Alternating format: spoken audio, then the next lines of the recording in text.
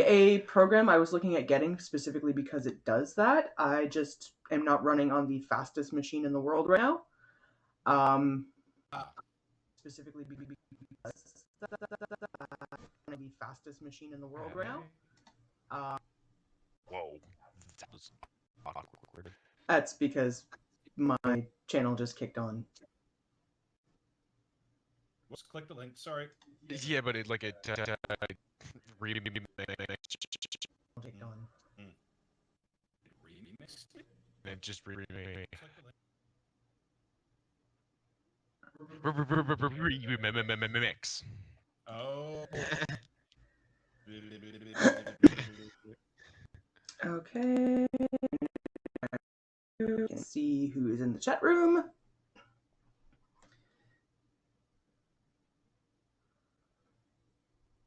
Make sure that my own channel is muted, although audio was coming through beautifully. So.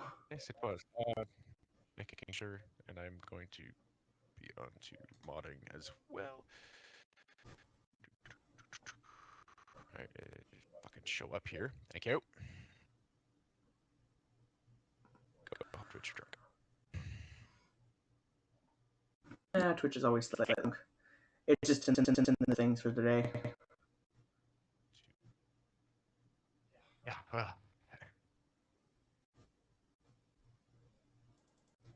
Oh. Hey, that was quick. Okay, so hello everybody, this is Deus Ex Machina, your friendly DM, powering on, and welcome back to another episode of Dice and Men. It's just in the things for the day. Someone's not muted. Like, that was weird. Oh.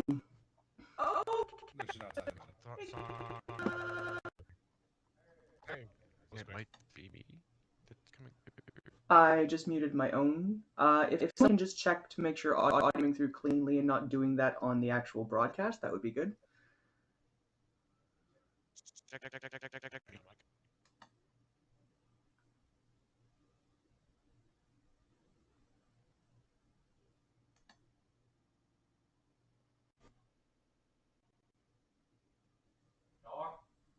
All right, is audio coming for everybody?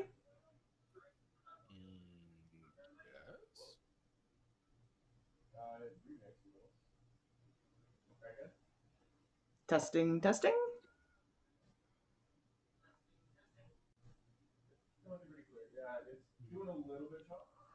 a little choppy, huh?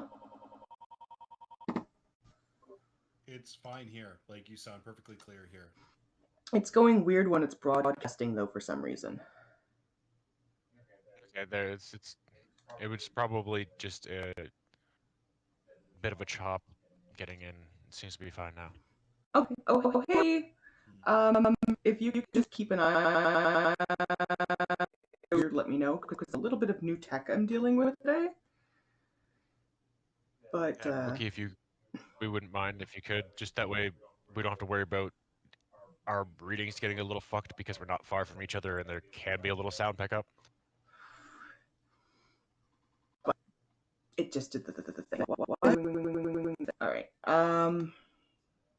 Why are you doing a remix?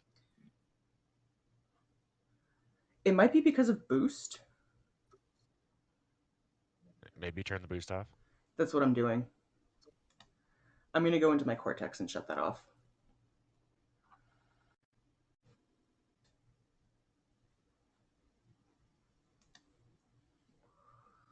I may have to invite him in. See if you could jump on that channel, Wookie.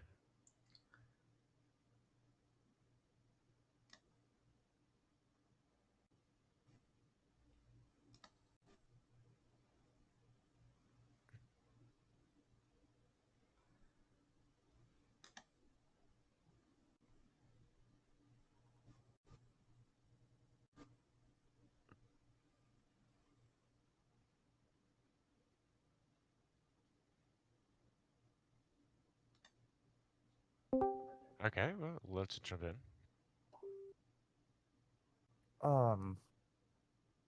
the thing that I noticed is it was kind of doing like that stuttery. The remix. Yeah, I was doing. Yeah, Yeah. that's what it did a couple times, Okay. and then it cleaned out after. Yeah. All right. Well, if someone wouldn't mind just to So, check the Twitch broadcast to see if it's a little better now. that's what I've got open right now. Um, I'm gonna exit the Cortex and see if that helps. yeah, because now it looks like it's doing better. Yeah, it's good. Yeah, because I'm noticing like a little bit of chop um with the video feed, but then again, That's just Twitch being a dick. yeah, you know, so That's that's been doing that lately. All right. I okay. did close out of the Cortex, so it shut off boost, and hopefully that'll keep it from going all weird. Okay. I have a little bit of new tech, and it's a little finicky, so I'm still figuring out some of the gist of how it's functioning. Yeah, no worries. Oh, thank you, Caterpillar. Yes, apparently it says it is better now, which is good. Thank you. And thank you, Britt. Love you. It's good to see people out and coming in to enjoy the show.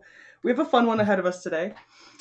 So now that we have the little audio glitches fixed, we'll actually jump into the game. So everybody, pop a beer, get a drink. That's highly encouraged for today Person because that I will definitely crack into the beer. it's gonna get fun. Okay, so where we left off, our party members had traveled into the Mirror Vale and took down the terrifying Frozen Death, who was an adult white dragon. It was a bit of a crazy fight, but nobody died, although we had a couple of close calls.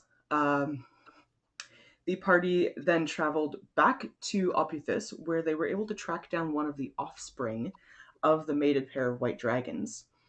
And in doing so, were successful in traveling out to the lair of the Scarred One, the female adult white dragon who's been living in the frozen wastes. Between a combination of diplomacy, carefully done discussion, and the incredible powers of the cleric and assistance from our paladin, they were able to heal the Scarred One, who has agreed to stay out of the oncoming conflict and, if possible, lend a hand in one of the upcoming battles. That will be something the party will have to decide on when they want to cash in that particular chip. The party got to watch the inspiring display of her taking off and flying into the sky to assert her dominance over the terrain for the first time in over 100 years. They returned to Opethus, did a little bit of shopping before traveling back to Edoras and going to revive the dwarf they had left in stone for months. They saved the world. Calibreth, the very, very ill-tempered cleric, successfully restored the dwarf from his paralyzed state, at which point he let the party know that he was extremely grateful, allows you guys to keep the bird token that you pilfered from his frozen body, along with the set of mithril armor, and has said there is a festival that is currently starting up in Drufomar, his home city, and would like all of you to attend as his guests. Your instructions were to meet with him in the tavern in Edoras first thing in the morning, so that you could all head on your way to Drufomar to partake in this festival of revelry in honor of the god that they worship there, Oli Damara. And that is where we are going to pick up this morning. And if everyone would like to know the official/unofficial theme that we have picked for today's game, YouTube, Drunken Dwarves by Windrose. It's an absolutely fantastic song. I would highly encourage it. You're also welcome to look up Diggy Diggy Hole, which I listened to get myself into the spirit of being a dwarf today, because I'm going to be running a lot of them. I apologize in advance. My dwarven Scottish brogue is not fantastic. So we'll see how it goes, and it may get better as I get slightly more drunk. But we'll see. It seems like you picked out Russian a bit for some of your dwarves too. Yeah, we'll see where it goes. Just as a note, there's been a couple of the dwarves that were in Edoras specifically that sounded a little Russian. I mean, canonically, Tolkien said that the dwarves should have sounded kind of Finnish, so or Norwegian. But Well, you know, we'll we just see what but we end up with. Um, Scottish seems to be the default. but anyways, you guys are now all gathering up in the morning. One last thing to note is before you turned in for the evening, one of your party members, Ilmir, received a letter from the Granny Brigade that encouraged him to head to his home, the Shadow Sanctuary, to meet with a brother that he and everyone in his family had assumed died 50 years ago. So Ilmir is going to be out of the party for the next foreseeable future, going to find out the truth about what happened to his brother and his family. So we will not be accompanied by our other player today, or for the next probably couple of games. In the interim, though, we're going to check in with the rest of the party. It is bright and early in the morning. You guys have all had a fairly nice rest. And is there any last minute business you would like to do before you guys head out towards Drufomar? You are expected to meet up with your dwarven companion, who is going to guide you or something to get you there. Not that I can think of at the moment. I think we cleaned everything up. I know some of you have weapons and armor that you had been getting some work done on, but the timeline on those is it's going to take at least a week. I was gonna say they wouldn't be up yet though. They were longer timelines. Have to pick that up when I come back through town. Yeah. Yes, it will That's take. automatically where I slapped it at. It will take a little time for them to get work done, so make sure you know what you currently have active in your inventory when it comes to armor and weaponry. Using the axe in the meantime, I'll have them do this sword transfer thingy. All right, Seeker, is there anything you wanted to do before heading out? No, I think I'm good. There wasn't anything special I needed. Okay, and Calibreth, any last minute business for you?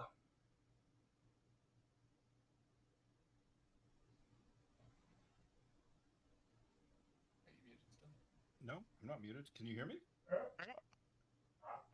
Yeah, I can hear, Michael. What? Yeah. I heard her say, "Are you muted still?"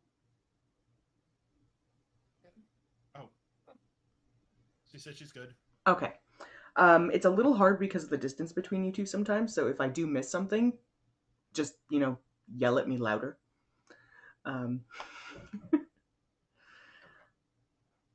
So, you guys get yourselves up, you get yourselves a nice hearty breakfast, and you sort of hang about in the tavern for a little while, waiting to see when you're on your way. It's only about an hour or so after you guys wake up before the once stone dwarf comes through the doorway. And looking at the lot of you, he kind of looks around and says, 1, 2, 3. All right, everybody here? Yep. Yep. Well, if you're all ready to go, if you'd follow me, please. And he leads you out towards the docks.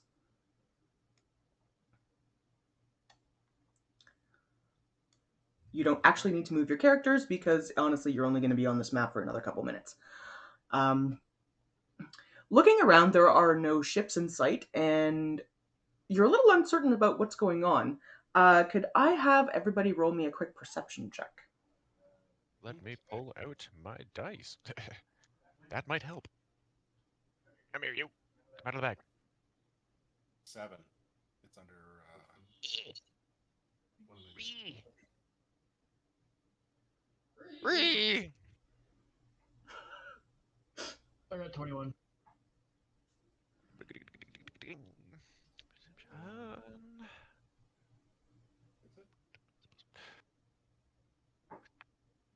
Natural 20.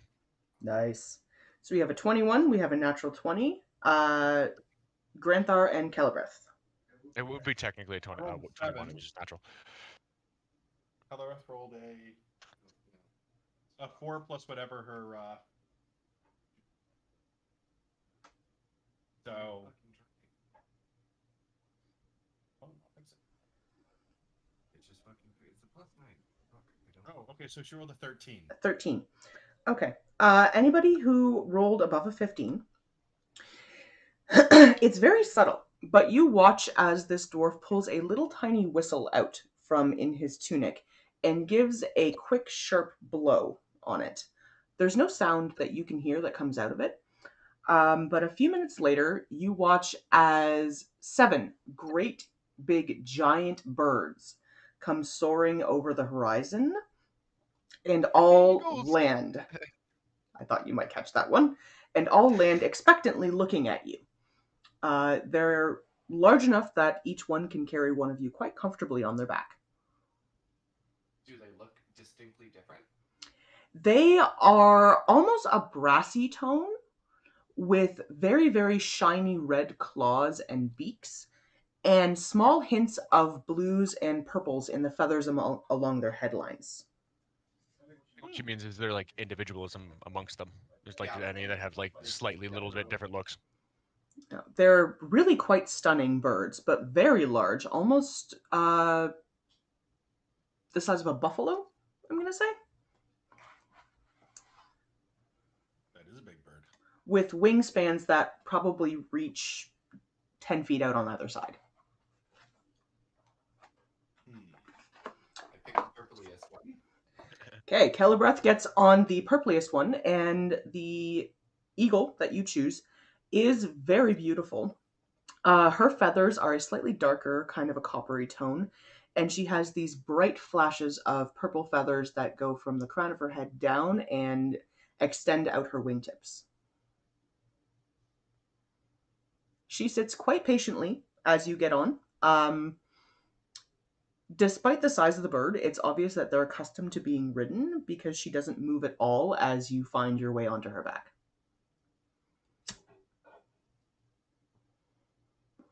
Is everybody else getting on? I'm going to get on to the closest one to me. Okay, the one you pick is a slightly stocky looking eagle. Has a brighter coloration to its feathers, more in the oranges and the burnished gold tones, and very intelligent looking eyes, and it kind of gives a little bit of a snort at you as you get on and just waits. Cool.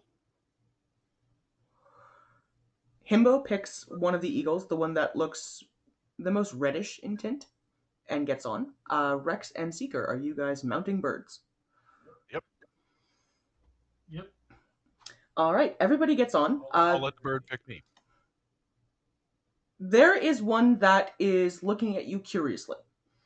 It has some blue tints to its feathers and a sort of dark patch along its chest.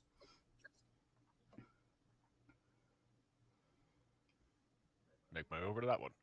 The dwarven companion that you guys have found gets on the one eagle that is just waiting very patiently for him specifically and gives a sharp whistle, and all of the birds take off into the air. Despite never having really ridden a bird of this type on your own before, the ride is extremely smooth and very comfortable. They are cautious to make sure they don't make any sudden movements or jar you at all, and it's really a pleasant way to travel. The ride itself takes probably about 6 hours as the eagle flies, and as you guys are getting closer to Drufomar, could I have everybody roll a quick perception check?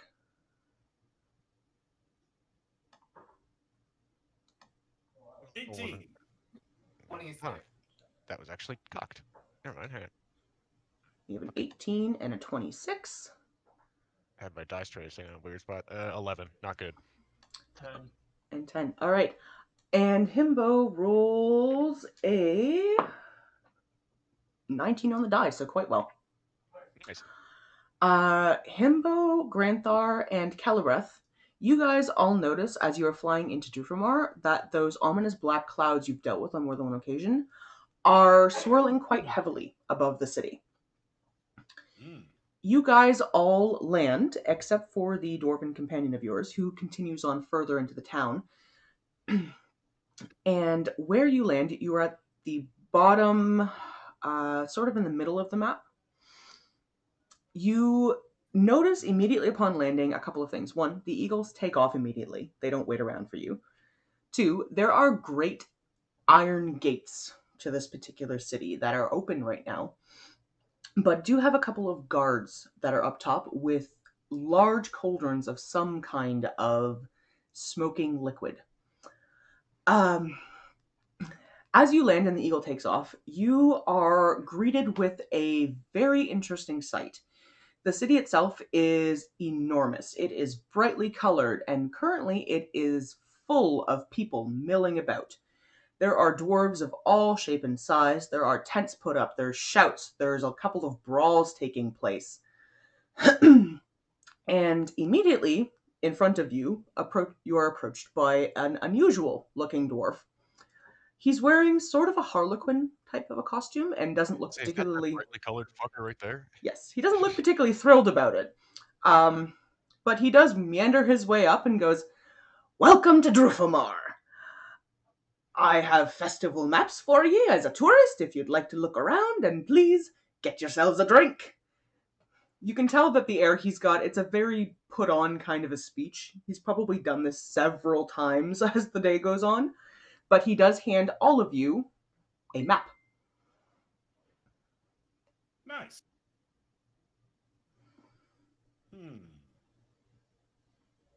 Map. I'm going to take a look at my map. Want to roll perception on that, or? No, it's actually very nicely laid out. Okay. Any of you who would like to look at the maps, I will happily describe what you are seeing. The map you are given is a clear layout of the festival grounds, along with markings on what all of the tents are and what is available. The first couple of things that it points out is that there are a couple of very large buildings in town.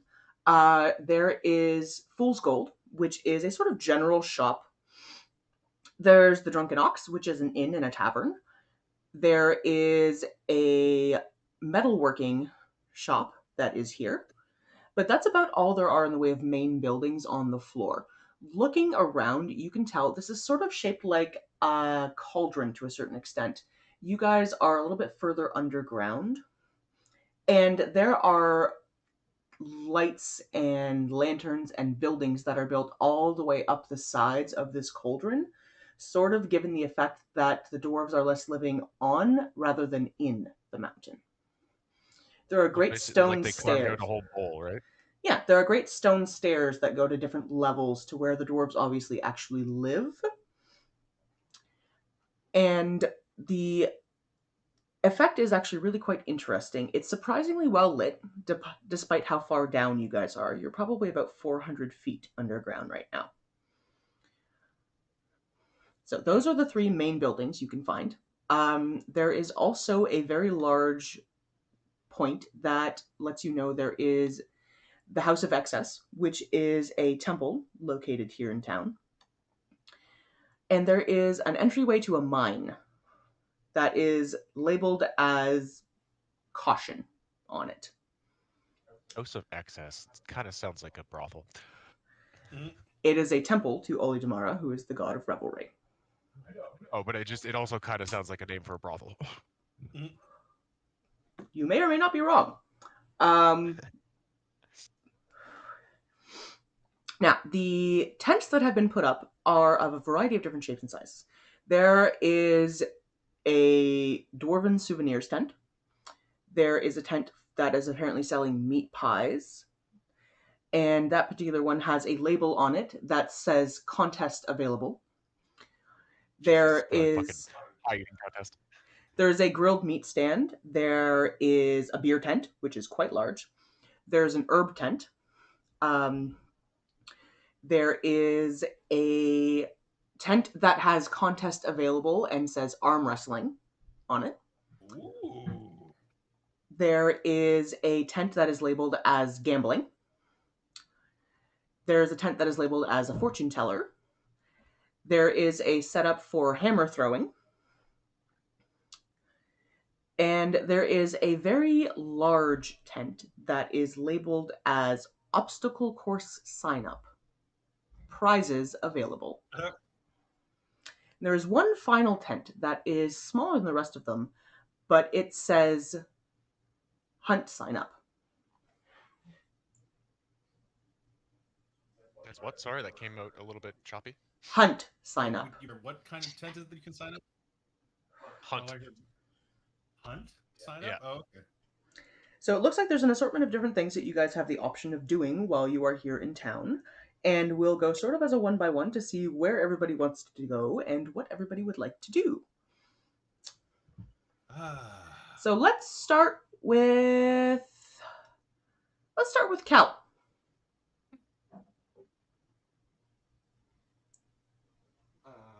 Okay.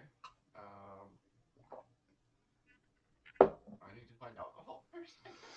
Okay. There is a beer tent available.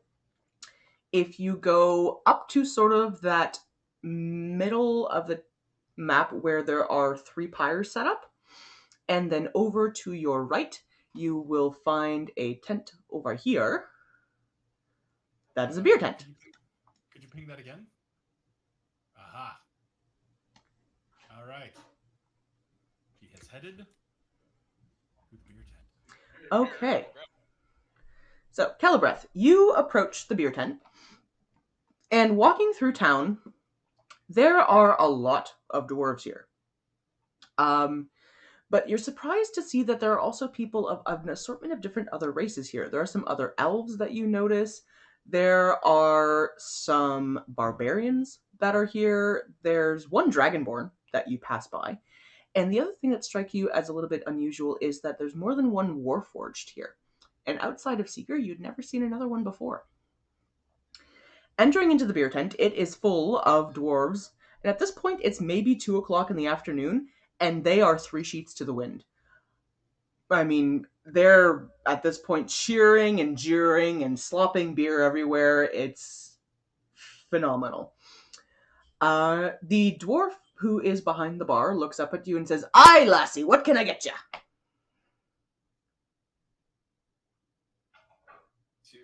Two random bites. Surprise me. Ah, the adventurous type. All right. He pulls up 2 bottles. The one of them has a very dark-looking beverage in it that's a little bit thick. And the other one he pulls up is lighter, more golden in color, and he sets the 2 of them on the bar, slides them across to you, and says, "During our festival hours, there's no price for beer. Drink up, me hearty." Oh boy. Yo ho. I don't mind. Drink one of them straight back. All right, which one do you start with? Golden one.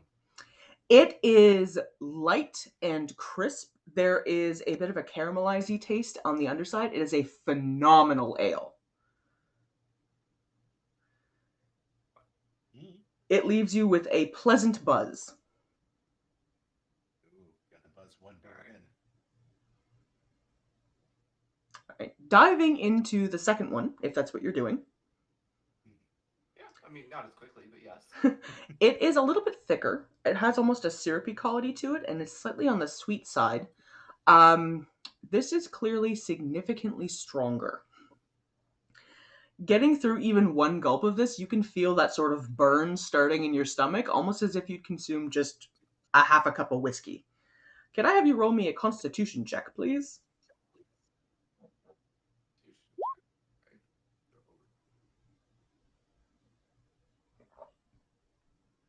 Flat 10. Okay. You are feeling a little tipsy, but very content with your purchases right now. I mean, this stuff goes down kind of like honey, but it's tasty, and you're going to be pretty messed up once you finish the bottle. So we'll check back with you in a little bit. I'm going to leave you to your drink. I was going to say, how many can I carry? Realistically, you could probably Less as you get carry 3 without too much issue. Okay. Less as you get more drunk. I already have 1. I'm going to take 2 more and start wandering back to find the others. Okay. The barkeep happily slides 2 additional bottles across the bar at you, gives you a pleasant red-faced wink, and wishes you good luck in the morning. I'm also going to flip him 5 gold coins, just for fun. Oh, he takes it from you very cheerfully and, strokes his beard in a rather contented manner, tucking the gold into one of the many folds in his apron before he gets hollered at again by one of the other dwarves that are in the bar, just going, "Ale!" So, Kel is boozing preemptively, which is fantastic. We're going to jump over here and see, let's see. Crack the beer and spirit. Himbo, find the others and like give one to Grandthar and be like, "You have to try this." Shoves beer in face. Drink. Himbo makes his way over to the souvenir tent to start sort of poking around to see what's available there. And what they have in the souvenir tent is really just sort of a bunch of kind of chintzy standard festival souvenirs. There are little like I love Drufomar, flags and festival themed beer steins. It's a lot of the standard we're going to get a bunch of tourists to spend money on useless crap. I went to Drufomar and all I got was a terrible hangover and this lousy t-shirt. More or less. Himbo looks around, does find that one of the beer steins is to his liking. It has a, sort of an engravement of a ruddy-faced, cheerful-looking dwarf with a, I'm drunk kind of a mentality on it. And he flips the dwarven souvenir seller a gold piece, who happily gives him the mug full of beer. Because if you buy a beer mug, it's going to have beer in it. I like. So Himbo drinks the beer down in a fairly impressive gulp, and comes out of it a little red-faced himself, but still coordinated. All right, let's check in with Grandthar. Well, man, my goodness, it's weird. It's like my belt is tingling. I can understand what the dwarves are saying. All of them. And, alrighty. And that guy isn't saying something very nice. Yeah. I didn't realize stretch was an insult. All right. Fortunately, I have resistance against poison. Okay, so I understand there's an arm wrestling booth. There is. Okay, I'm going to go find it. Where is it? All right, you are going to head up on the map, and then you are going to head to your right, sort of where Celebreth is right now, actually. Right here. Hell! Approaching the arm wrestling booth, one thing in particular catches your attention. Your cousin is there. Oh! Who's there? Cousin! Shirin is standing around towards the arm wrestling booth right now, actually, and she sort of looks up at your approach and goes, Grandthar! She is hammered. Well, but that's normal, so yeah. Wow. You've been here, you're so drunk, I assume you've been here, what, 25 minutes? Maybe about that. We thought we'd come down from the mountain because, you really want to miss this? You're gonna feel like the mountain fell on your head in the morning. Yeah. So, I understand there's a cut. Oh, wait. Have you met my friend Cal? This is Celebreth. Celebreth, this is my dear cousin. Have you tried this beer yet? Oh. She looks at the dark beverage that you are currently consuming and says, haven't tried me one of those yet. I'm gonna go get one. And sort of stumbles her way off to the beer tent. I'll just take the bottle from Celebreth's hand and go, don't mind if I do. All right, Grandthar, how much are you consuming? Oh, like one swallow, just down the throat. Okay. It is molassesy as it goes down, but leaves you with a pleasant warm sensation in your belly and a bit of a redness to your cheeks. This stuff is very potent. Well, yes. But at least I know that my belt will help me keep up with the dwarves. All right. So how do I sign up for this arm wrestling contest? There's a Is very... Is that other beer for me too? You're carrying 3 of them. Clutch it closer to myself. No, mine. Oh boy. There's a very large dwarf who appears to be manning the arm wrestling booth. And he looks at you as you approach and goes, another barbarian, Well, sign up is 20 gold, and it goes on a table-by-table basis. Winner takes the pot. Captain Oxymoron. I will have you know I resemble that remark. All right. I will get out 20 gold. I'm sorry, just large dwarf. Lol. Oh, he's rotund. I think I get like a large for a dwarf. It's just funny when the words. So you opt to sign up. He takes the 20 gold from you and lets you know the competition will be taking place in about an hour. Says everyone who participates is entitled to free refills on as much as they can drink from the whiskey barrel there. And he points you over to a very large, I mean, this barrel is probably about the same size as the dwarf. Barrel full of dwarven whiskey. Do you opt to fill a mug? Do I opt to fill a mug? Well, I've got advantage against poison. While he makes that decision, I'm going to fumble for 20 gold coins while dropping 2 gold coins on the ground without realizing. Oh my god. Okay. I'm going to take my iron teapot that I have hanging on my belt. There's and a I'm going to, table I'm gonna full of fill mugs available if you want one. I want to fill my teapot with whiskey. You thank fill your very much. teapot. I'm going to drink it out of the spout, because you get it in your mouth. Fancy. Glorious. That's right. I'll just be like, glur, glur, glur, glur, glur, glur, glur. Don't forget to lift your pinky. I'm classy. Yeah. Okay. The dwarf does not notice the 2 gold that you dropped because he's also slightly tipsy. Do I know but- the 2 gold you dropped? Roll a perception check. All right. Oh, a 22. You do. Okay. I'm going to just bend over and scoop them up. Okay, so Calibreth, you pay the very large dwarven male. He happily signs you up on the sheet and points you towards the whiskey barrel and says, "Have at it, lass." Oh, I'm like, Kel, here's your change. And I give her back you forgot this. And I'll give her back the 2 gold pieces. Okay, Granthar, roll Yeah. me a constitution check as you imbibe the whiskey. All right. This is a very deep amber color. It is very smoky on the aftertaste, and we'll see how you do in your constitution check. 21. A You're dirty taking 21. it like a champ. You can tell that this is fortified whiskey at that. I mean, this is probably 40 proof, 50 proof. It's meant to just wreck you. But you're just kind of like, I'm a dwarf today.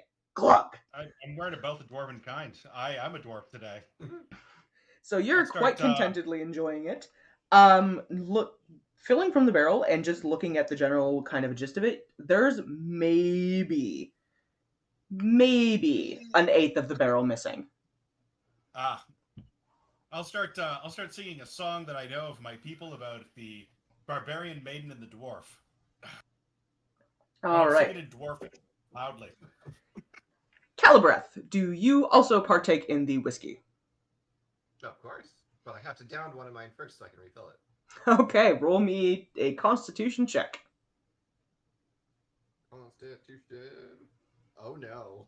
Oh no. I rolled a 1. Oh no! Okay. Dodge vomit. Let's just find out what happens here. You don't throw up. You are, however, unable to keep your feet, and you sit down right where you are with a fairly heavy thud. And you're just kind of like, this is good. I'm gonna stay here for a while. Yep. Grandpa, fill my bottle up.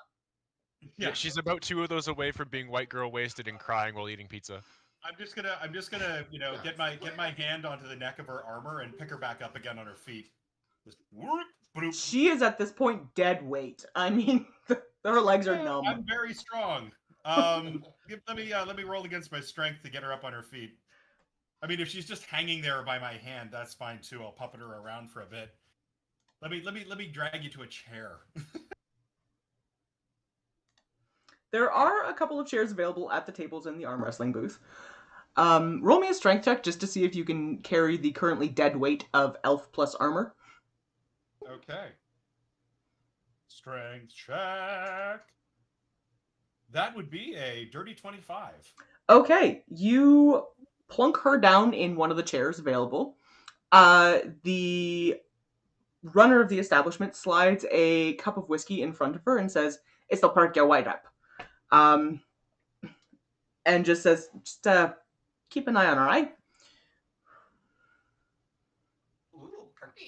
All right. Drink it back. Oh no. Okay. I'm gonna slow down a bit. Glug. We'll check in with you two in a little bit as you guys are, drinking and waiting for the arm wrestling competition to begin. And we're going to jump over to see what Seeker is up to. Okay. Just kind of wandering around, just looking at people. Since obviously I don't drink, so the imbibing of alcohol is not going to happen. He is interested by the hunting idea, though. Okay. Looking around, let's have you just sort of move around the map a little bit at a time, and I'll tell you to roll perception checks as necessary.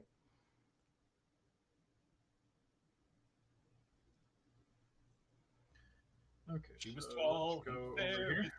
like an ox. He was dashing and hairy and stood on a box. Right. So, you are currently passing by where there is a dwarven metalworking shop, and there is also a sign-up tent for an obstacle course. Roll me a quick perception check.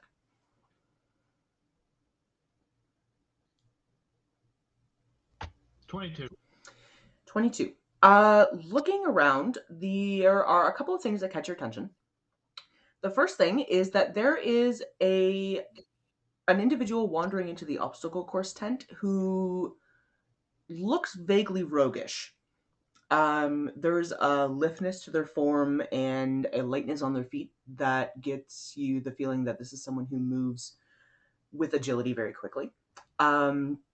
There is a dwarven male approaching the tent who has a warforged companion that is following alongside him. And the dwarven metalworks, looking in through the window, there are pieces of metal that look very similar to what you are made out of, and a couple of bodies that look similar in size and form to a warforged, but are currently inert.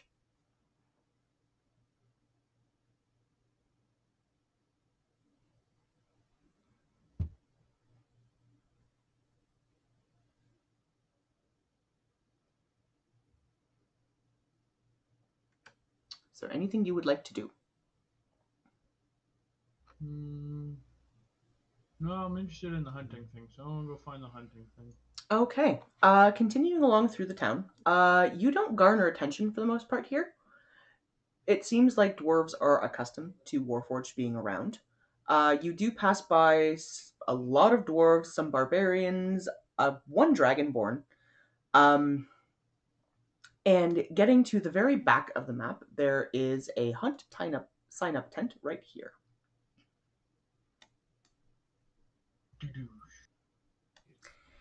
The person operating the sign up tent is a well-muscled, stocky-looking kind of a fighter type. Looks up and sees, Warforged, we don't have one of them in the party yet. Are you here for the hunt, lad? Yes, I am. He gives you a grin and slides some paperwork across the desk. It has a "we are not responsible for loss of life or limb" kind of a thing on it. Basically, if you're dumb enough to sign up for this, you're taking it on your own. More or less, it lets you know that they don't disclose what the hunt is for, just that at the end of the festival, they will go down into the mines to take on a great beast of some description or another. And if you don't come back out, well, that's too bad for you. Sounds fair. Sounds intriguing. He looks you over a little bit and gives you a bit of an upwards and an up and down glance and says, "Well, don't know what all you're going to do here, lad, but you may want to consider some of the other games. There's a hammer toss or the obstacle course is available, and some of the prizes it has are really quite wonderful." Yeah, I mean, I was going to sign up regardless. I mean, that's just icing on the cake. Okay, so are you inclined towards the hammer toss, the arm wrestling, or the obstacle course? Or all of the above? I guess we'll do the obstacle course. Okay, that tent is right back at the beginning. Yeah, the one I walked past. And as you go to sign up, you notice that the roguish type character you had observed is leaving the tent. And the dwarven male who is approaching with a warforged is just sort of hanging around and about and taking a little bit of a look. There is a charming looking fellow who is operating. He has a lute and gives you a very cheerful grin and says, "You'd like to participate in the games, lad? Yes. I thought someone of you might." And he slides a sign-up sheet across for you that lets you know any injury that happens to you in the running of the course is not his responsibility, but he will heal you afterwards, assuming you come out of it alive. He lets you know that there is a first place, second place, and third place prize available for those who participate, and that the games will commence at sundown. Okay, I'll be back. Well, I mean, I'm gonna sign up and everything, but I'll be back. Okay, so that is one of the slots that is filled. There are up to 6 players that can participate if they would like to. All right, so Seeker, is there anything else you'd like to do for the moment? Poke around? Any of the other booths you want to check out? I'm gonna wander and watch, just people watch. Okay. And Rex. There's a few things I wanted to do actually, but I wanted to start at the beer tent. Okay. You make your way over to the beer tent, which is up and to your right over in this area. Okay. So I'm looking for your ping. Writing the drinking song. Oh, don't worry. I'm going to want to hear the drinking song later. I'm 5 verses in, so yeah, we'll have the drinking song soon. Okay. So as you are passing by different people getting towards the beer tent, could I have you roll me a quick perception check? Right. Oh, that's fucking cocked. That is a dirty 20. Okay, 2 things catch your attention. One, there is a red-skinned female dragonborn who is currently in the arm wrestling tent. And 2, Shirin is here. And she is actually just coming out of the beer tent and is red-faced and a little stumbly. Oh, hello there. She looks up and goes, "Rex!" and kind of throws a sloppy arm around your shoulder. "You're gonna come for a drink! Come for a drink!" Well, that's where I was headed anyway, so let's go. Right, you enter into the beer tent, and the barkeep is there, who looks up seeing you enter and her wander back in, and goes, "Aye, what can I get you, ya dragon man and lassie? You're back." Oh. What do you have available? I'm assuming there's a wide range of different dwarven ales. He says, "Aye, we've got golden ale, black ale, red ale. We have 12 bottles of honey syrup left, and several casks of whiskey."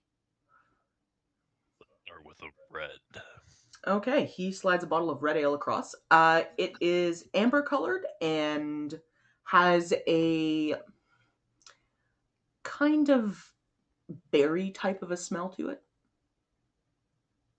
Sorry. Alrighty. How much are you drinking? I'm gonna give him a little kind of nod and cheers, cheering, and slurp it back, the whole thing. All right, roll me a Constitution check. Yep.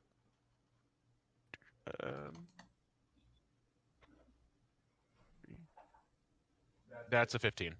It's a 15. Okay, you are left warm-bellied, a little bit red-faced, and pleasantly buzzed. It has I know, already red-faced.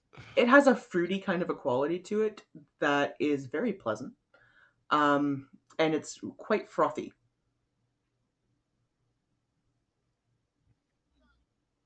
Bubbly.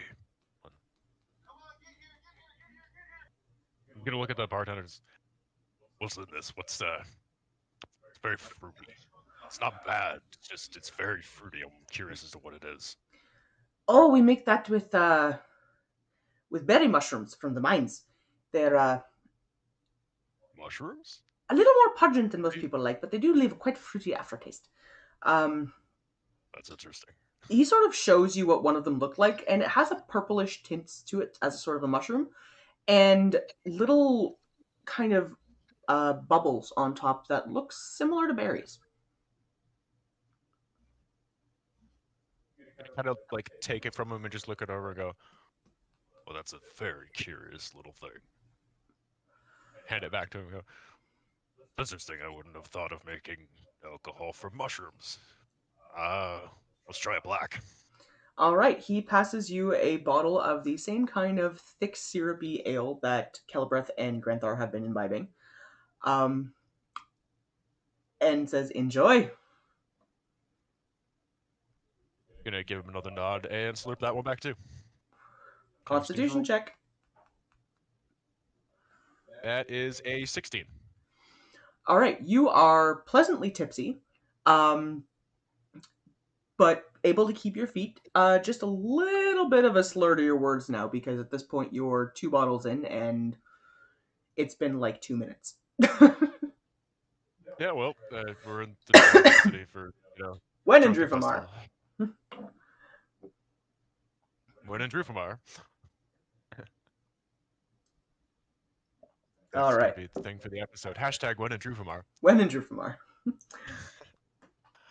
I'm gonna kind of look over at Sheeran, and you know what? I'm feeling a little bit tipsy now. I'm gonna kiss her. Okay. She is enthusiastic in kissing you back. Giggity. She's quite tipsy, but seems very thoroughly to be enjoying what's happening. Gives you a playful shoulder and says, if you beat me at arm wrestling, you can join me in my room later. Like that wasn't a possibility anyway. There's I crack her on the ass with my tail. She stumbles forward a step, but there's a note of challenge in her posture as she sort of stands back up.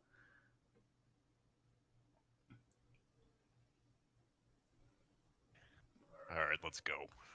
Okay, are you also signing up for arm wrestling then? Yep. All right, the large dwarf looks at you as you enter. Sheeran is clearly already signs up because he gives her a nod and he says, "It's a 20 gold buy-in. The winner takes the pot." Yeah, no problem. I'll give him 25. Okay, he pockets the extra 5, points to the whiskey barrel and a table full of mugs, and says, "Whiskey's free for all the participants." I'm gonna unlimber my Bahir drinking horn, and be like, brought my own. There's a playful kind of a boyish grin that he gets on his face looking at you. Are you going for the whiskey? Yeah. All right, I need one more constitution check as you get that down. I'm gonna walk, I'm not gulping the whole thing. I'm gonna walk around and sip at it because I did want to hit a couple other places too. Okay. I'm just marking my gold off. So currently we have 3 of the party members and a female barbarian who is participating.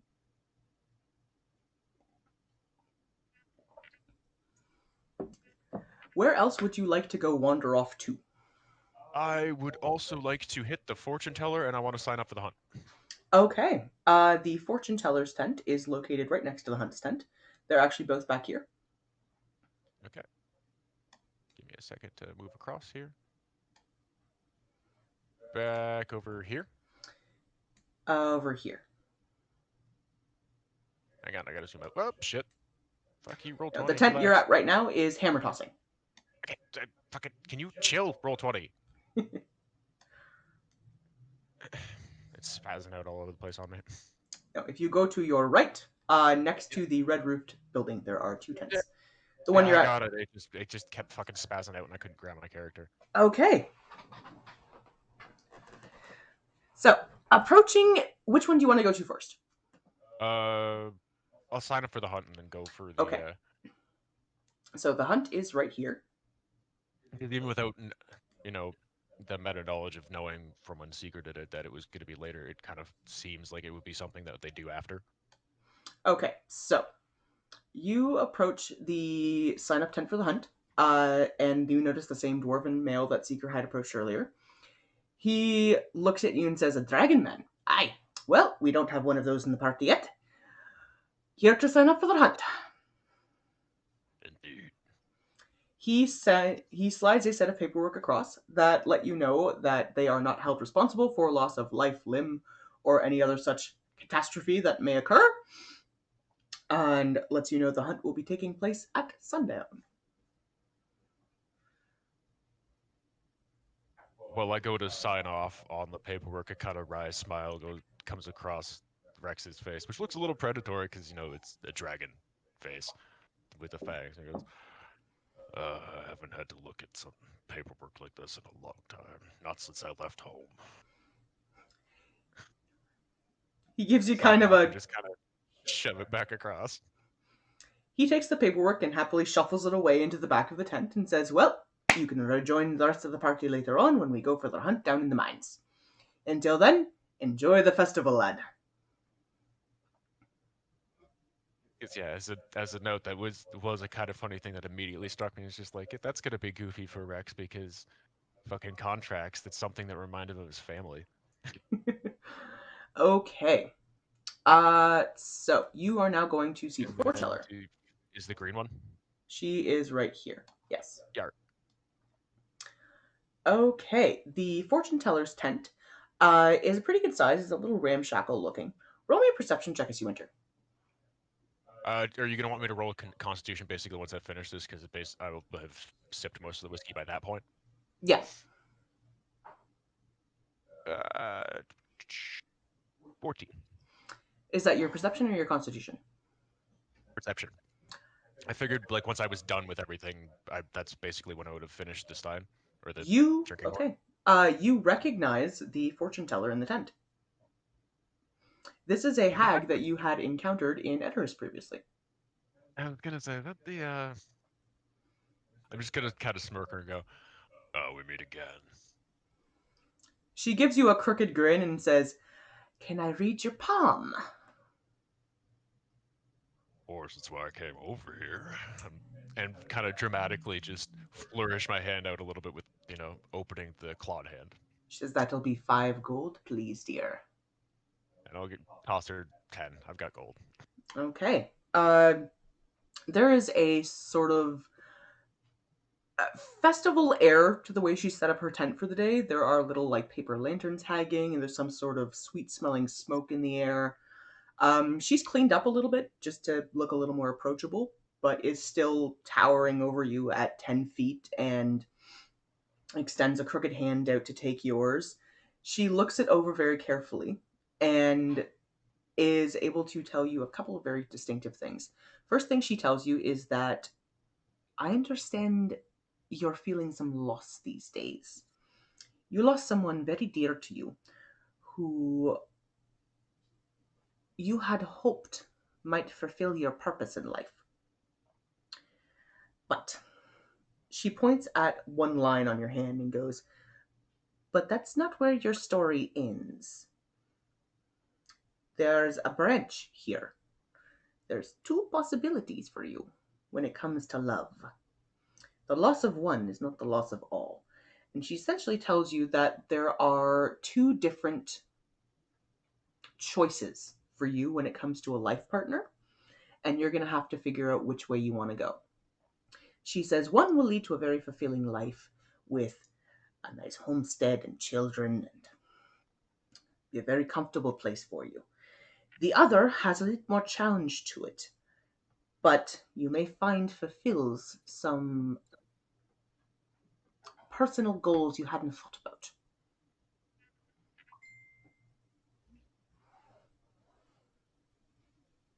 I'm gonna tilt my head a little bit and go, "Is there any more to that?" She looks at your hand a little bit more, and her eyes sort of go white around the edges. And she says, "Your destiny lies with those who bear the same toned skin that you do, but not the same body. If you want to accomplish this goal, you may find yourself giving up some of what keeps you human.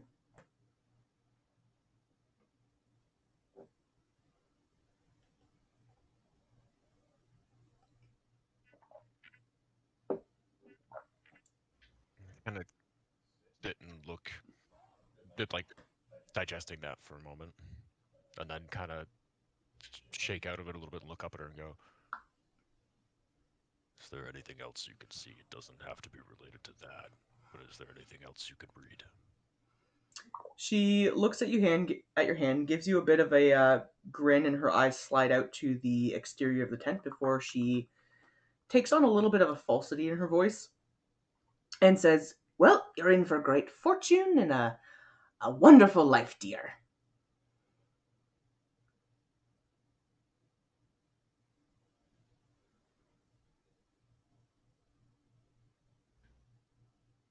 I kind of smirk at her a little bit, and then I sense that we're probably kind of finished up there.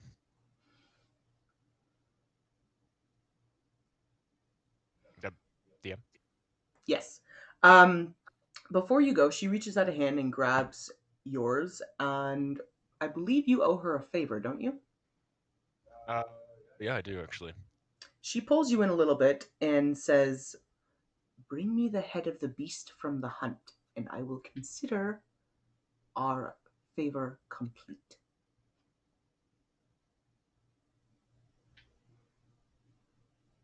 See what I can do.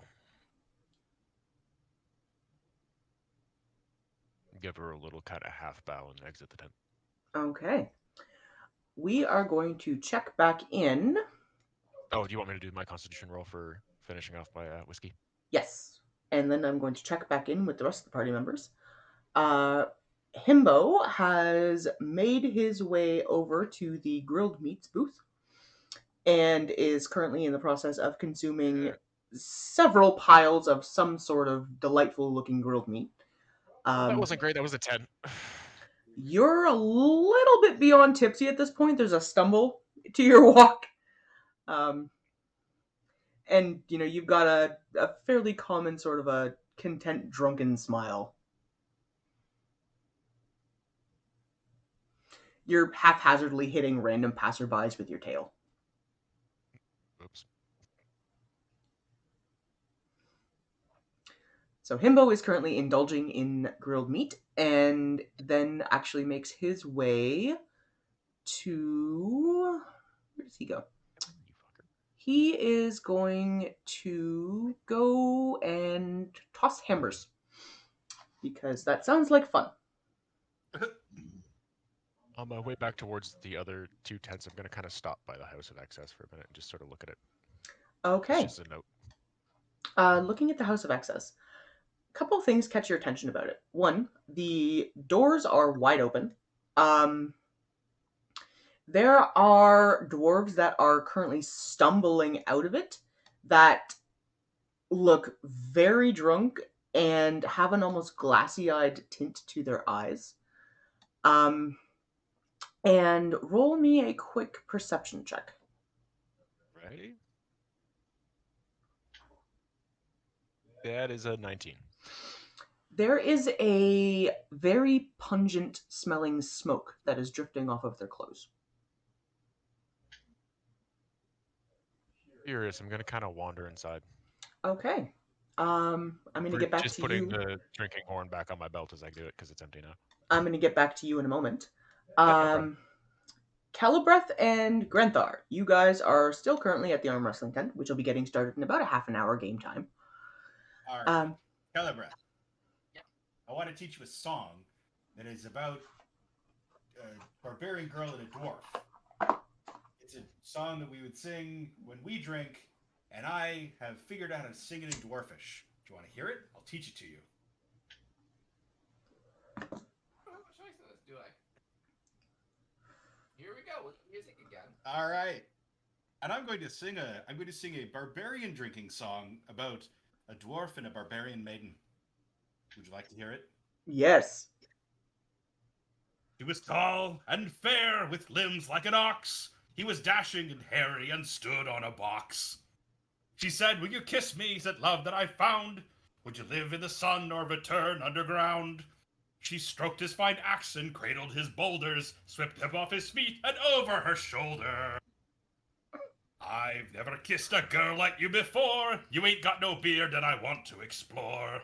He traveled her valley, her hills he explored. He delved in her mine and he wanted more. She said, could we be married? You come to my knee. He grinned. It's an easy climb when you trot down the tree. It's an easy climb when you trot down the tree. It's an easy climb when you trot down the tree. It was true love, it would never be shared. She liked how it tickled when she rode on his beard. It was a day's journey from her toes to her breast. He'd often pitched camp and pause for a rest. Ha ha! He took her home to Ma and to Dad. They shook their head and said, my dear lad, she's an uplander, gigantic, bold-faced and tanned. She lives in a mud hut on top of the land. She's nothing like us. How can this be? Papa, it's an easier climb when you chop down the tree. It's an easier climb when you chop down the tree. It's an easier climb when you chop down the tree. There's like 17 verses, but that's, beginning of it. You What can do you take an think? inspiration point for the sheer delight of that horrifyingly bawdy song. I'll write more. That's just what I dashed off now. You have well earned your inspiration point for that one. All right. Thank you. How And do the dwarves react to that? cross-clapping into Bardberry. They are am- stomping their feet and like slamming mugs on the table and cheering and guffawing, and a couple of them apparently are familiar enough with the tune to start sort of haphazardly singing along, although it's ill-timed, so it ends up having a really weird kind of an effect. But there are some very firm claps on your back and just mugs and mugs of beer being shoved at you. Ooh. I'm just gonna start slugging them back. Cheers. Slugging them back.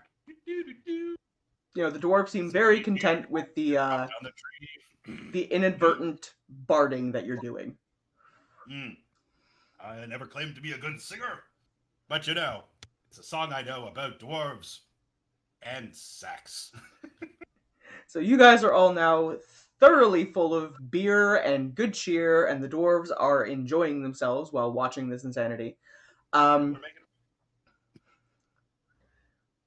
go ahead. All right. So, is there anything else you'd like to do before the arm wrestling competition begins? I'm gonna try to remember where verse is, but no. Uh-oh. Come on. All right. We're gonna get some food before we do the arm wrestling. Where's Okay. the food? You have two choices. There is a grilled meat tent that has skewers and large hunks of some kind of meat right on the bone, or there is also a sign-up tent for a meat pie eating contest. Maybe after the arm wrestling contest.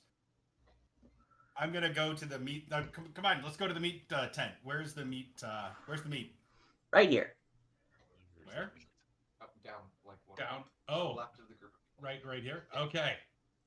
Yes. We're gonna stagger over to the meat, and I'm gonna be like, "Hey, do you have smashed rat?"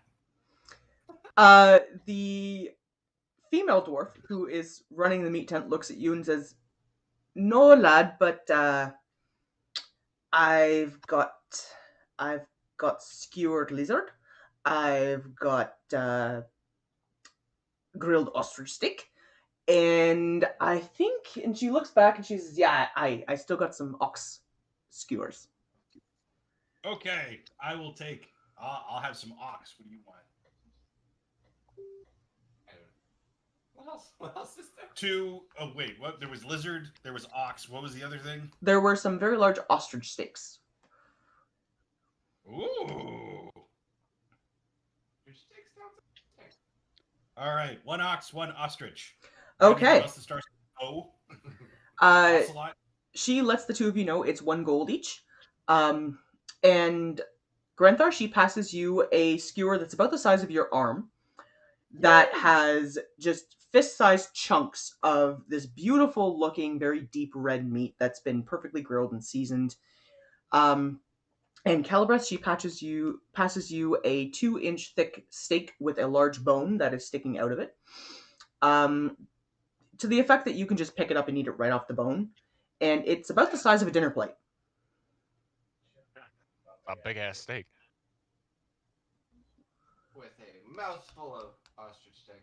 I'm really sorry, thank you. I'm gonna head back. I'm gonna hand her 5 gold. Keep the change. This looks amazing. Start ripping off hunks of auk. She gives you a pleasant wink and a cheery wave and says, "Enjoy the festival, lads and lassie." The meat is delightful. It has a herby pleasantness to it. There's a bit of an umami flavor from some sort of a seasoning that they use. It's nicely cooked. It's still juicy. And it does help to sober the two of you up just a little bit. You know what that means? We got to drink more. All right. Well, I'm gonna get some more whiskey. Pour it in my beer. Make Boilermakers. I don't know what you would call them in fantasy world. Dwarven slammers. This intrigued. Mm. I'm gonna watch you while you do this. Yes. What you doing? And where's mine? Oh, here. I got a teapot full of whiskey. Let me add some for you. There you go. Blub, blub, blub, blub, blub, blub. Okay, you have constructed a dwarven slammer, as it is known here. And they are very aggressive. Tossers, but I think that's offensive. All right, so you two are eating and boozing and boozing and eating, and it's really pleasant. There's cheerful music in the air. There's lots of laughter. There's the occasional brawl that breaks out, but, it gets dealt with fairly quickly, and, the winner and or loser of the brawl kind of claps the other on the shoulder and gives them a better luck next time, and then stumbles off. The whole air seems just... nobody cares what's happening. It's encouraged to just sort of enjoy yourself as much as possible to the extent that you don't die. No, Although, if that happens, oh well! I want to see you dance. I will see you dance. I will see you sing. I will, I've given up on ever seeing you cry, but I will. I want to see you get so drunk you dance and sing. All right. That's what I want. So we're gonna get back to you two when the arm wrestling competition starts up in a little bit. Seeker, what are you doing? I'm just waiting for the obstacle course thingy to start. Okay, there is still a fortune teller available. There is hammer tossing. There is a temple that you can visit if you would like to, or there is a gambling tent. No, that's none of that stuff Seeker would be doing. So he's just gonna keep watching, see if I actually know. He's gonna go hang out by the obstacle course tent and see if he can't gather any just observations on the people of the competition coming in. Roll me a perception check. That's not a D20, that's a D12. There's a D20. That is 17 plus double proficiency, so 6 of 23. 23. Looking at the obstacle course, it's less an obstacle course and more a run-o-death. Looking at it, you can tell there are spike pits. There are obstacles you're meant to climb over. Spike pits on the map. There is some sort of a large chasm filled with something that's burning. There are discs that are glowing with some kind of an interesting symbol on them in more than one color. The entire thing looks like it's going to be a contest of strength and skill, in the sense of they're setting this up in such a way that a bunch of drunk people are going to try and do this and probably get fairly maimed for the spirit of the festival. Oh, okay. Well, nothing like losing a leg because you're drunk. Lovely. Looking at the back of the tent, there are prizes that are apparently lined up. Can I have you roll an investigation check on them, please?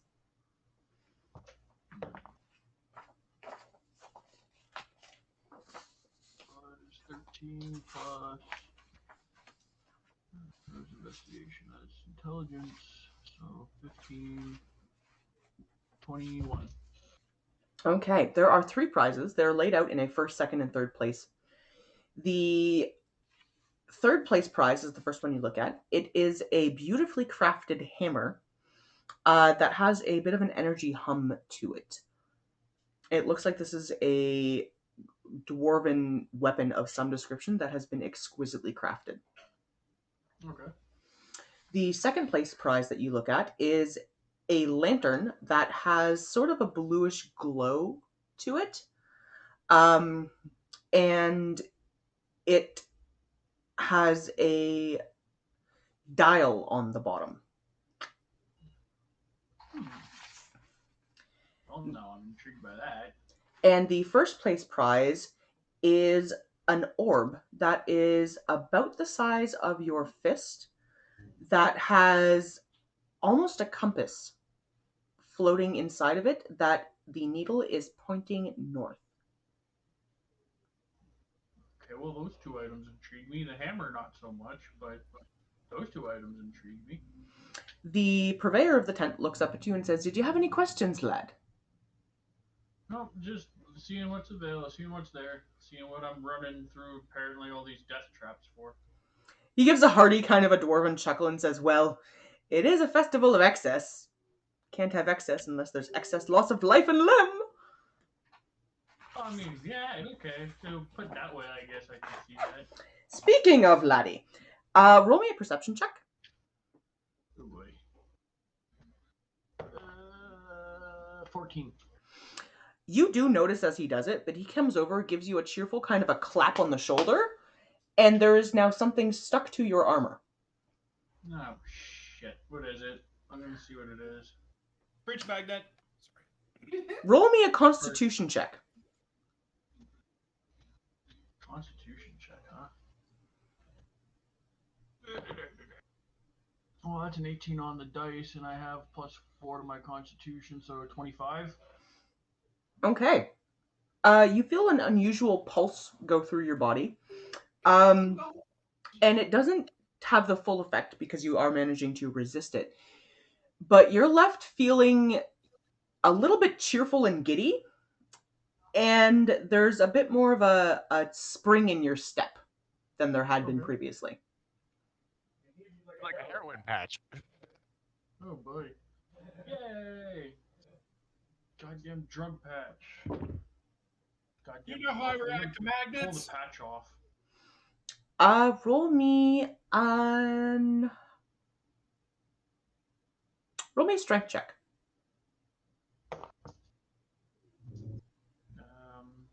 17 plus 2, 19. You are struggling with this thing, but it seems to be stuck fast. Well then, guess it's time I'm gonna go through my herbs and see what I can do about this. I gotta have something I can do to get rid of this stupid thing.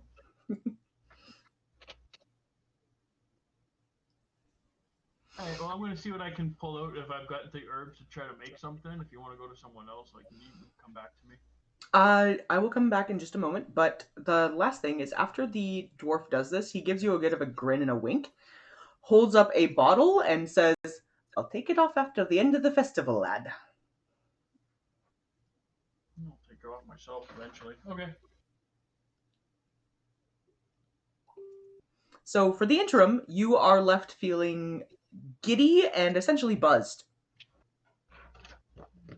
Fair enough. I'm gonna be more confused than anything. I've never felt like that, so. Yeah, you're not entirely certain why you feel cheerful, but you do. Okay. All right, so we're going to get back to you. In the interim, I'm going to go over to Himbo, who has entered into the hammer tossing, because that sounded like fun. So Himbo signs himself up and is given a fairly large kind of an iron hammer with the instructions of, "Throw this as far as you can, lad." And he does. I have to pull up his sheet. And he has a plus nothing to strength.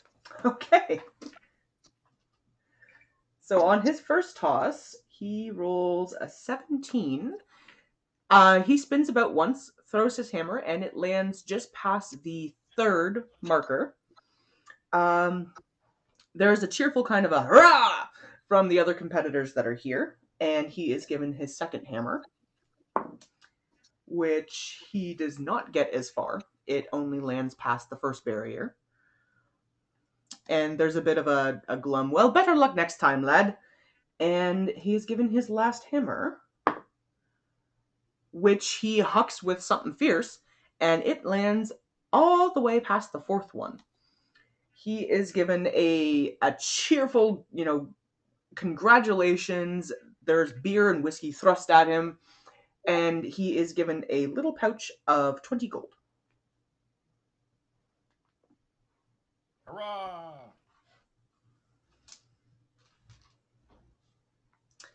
All right. Rex, you were heading into the temple, correct? Yes. All right, I need to open that up for you then. Ding.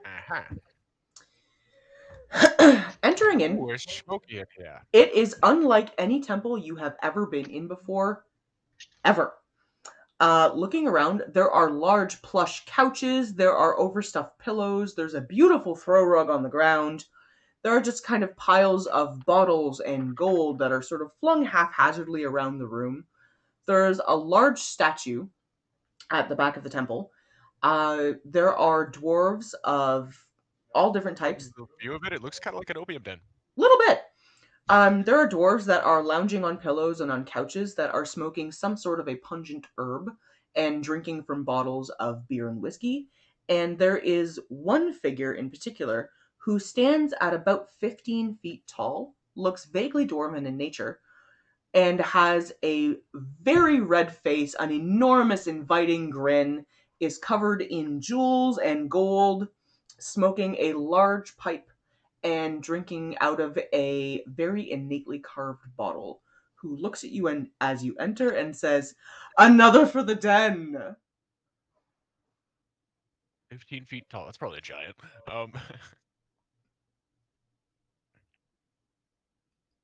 I'm going to kind of raise my arm and hail backwards and... Yes, I figured I would come check it out as, we're here for the Festival of Olitamara. I figured it was only fair as a paladin I come and pay respect in the temple. The dwarves in the surrounding area all kind of give you a hearty "Arr!" The large figure that you saw, their eyes flash a very distinctive white briefly, and he looks at you and says, "Well, all children are welcome in my house. Please indulge yourself."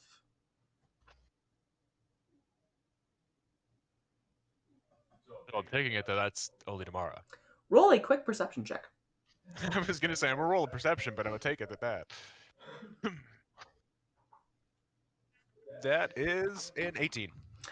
The 15-foot tall individual you are looking at is identical in aesthetics to the statue that is directly next to him. And they are giving off an unbelievably powerful energy.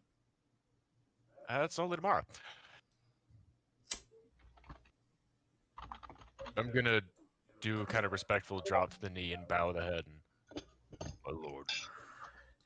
He waves you off in a sort of haphazard manner and says, none of that, please.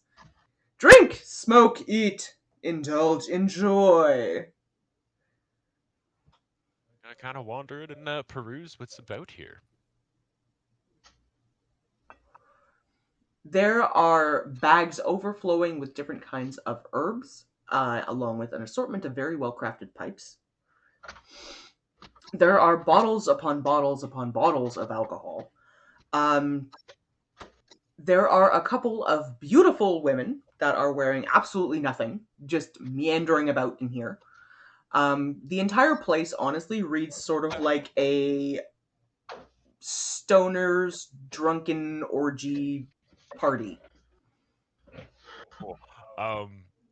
Just out of curiosity, the women wandering around, what race? There are dwarves, there are elves, there is one drow,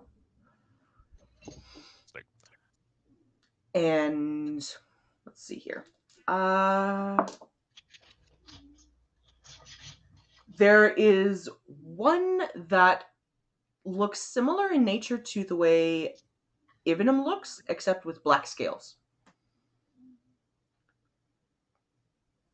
Well, that's curious. I am going to take a minute and kind of look at the herbs and the pipes. And then she's definitely caught my attention. That's interesting. The black scaled female that you're looking at gives you an extremely seductive glance, extends a hand with sort of a crooked finger in invitation, and says, "All are welcome in Olidamara's home." Once you go black scale, you never go back scale. Yeah. I'm gonna give her kind of a just predatory grin of my own and just a moment, and then look at the herbs and the pipes real quick to grab one before I come over. Okay, there are 3 different kinds of herbs that you can notice. One looks vaguely tobacco-like. There is one that looks similar to a plant that most people here are familiar with. Um, and there is one that you don't recognize at all. Want to check out the one that I'm not familiar with, just real quick. Roll a nature check. Right. It's okay. Give me just a sec. And that is a +1. That's a 13. Looking at it, you're not entirely certain what it does, but you can tell just based on the smell alone that it's potent. And even without imbibing it, the scent itself is inviting. Interesting. I'm going to. I think I'm going to try that one. And how about the pipes? Okay, there are a couple of different kinds of meerschaum pipes. They're all crafted in varying ways. There's one that has a series of naked males. There's one that has a series of naked females. There's one that has a series of naked dragon-type ladies. They're all crafted essentially in the form of these are pipes that look like orgies. Well, I'm going to take the one with the naked dragon ladies and a hefty pinch of the mystery herb and go see seductive black scales over there. Okay, you take the pinch of the mystery herb, as it's put. Roll me a Constitution check.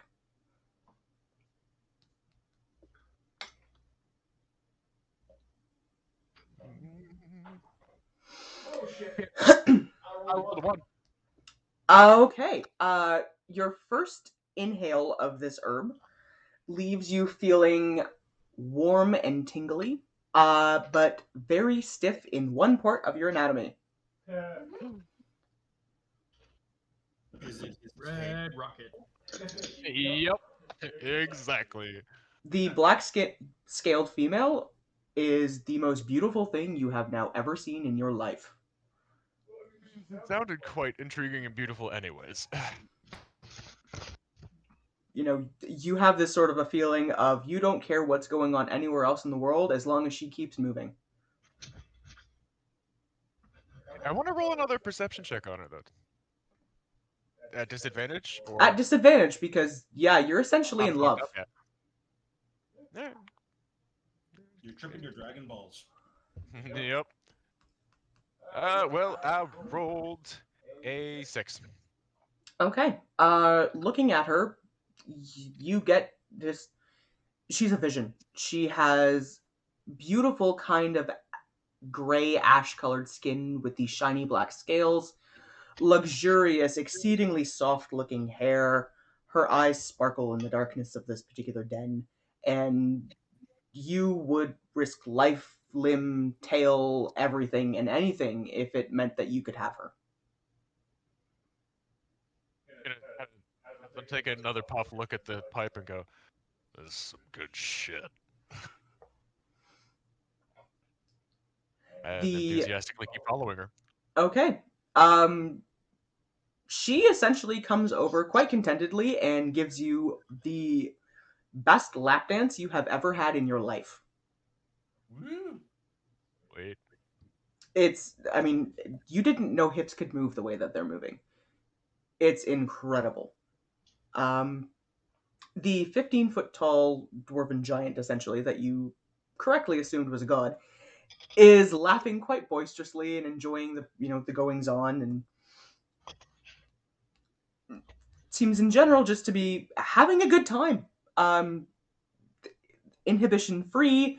There are a couple of females that are sort of dancing around him and gyrating in a very seductive movement. There are, other couples in the den that are now starting to really get into things. The entire place is just full of smoke and alcohol and sex. Mike.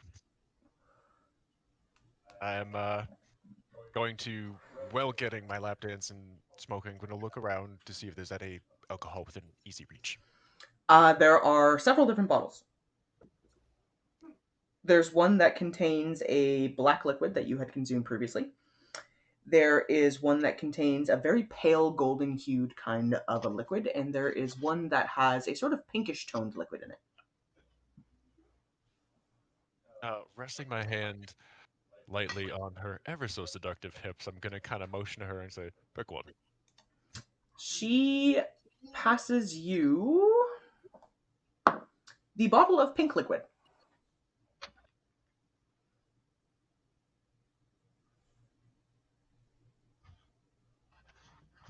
All right, well, I'm going to kind of hold it up for her to take a sip first, and then I'll take one after. She takes a sip, and there is a very pleasant shudder that passes through her body. You take a good-sized swig, and for any children watching, cover your ears. You have the best orgasm of your life. Oh. That's a fun drink. She looks at you with a little bit of a grin and says, "It just enhances pleasure, sweetie."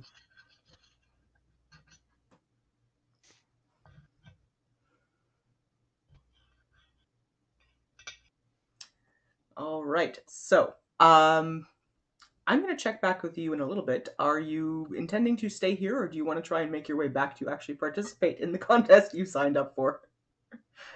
Considering the state and things are going on, I think I'm staying where I'm at. Okay. So Rex gets himself in the middle of a giant party full of drugs, sex, and alcohol, and consequently misses the arm wrestling contest. So we're going to get over to that. I did tell you guys Drufomar was going to get fun. All right, so arm wrestling competition. Calibreth and Granthar are both signed up. Rex is signed up but is not attending. And Sheeran has signed up. There are a couple of other dwarves that are milling about, and there is a female dragonborn who is also there to compete. So on the first round, we have Kel, who is going up against one of the dwarves. Kel, could I have a strength check from you, please? Yeah. I seem to have lost my phone.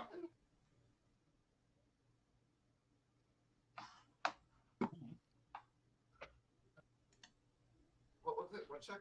Strength. The strength check. Drunk check. This is going to suck. 13.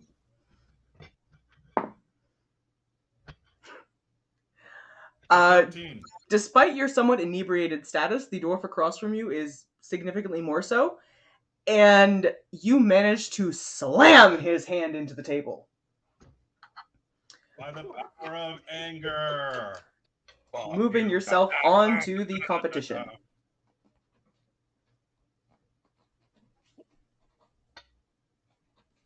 Well, that was fun. Wait, I won? Yeah, You did.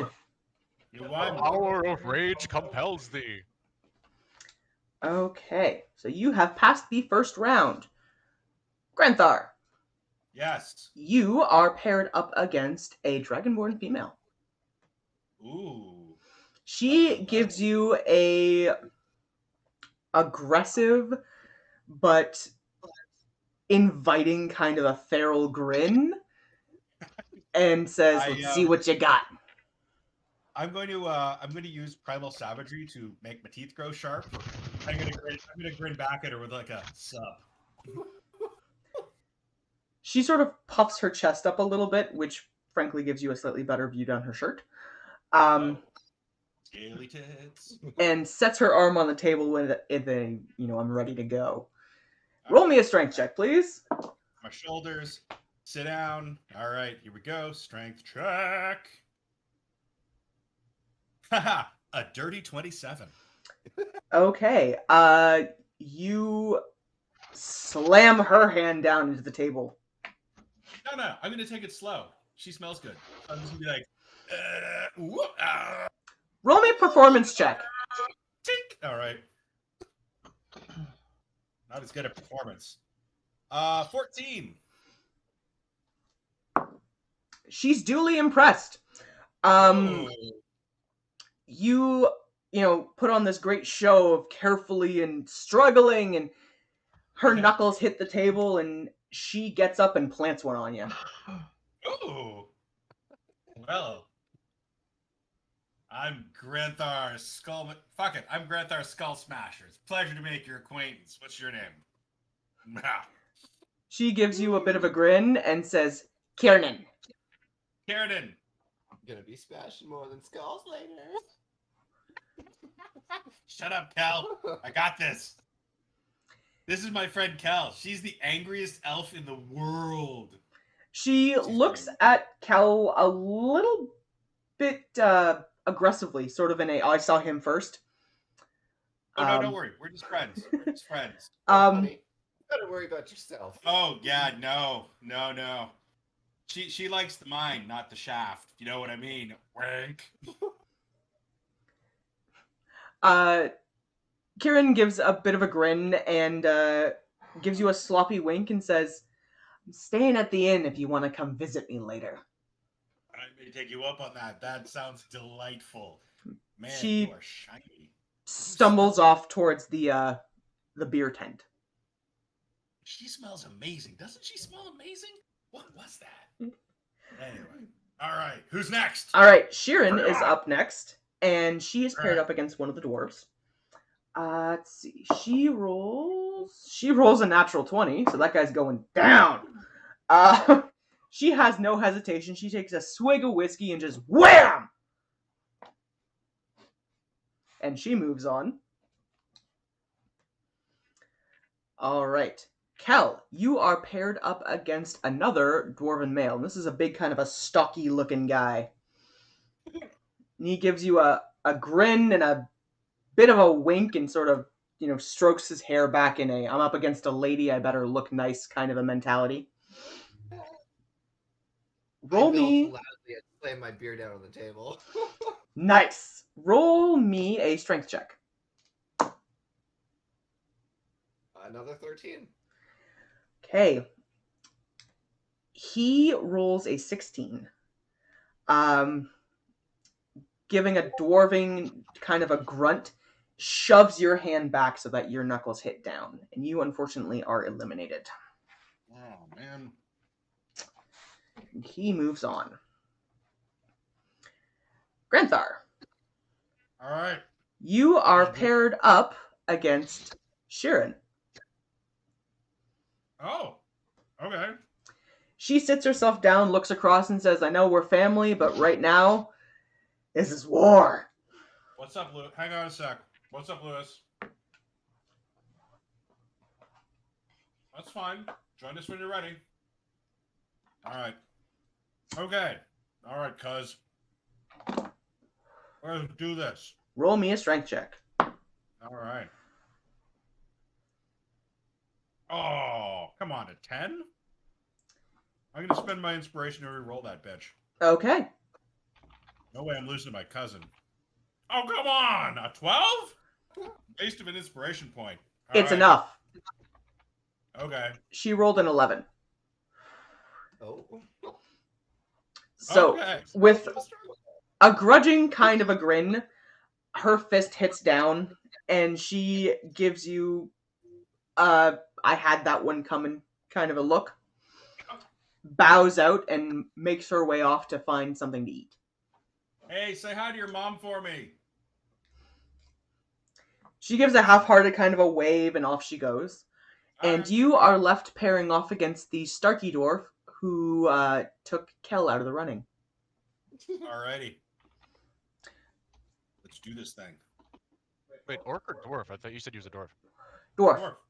Dwarf. Okay.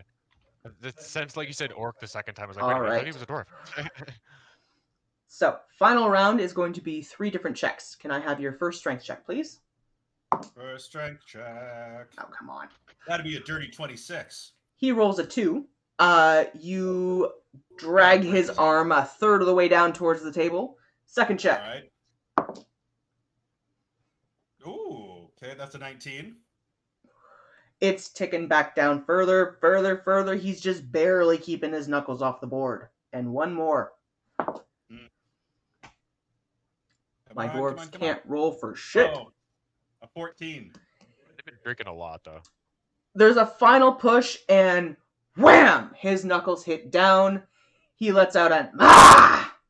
And sort of throws his hands up and then extends a hand forward in a, it was well earned. I clasp his hand, give him my most charming smile, and I'm like, well fought, brother. Well fought. In Dwarvish. He claps you on the shoulder and wanders his way over to the whiskey barrel, fills up a large tankard, and just downs the whole thing before stumbling off into the festival.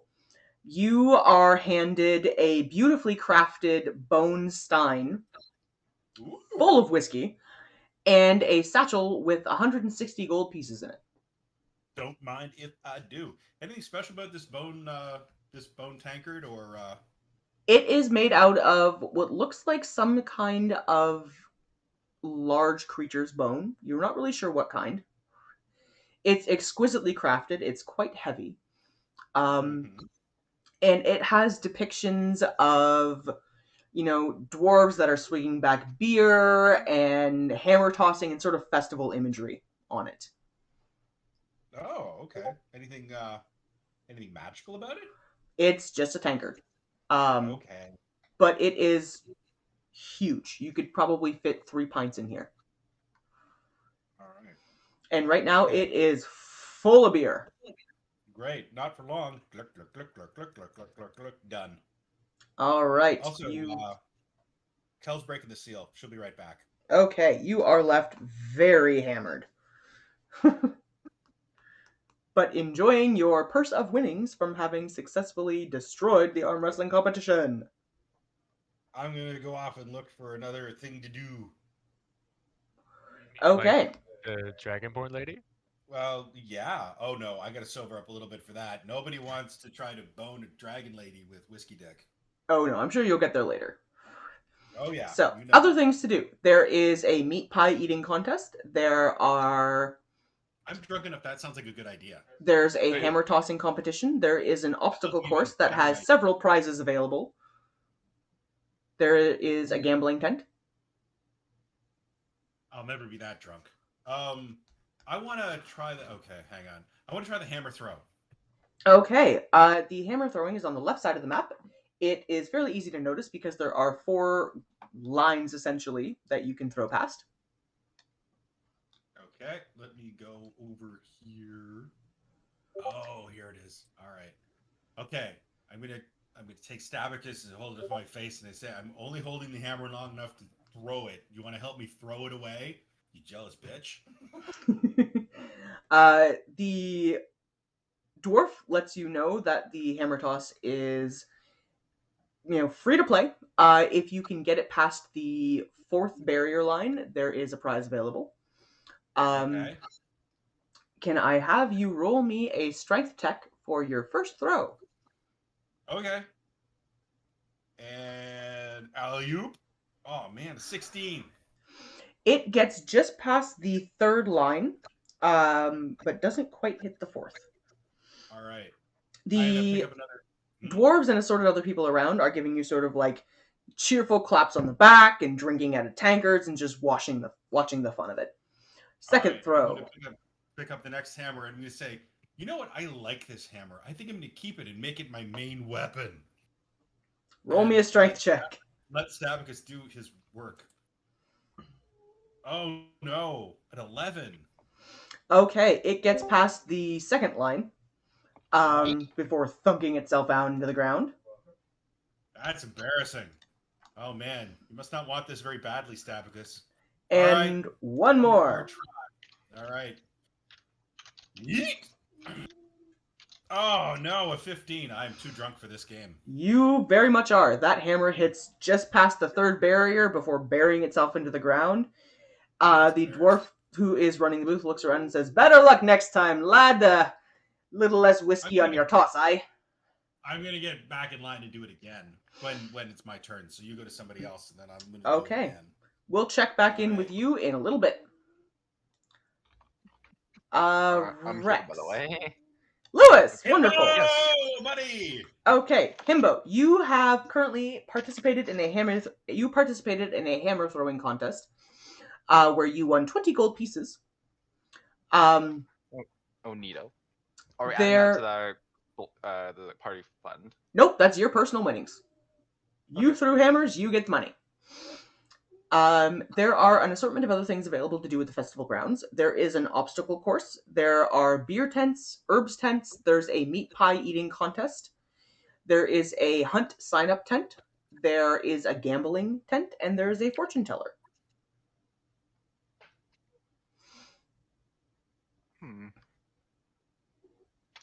I think I'll go see what the fortune teller has to say. Okay. She is located right next to the sort of large-looking temple area. I'm just pinging off that map right now so you can see it. And Sorry, I'm not actually in.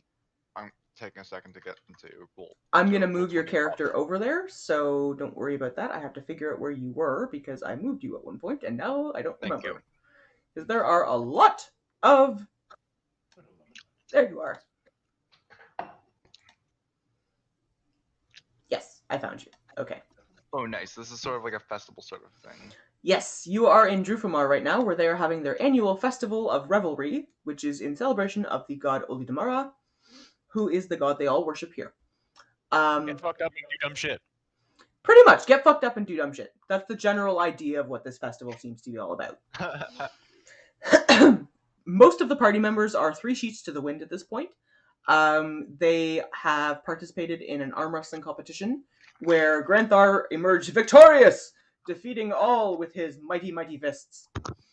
Rex has signed up for the hunt and stopped off to see the fortune teller before going into the House of Excess, which is the temple here, and is now enjoying the company of a black-scaled woman, well, very screwed up on some kind of an herb in a pipe and a lot of alcohol.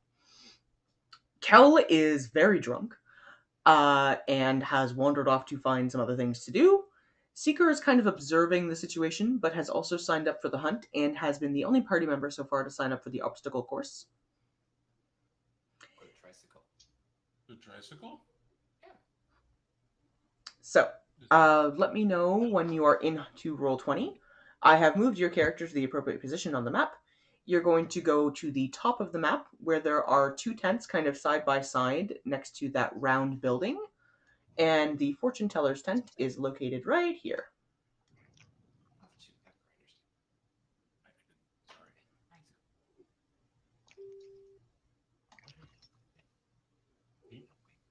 Okay, I see where my character is. So let me know when you are ready. I'm ready. Okay. Entering into the fortune teller's tent, you are greeted by a 10-foot tall, kind of a crone-looking woman.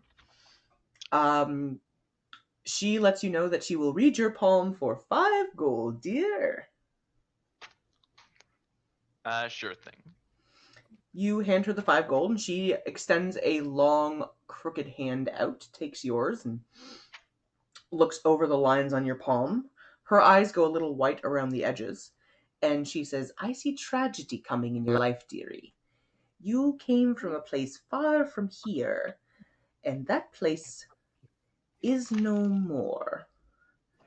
The last of your kind you are now. But there is hope. You need to rekindle the spirit of your people and bring back the arts that have been lost.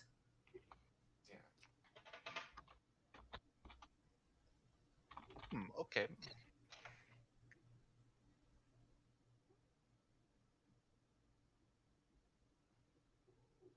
Do you have any questions for the crone, or is that all?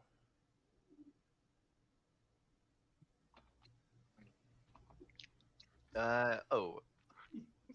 Anything specific on rekindle the spirit of my people? She says if you'd like a more in-depth reading, that will be another 5 gold, please.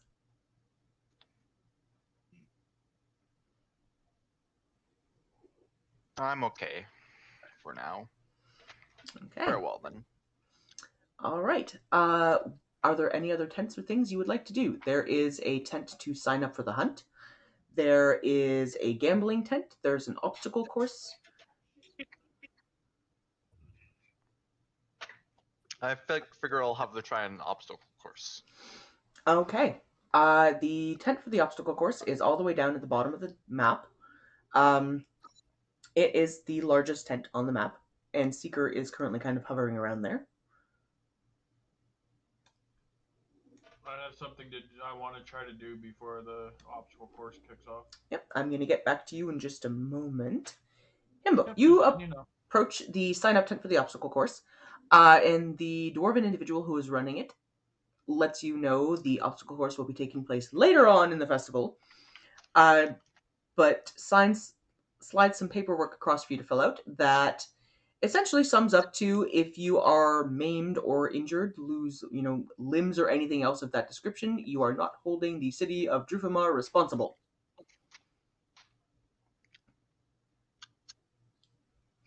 Understood. I sign it. Okay, you sign up, and you will get to wait for the beginning, which will be happening a little later on in the day.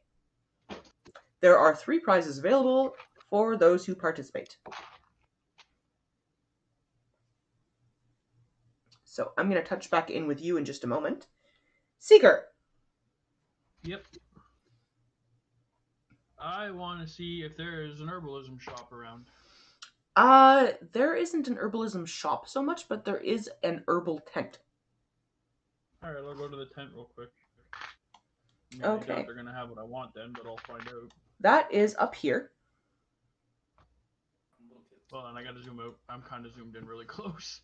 It's right near where the entrance to the House of Excess is. Okay. Where the hell am I? I'm right here. Okay. I'm right up there. Okay, you head up to the herb tent. And it has bags and bags and bags of all different kinds of herbs available in it. And a kind of spaced out looking female dwarf running it. Okay. I'm going to ask her if she has any tail leaf. She kind of scratches her head for a moment and looks around and says, hang on. You know what? I got about 5 pounds of it left. How much do you want for it? She kind of looks at you and says, just take it. Nobody wants it. Sweet. Beautiful. So I'm going to take it. And then I'm going to use it to make a potion. Okay. What kind of potion are you making? It makes a potion of speed. All right. I will have you roll me I believe it's a survival check. Yep. Hello, Bloody Judge. Hey, Bloody. How you doing, bud? So while you're doing that roll, a rabid Wookie, another TV viewer, Britlove, Caterpillar, Commander Root, and Unionizes, along with Bloody Judge. Welcome! I hope you guys are enjoying it. We are in festival, party today,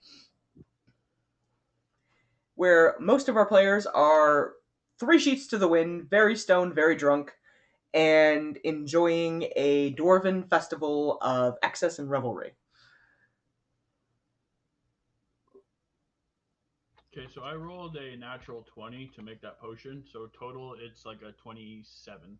Okay, you get 3. Beautiful.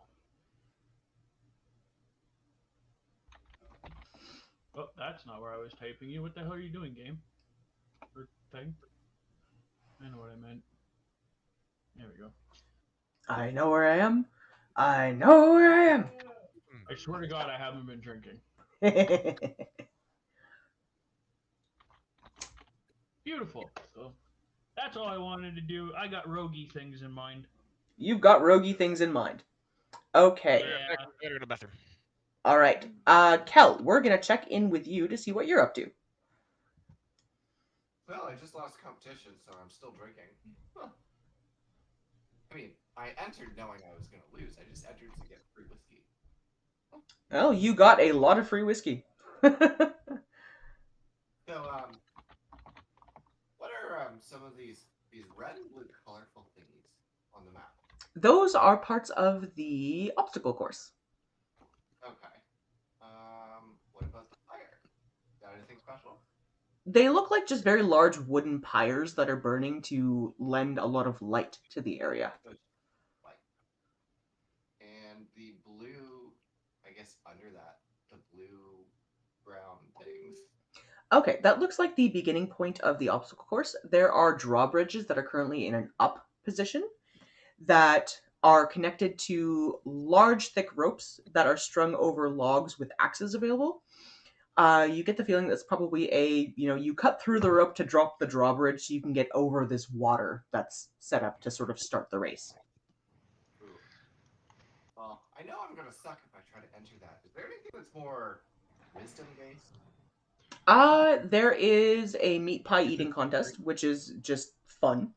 There's also a gambling tent. I definitely did want to check out the gambling. Okay. The gambling tent is located at the back of the map, next to where the fortune teller is. It's this sort of purple-looking tent that's sticking out of the... Yes, right there. Alright, off I go. Okay. So, you're the first player to decide to gamble.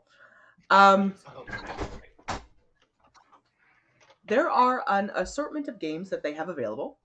They let you know that they are placing bets on the upcoming obstacle course if you want to bet your money on a player. But they also have 3 different sort of games of chance available if you'd like to play. The first one is called Revelry or Bust. It is played with dice. They have a card game available called Whammy. And they also have a small kind of a wooden track setup with 5 rats at one end, and they tell you that that is rat racing. Hell yeah. Definitely want to play some rat racing. Probably put a bet down on somebody doing obstacle stuff too. Okay,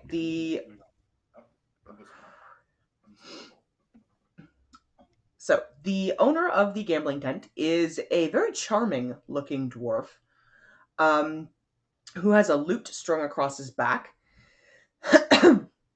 This is not an encouragement for gambling. And says, yes, you're welcome to bet on anything you'd like, dear. Rat racing. We have 5 rats available. Place your bet. It's 25 gold pieces as a buy-in. Winner takes the pot. Are they numbered or color-coded, or how's it work? They are numbered 1 through 5. And they are all kind of varying shades, but they're not brown rats like you would expect to see. They are in shades of reds and purples. Rainbow rats. Rat. You're going to want the purpliest rat? Yeah. All right, that is number 4. Aha. Number 4. Lucky number 4. Okay, so you place a 25 gold piece bet. It's a minimum buy-in. Did you want to bet more than that? Bet 30. All right, you bet 30 on rat number 4. The dwarven male calls out, last bets on the rats, last bets on the rats. And there are others who come in and put in bets on the other rats available. And the race starts. He opens up sort of a slot, and these rats start taking off down the track. And currently, your rat is in the lead. Woo! They come across the 1/3 mark. And your rat pulls ahead a little bit. He's really running his little legs off. And the Stand by last Liska. third of the race. It's a close finish, but he manages to squeak his little whiskers across before the others do. You are given a pot of 150 gold pieces and told, congratulations, you have very discerning eyes and you picked the correct rat. They are set back up into their starting position, sort of lured back with little tidbits of things to eat, and that board is slid back down. He looks at it and says, would you like to bet again or perhaps play another game? Are they in a petable position? Can I reach in and give him a little pet? They are. The tops of there are open. The dwarf watches you carefully. He watches you carefully as you do, but allows it, and the rat just kind of gives a little shake of its little body and kind of scritches at an ear. Right. So, my options on the obstacle course. Well, he says, well, we have 6 people who are welcome to participate. As it currently stands, I think we have... Seeker, you're participating. Is anybody else getting in on the obstacle course? Oh, I was getting on the obstacle. Okay, so course. Seeker and Himbo are participating. Rex, you're getting in on it? No, I was going to say, no, I thought Himbo was in on it. I'm still occupied.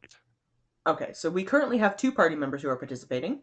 I'm just going to check in with everybody to see if anybody else wants to participate before I fill up the rest of the slots. I'm gonna throw the hammer again. I'm not gonna. No. Okay, and Rex, did you want to get involved? Not in the obstacle course, but if you're freeing me up from the thing, I wanted to have some go over towards the stumble over towards the arm wrestling tent, intent on getting the arm wrestling, and then if you would like to roll up an encounter for We'll get back to you in being just... confused, yeah. We'll get back to But you in that's just a what my moment on it. intent is to go back to actually get to the arm wrestling. So there are currently 4 people that look like they're participating. The gambler lets you know that we have 4 people currently who are participating in our obstacle course. We have a very interesting looking Warforged. There is a halfling, it looks like. We also have a roguish elf who is getting involved, and there is one of the other dwarves who has decided to participate. My money on that roguish elf. How much would you like to put down, dear? Ouch. Put down 40. Okay, he takes your bet of 40 gold on the rogue. Not only is it my kind, but I know a thing or two about rogues. But Seeker's a rogue as well. Yeah. Okay, so Kel has 40 on the rogue. They can crazy dexterity bonus. 150 bucks. I really don't. He lets you know that currently the rogue is in the first place. So you will double your earnings if you are successful. But there are still bets being placed, and we will let you know what the pot is once the obstacle course has completed. Sounds like a plan. I'm gonna go get me some meats and I'll be back. He gives you a cheerful kind of a wave and takes out a lute and starts sort of strumming away on it. So we'll get back to you momentarily. Rex!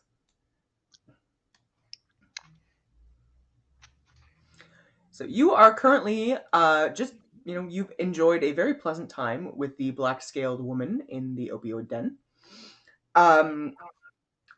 The 15-foot god looks at you and gives you a cheerful kind of a wave and says, come back later.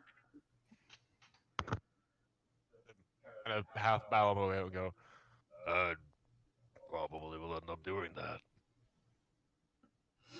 And you stumble out, smelling of that sort of sweet, pungent smoke. Yep. So you make your way over to the arm wrestling tent, sort of stumbling along. I think I put myself in the right one. Where the arm wrestling tent is just this one right down there. Sorry, ping it again? The one right below where you are. Okay. Where you find out that you have missed the competition. Shit. Well, that was not intended. The dwarf looks at you, kind of takes a sniff at the air, and says, "First time in the House of Excess? Yeah. You gotta be careful with that, laddie."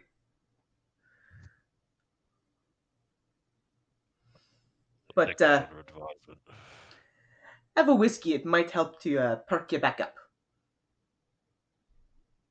Kind of give him a little shrug and dunk the Behir horn in it again. Okay. So you are given a kind of a consolatory, have some more whiskey.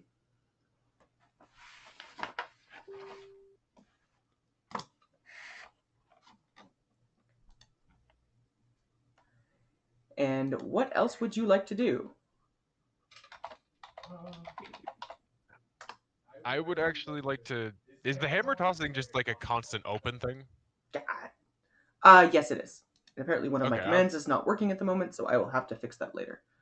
Yeah, so I would like to then wander over there and take a stab at hammer tossing.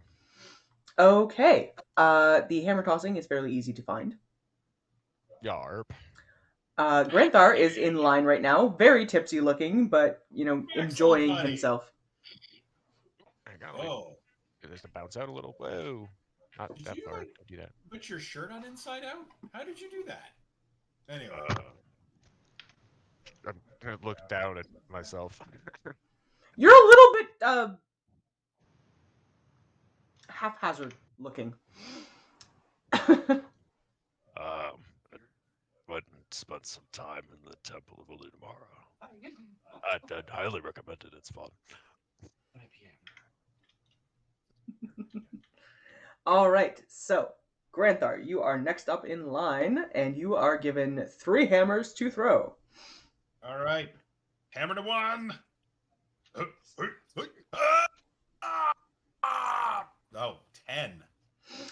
It hits Whiskey just Red, right. past the second barrier. You're given a consolatory kind of a clap on the shoulder and a try again, lad. All right. This. I got to put my hand on Stabicus's hilt. I'm going to take a deep breath and focus real hard. Hammer, spin around, and 24. 24. You hit past the 5th barrier. You are given a extremely loud cheer and are handed a satchel of 50 gold pieces. Thank you. I hand the hammer to my last hammer to Rex. And like, hey, throw this for me, would you? All right. I'm gonna go check out something else. Rex, you now have 4 hammers that you can chuck, so I'm gonna need 4 strength checks. All right. Gonna kind of heft the hammer a little bit. Take the last swig of the whiskey from my drinking horn and hug it. That is a 12. Hammer number 1 goes past the 2nd barrier. You are given a hearty try again, laddie. Kind of agitatedly flick my tail a little bit, flex my shoulders, and try again.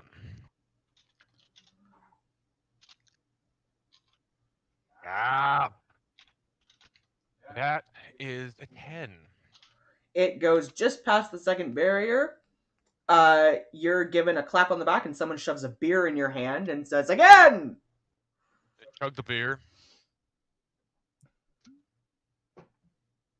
And throw the next fucking hammer. Well, that is a 22. It sails past the 5th barrier, and a satchel of 50 gold pieces is slammed into your hand with a, again! I'm gonna kind of bow and like tap my forehead with the 4th hammer, and throw that one. And that is a dirty 20. All right, that one hits the 5th barrier and just teeters before falling over. A second satchel of 50 gold pieces is slammed into your hand, and there's large cheers and drunken ball. There's beer flying everywhere. Everyone's having a real good time with this, apparently. There's a chant of, dragon that starts up. Feeling, just going right into it. I'm gonna roar triumphantly, and I'm gonna just spend my flame breath with it too, just into the sky, just. There is even more cheering and beer flinging, and everyone else joins in with a half-hearted attempt at a dragon roar. Excuse me. Someone sneezes. They're thoroughly enjoying this display, apparently. As he sneezes, I kind of turn and point in the direction and go, "Bless you, random dwarf." You can have an inspiration point for that. You have gathered a little bit of a crowd of dwarves around you now who are all shoving varying pints of alcohol at you and chanting, "Dragon! Dragon!" Do another triumphant dragon roar and down another pint of beer. Their sole purpose now seems to be getting you drunk and making you throw more things. That sounds like a pretty good cause. We're gonna down a couple more This is horrid. couple more booze things, and I'm gonna look around for things to throw.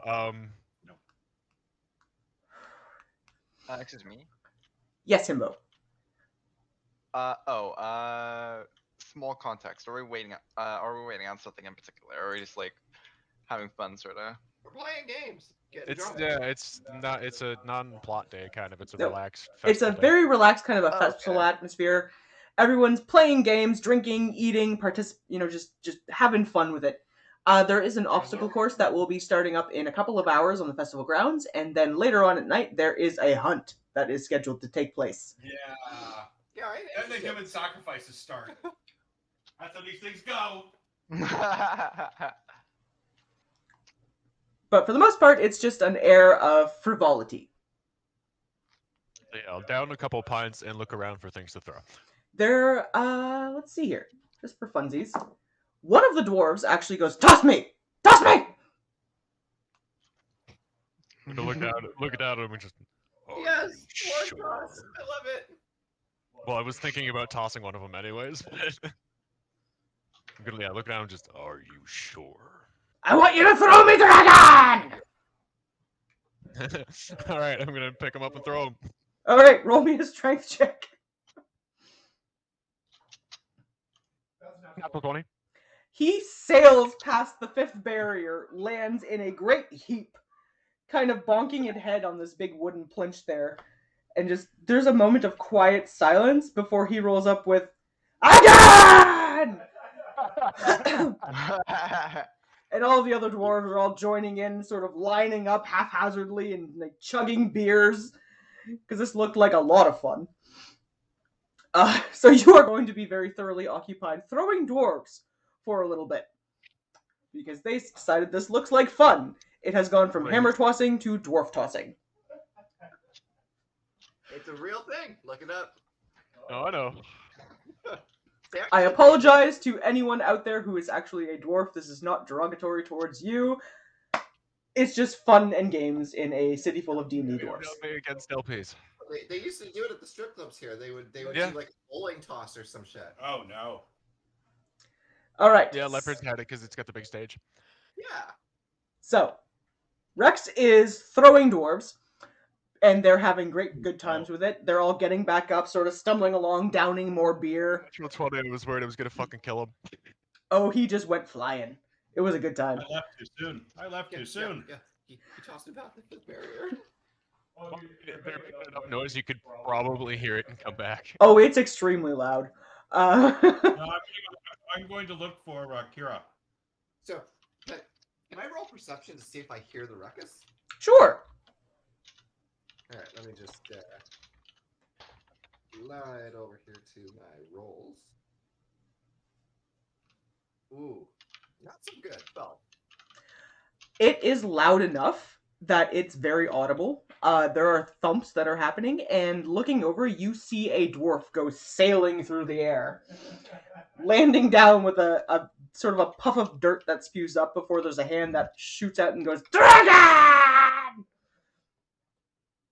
I'm gonna awkwardly wave at the attendant for the gambling station place and just be like, "Hold my bet. I'll be back. I gotta see what's happening over there. Dwarves are flying."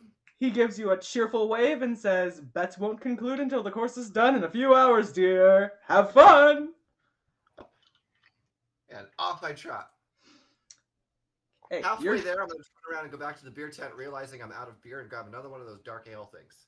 All right, the barman hands you a couple of bottles and says, "Well, we had hammer tossing and now we have dwarf tossing.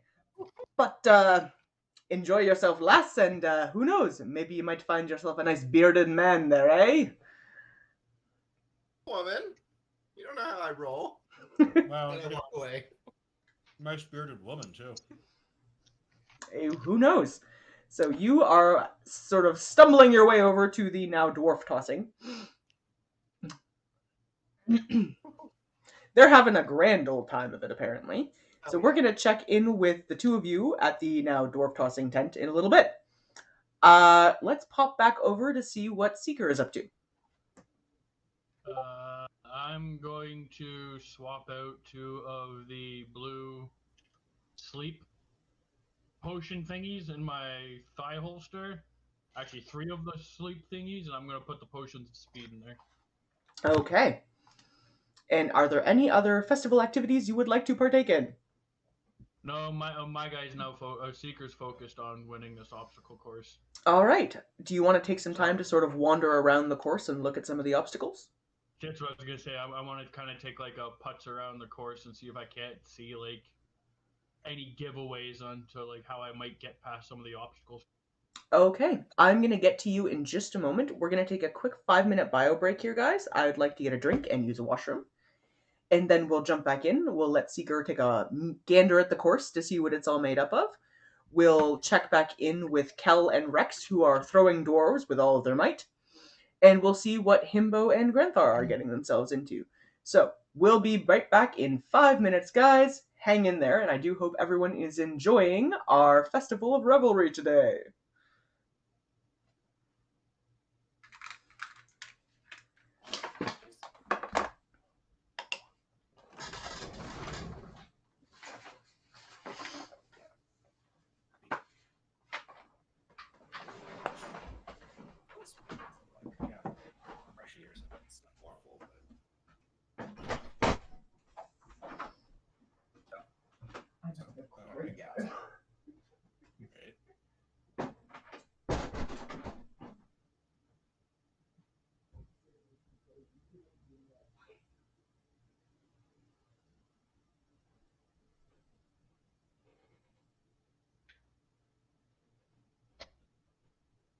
Give me another Stella. Thank you. More beer.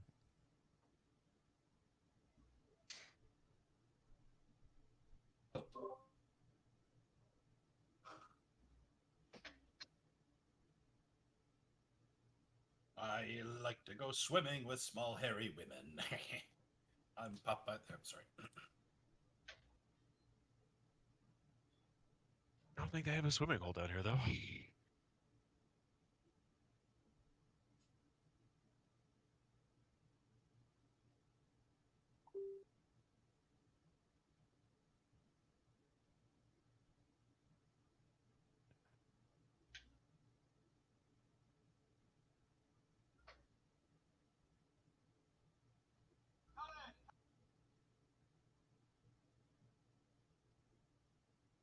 No, I am not. I will mute them.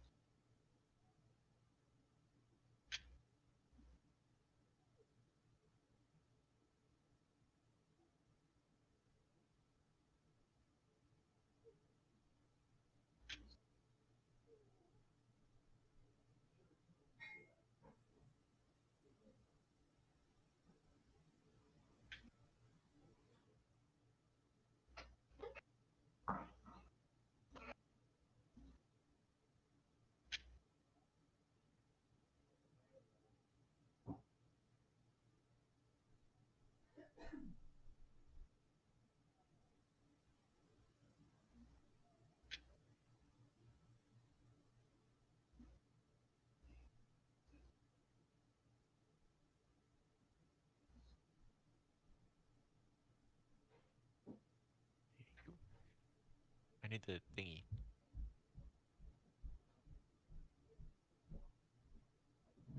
But I imagine you were up.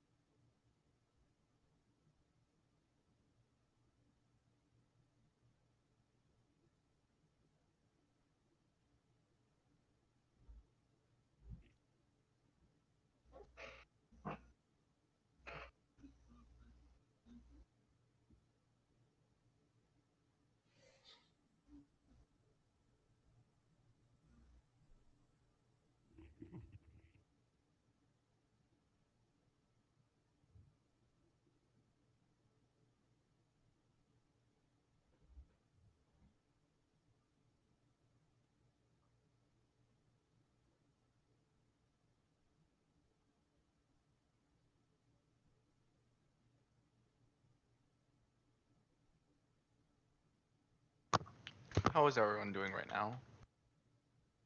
Not bad. Lewis, I think you might need to turn your mouse down just a little, or your mic down just a little bit. I'm just getting kind of a staticky sound, or Weird. like a white noise. Where is that coming from? Weird. Even when I turn off my mic, it's still happening. Maybe All right. Oh, buddy. I'm not sure if that might be if that's me or something. I'll have Lex check hers when she comes back downstairs. Oh, Is it happening still? a little bit. Yep, there. Now it stopped. It literally just stopped. Okay, weird. That's probably not mine then. It was bouncing for a little bit when we were talking there, when you were asking it, and then it stopped. Oh, Oh yeah, it okay. was like a weird, like ocean white noise. Weird. And just when you asked that, it came through like kind of really loud, so it sounded like it might have been yours. Just the gain was up high or something. Okay.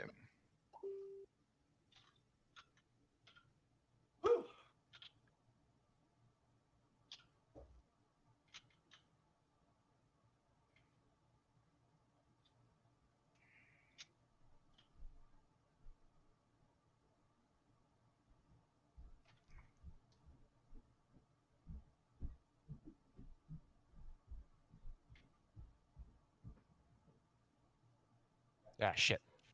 You okay? It just started again. Frick, I'll turn off my mic then. Can you check your mic? Settings. There's a weird, like, we've got a weird background noise starting to happen. Stop.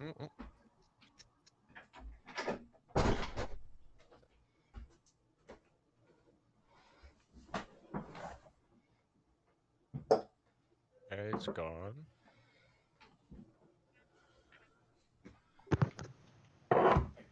And my mic's on again. Weird. Yeah, it sounds like It's just like ocean, like white noise, but it's it sounds like mic hiss. Well, yeah. Yeah. But Is that better? I was gonna say check the Discord for sound, and then. no, it's still happening. There's a hiss, huh? It's just kind of like it's ocean, like there's sort of like an ocean noise. Okay, I'm gonna mute my mic.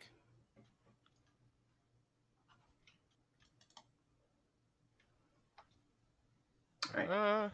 Is that better, anybody? It's a little. I heard a little bit of it in the background.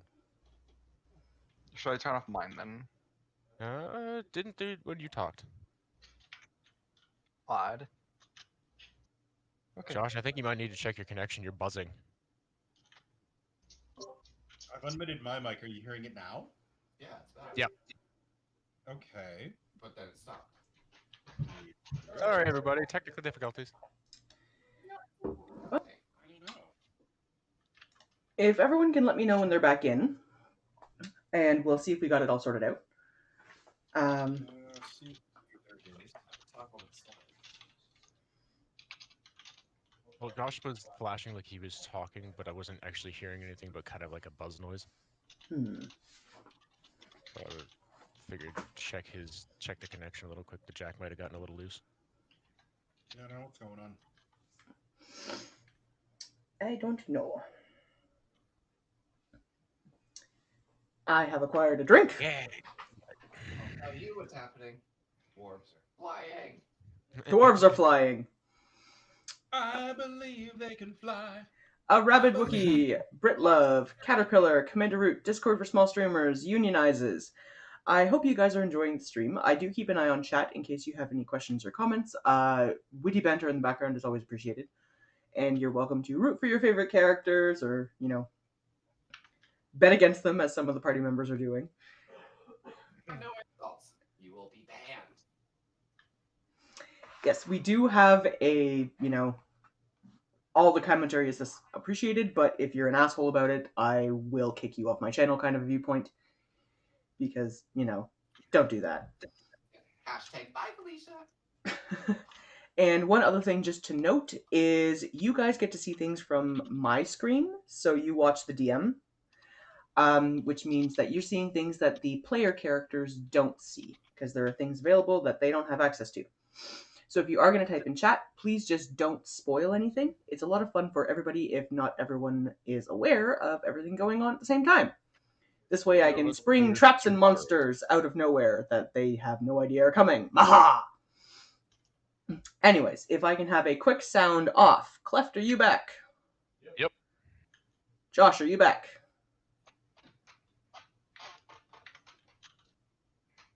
He did put in the chat that he had to load stuff into his dad's sheep. Oh no, that's a really old message. Oh, is it? No, it came in today. Yeah, that's like slightly older, right? Yeah, he said he may need it It was a point at while some ago. point, so he might have taken it while we were on break there. Yeah. Yeah. Because it definitely came in today. There was Yeah, no... he said it at the beginning of the session at some point that he was going to need like 10 minutes to help his dad load up the Okay, truck. so we'll give it a few minutes just to see if Josh gets back in. In the interim, though, I've got everybody else back. So we'll check back in on Seeker in just a few minutes. For now, we're going to check and see what Himbo is up to. And I'm going to drink some more tequila. Anyway, Oh, that's lethal. Mm-hmm.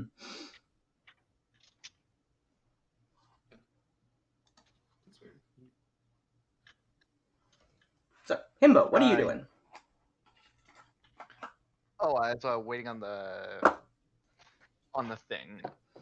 It's going to be another couple of hours before the obstacle course It's for kicks the off. obstacle course. So you are welcome to find an assortment of other things to do around the festival grounds in the meantime.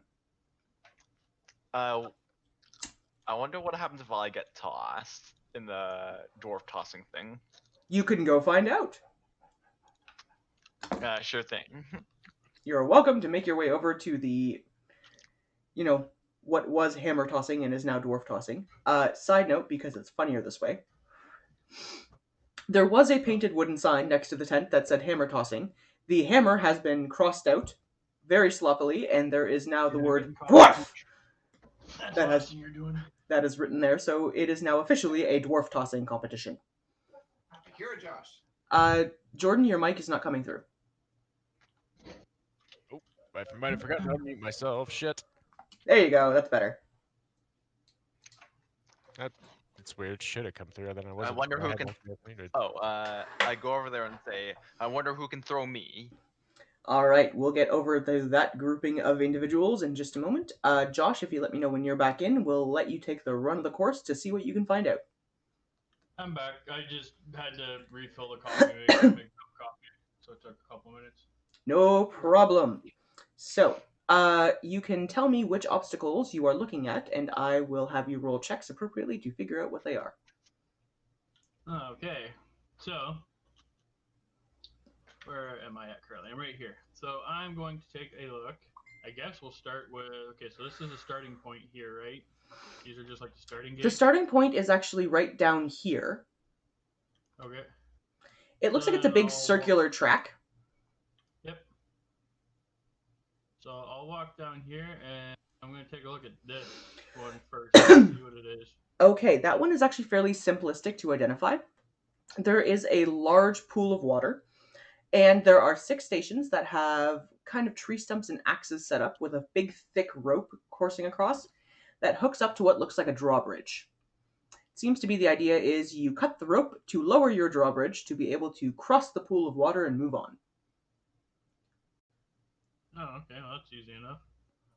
So then, these just look like hurdles to me, so I'm not even going to bother. Those are actually very large doors. Oh, well, so we're probably going to have to, like, pick a lock or something. Or run through them. I mean, I guess if you were a strength-based character, you could try that. I want to figure out what the hell this is. Looking at them, roll me a perception check. Or an arcana check. Either one. Let's go with perception, since my perception is higher. That's a 19. 25. They are stone discs that seem to have been laid out in a grid pattern. Some of them have blue symbols on them, and some of them have red symbols on them. Ooh. Oh, that's dangerous. Okay, then. Can I try to, like, take a minute just to see if I can actually, you know what? Do I want to try to be super sneaky rogue real quick? Yeah, fuck it. Let's try to be super sneaky rogue real quick. I'm going to pick up 2 rocks. I can find 2, like, pebbles or rocks not on the ground close to me. Yeah, there are assortments of small rocks around. There are empty beer steins. Alright, I just need 2 small, like, little rocks or something with a little bit of weight to them. I want to throw one on the blue one and one on the red one and see what happens. Roll me a sleight of hand check. That's the first time I've had to roll that yet, and I've got a good one, too. So, plus 8, so 19. Okay, you manage to throw them without catching the attention of anyone in the surrounding area. The stone that lands on the blue symbol doesn't seem to do anything. There is a crackle of energy and electricity that shoots off of the red symbols. Okay, well, that's good to know. Alright, and then... is there any other ones I'm really concerned about? If you sort of take the run, I'll give you the gist of what seems to be going on, if there's anything you need to investigate further. The next area you come past is a deep well that has been dug into the ground that seems to be full of some sort of a bubbling green liquid. Okay, so avoid that at all fucking costs. It is about 5 feet across. Oh, that's easy enough then. And then I guess this, whatever the hell this is. That looks like a tightrope. Oh, tightrope. Sweet. Oh, I can't wait to see someone get hung up on their nuts on that. As long as it's not me. You talk about getting rope burn in the wrong place. Wow! The next This is obstacle you come up jumping across stones. are stone pillars that are about a foot off the ground, and they're set up in straight lines.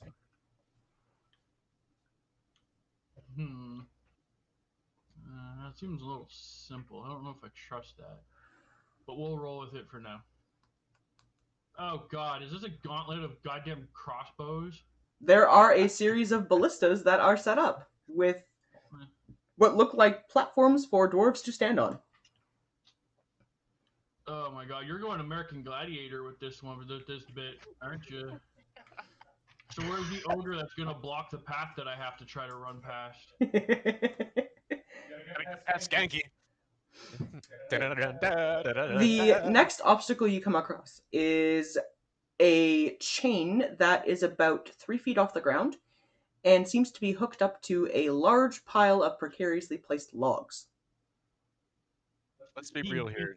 Everybody's drunk. This is MXC. You got that right, Kenny. Fuck, I haven't thought about that show in forever. What are these? That is a series of kind of haphazardly placed crates that are all stacked up above each other. It climbs to about 10 feet tall, and they all seem to be covered in some kind of a shiny, slick liquid. Ice climb. Good to know. Good. These are just rolling blades of death with what looks like a coal pit behind it. What you're currently looking at are very large pillars that have been hammered in that have an arm that extends outward and has a chain attached to it. They are placed directly behind a large 6 foot across pit of spikes. Okay. So Punjabi spikes. Okay.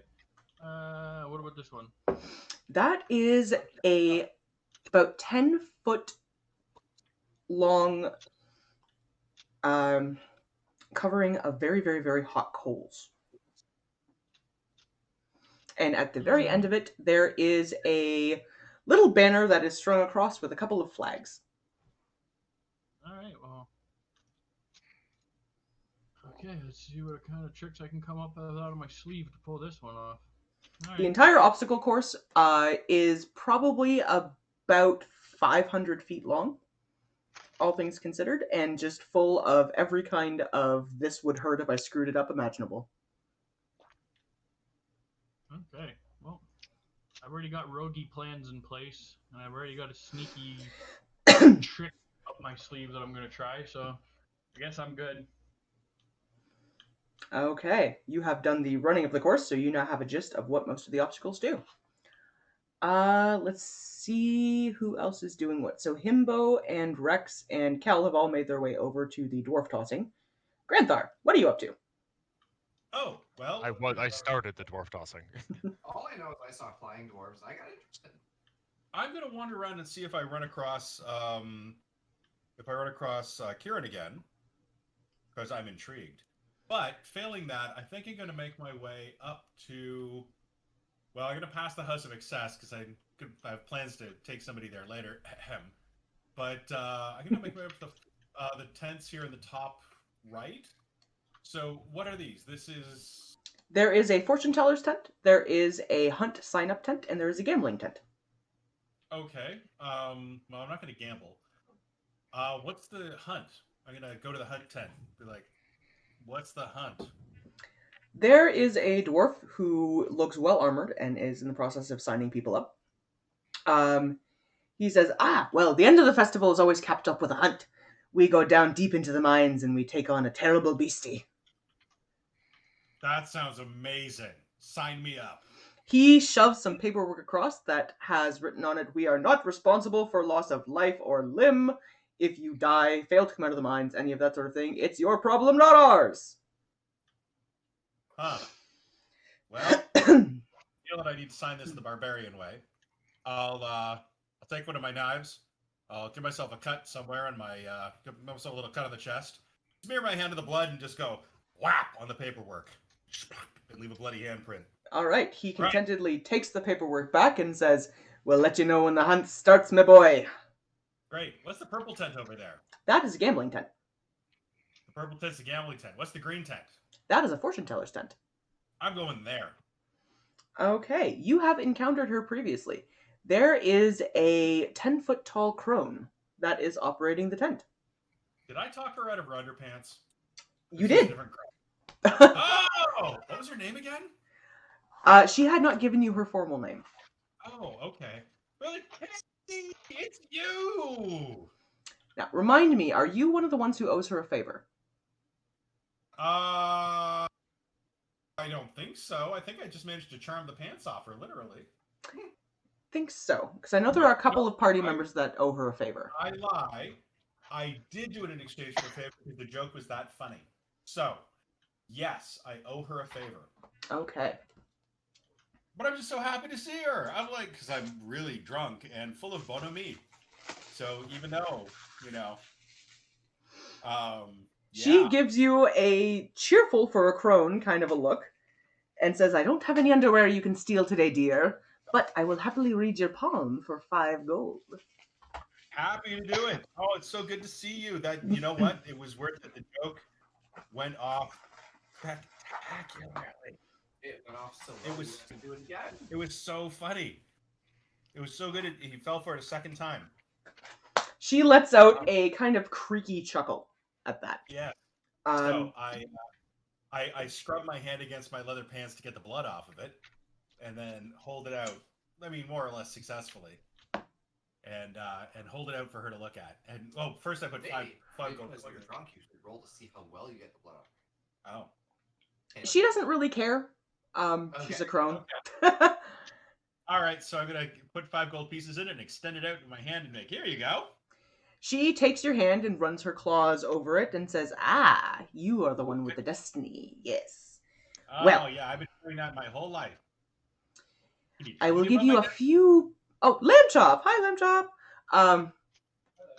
Sorry if there was a viewer. I got okay. distracted. Who's the lamb chop? She lets you know a couple of things. She says, 1, you are getting closer to finding the answer to your quest. Okay.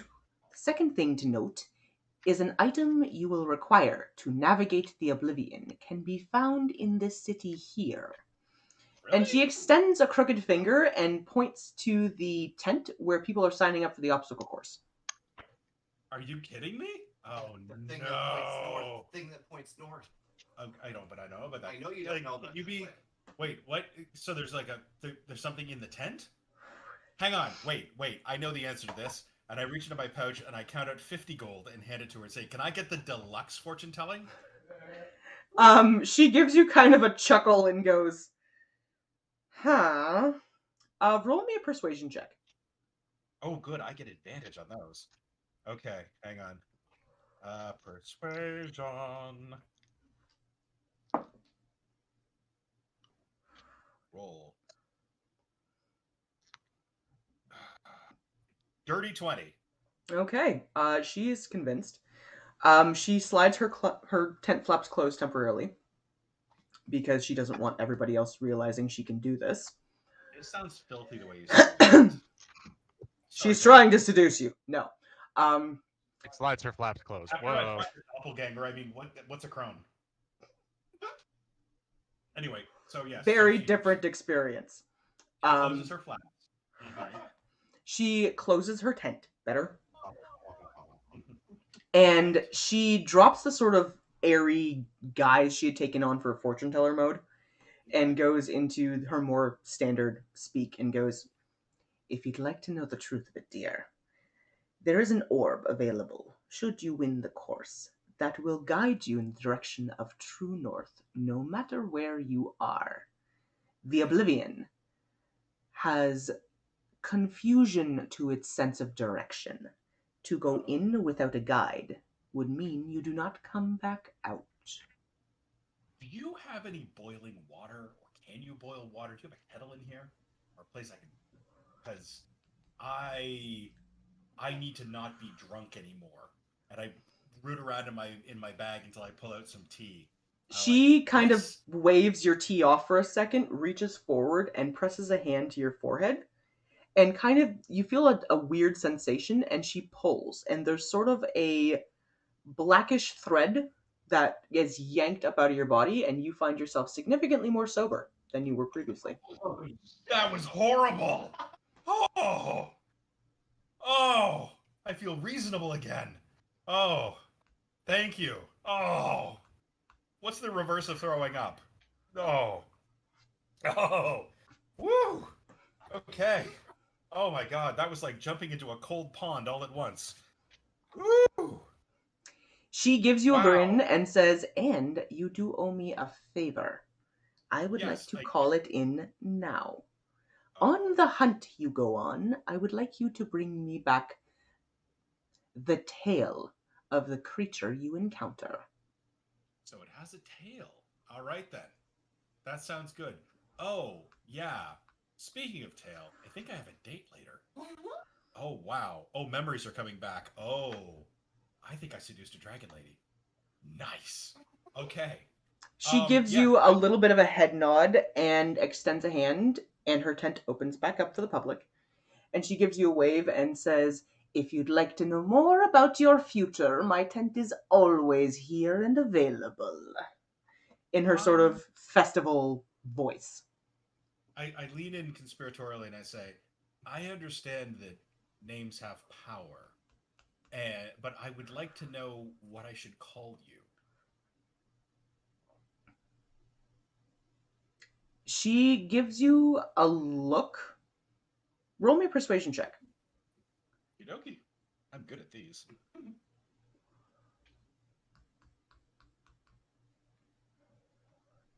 That'd be a dirty 21.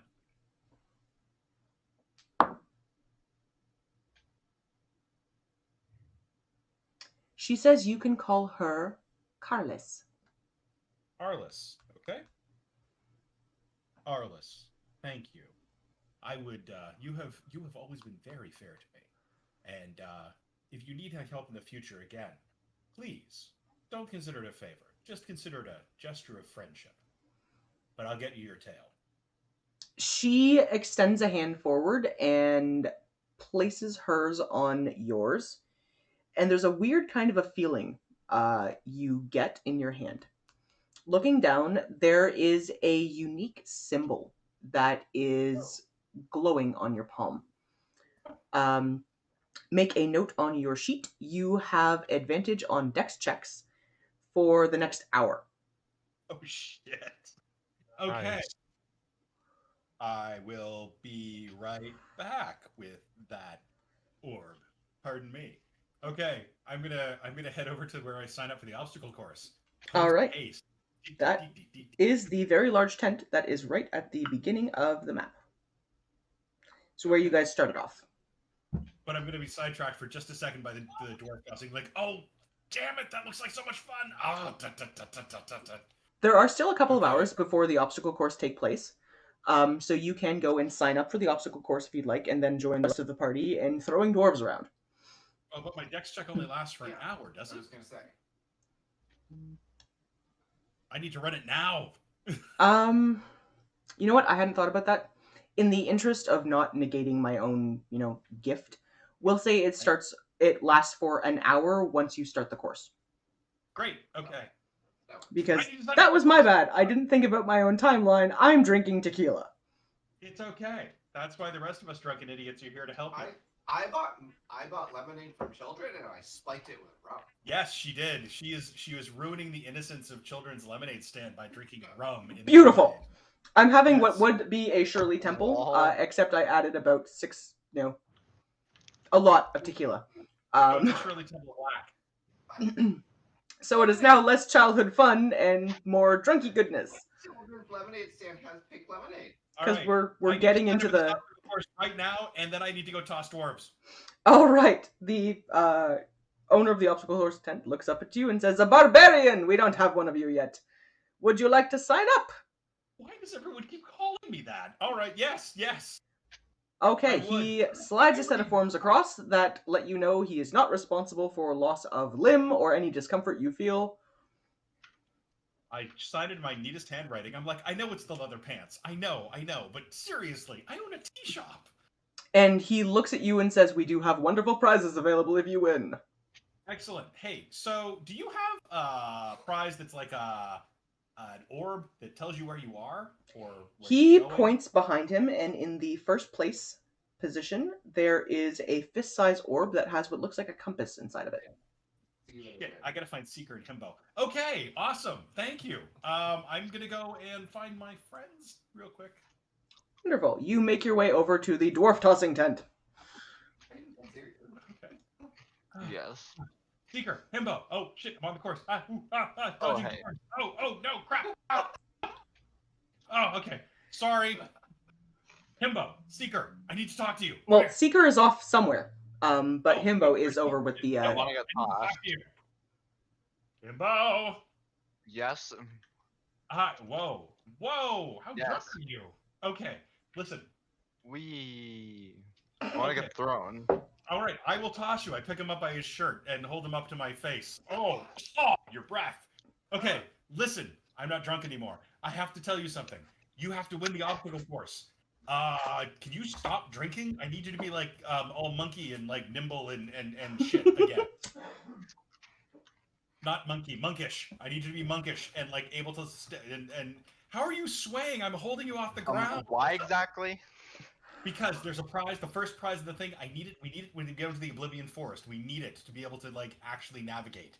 It's important. The underwear crone told me. Hashtag the Let me underwear phrase crone. that in the worst possible way. I maybe not explaining this well. Hang on, let me throw you and I'll explain it again. I turn and I hurl Himbo towards the end of the course. Roll me a strength check. Okay, hopefully we'll cover him up a little bit. 14. He lands just in front of the third barrier with an audible thump into the ground. Damn it, work with me here. Get back here. Whoa. Hang on. You landed like a sack of wet mush. Come on, man. Again, okay, now you need to sober up. I'm gonna make you a pot of tea or something, but you've gotta sober up because you need to like crush this course. We need the orb. I'm gonna go find Seeker. All right, I'm gonna toss him again, and I'm gonna go looking for Seeker. One more strength check, and then I will check back in with you in a few minutes. Actually, wait. 27. I'll follow freaking Granthar or something. Okay, well, first I threw you for 27 strength, so I Uh, believe I can fly. He went sailing past the fifth barrier. There was a large shout of excitement from the dwarves, and 50 gold pieces are slammed into your hand, Granthar. Wait, what? Thank you. Okay. All right. So, hearing this conversation as I'm at. Oh yes, that's right. Yes, you would be. Like, yes, I just want confirmation I'm hearing this. Did Kel hear this conversation? If Himbo? Granthar wasn't being quiet about it, then yeah, everybody heard this conversation. Okay. Crap. Okay.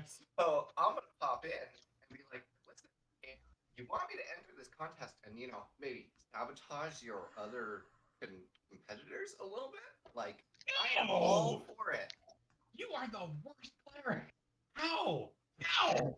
I lift up my shield and I point to the middle fingers. Oh, right. Okay. Yeah. Right. You're a cleric of fuck you. All right. Okay. So, Himbo and are you coming? We're gonna go find Seeker. This sounds like fun. Oh no. Yeah. Okay. We're gonna go off looking for Seeker. Sabotaging other people just for the fun of it? That's my game. Oh no. Wait, where is Kel? Dwarf Toss just got lowered a level. Oh, This is no longer anything in the world. I've lost track of Kel on the map. I think she was over by the gambling tent last I saw her. Maybe. Was either gambling tent. There she is. Okay. Yeah. All right. So now she's here. Okay. So we're off looking for Seeker. Okay, I'm going to check back with you guys in a few minutes. Himbo, you have now run off to also try and find Seeker and follow along with the others. Rex, you are surrounded by dwarves who are wanting you to throw them and have had the opportunity to overhear this conversation. Gonna kind of just look after them for a minute and be like, "Oh, I'm definitely gonna want to go watch whatever happens on that obstacle course. That sounds interesting." Guys, I've got a limited time on how many of you I can throw. All of us had better enter this obstacle course to up our chances. There are 6 slots, and 2 of them had been filled. So now there are 4 of you that are going to be participating. The track is full. Oh no. That doesn't. Fine, I'm not particularly dexterous, but I want to watch it for sure. All right. While I'm running along looking for Seeker, I'm gonna reach in that pouch of tea that I was trying to brew earlier. I'm gonna pull out a wad of leaves and I'm gonna thrust them at Himbo and say, "You need to chew these. They're not gonna taste great, but it's full of. It'll really perk you up." Okay, Himbo, do you chew the leaves? Okay. I don't know what caffeine is, but if I did know what caffeine was, this tea has a lot of it. I chew on it. right. Do I need to do any sort of? Roll me a quick Constitution check, and then I'm gonna get back to Rex. Oh no. Let's see here. Well, I'm obviously gonna lose my bet. 13. It does manage to sober you up a decent amount. It tastes awful, and you sort of spit them out once you're done chewing on them, but you're functional. Like you shot a Red What Bull. were we saying again? You're now buzzed, but functional. You're not going to have any disability on your rolls. I'm going to get to you guys in a minute, so hold that thought, Himbo. Rex. Yep. You are tossing dwarves. Yarr. How many would you like to throw? Let's go with 5 for right now. All right, I need 5 strength checks to see how far these little bastards fly. All right, let me light a cigarette real quick. Yeah. Okay, so I was gonna say some of my spell slots are used. Yeah, we had a long rest.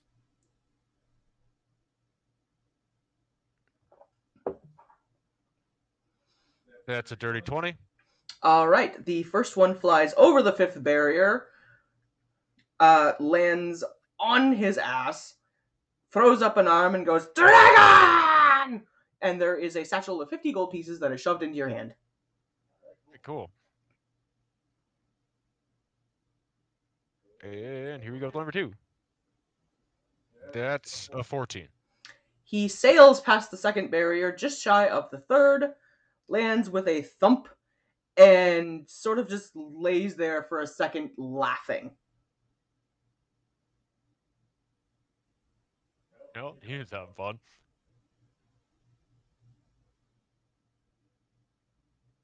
I'm gonna take another, chug another beer, and grab another dwarf. All right, this is a very large dwarf.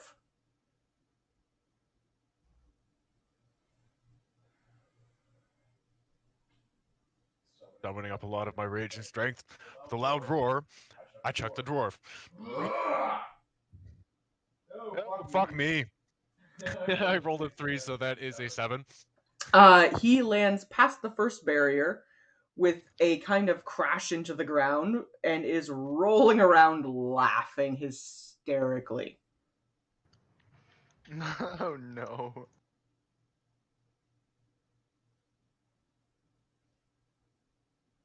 I'm going to reach down and grab the bronze ale that I have. Take a swig of that. All right. It fills you with a sort of empowered feeling. You have no idea why you're doing this, but you're very confident you can do it well. All right, I'm gonna grab the next dwarf.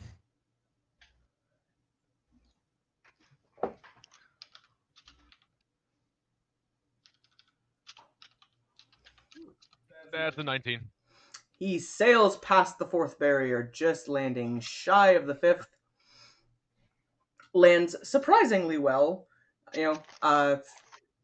Let's say he stuck the landing. And you are filled with this sense of, like, dragony pride. I'm gonna belch another gout of flame and a roar because that ale does give me that. There is one more dwarf who is waiting for you to huck them. After the triumphant roar and another bellow of flame, I'm going to reach for the last dwarf.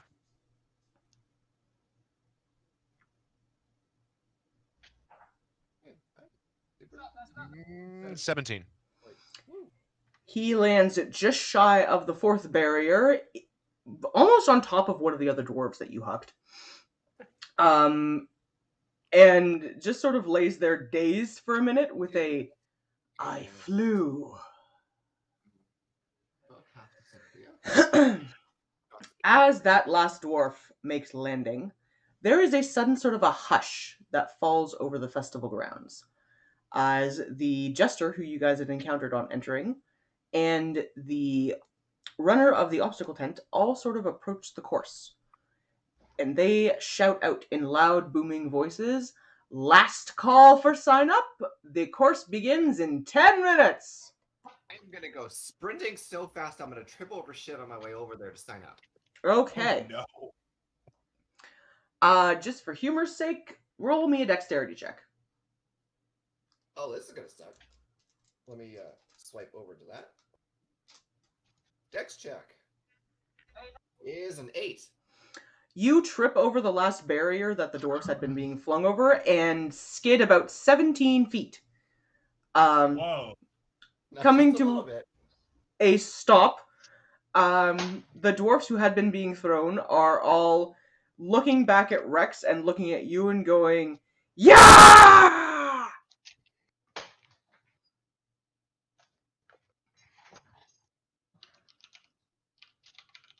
But you do manage So to. I'm gonna also stand up from my my epic failure and just go yeah as well.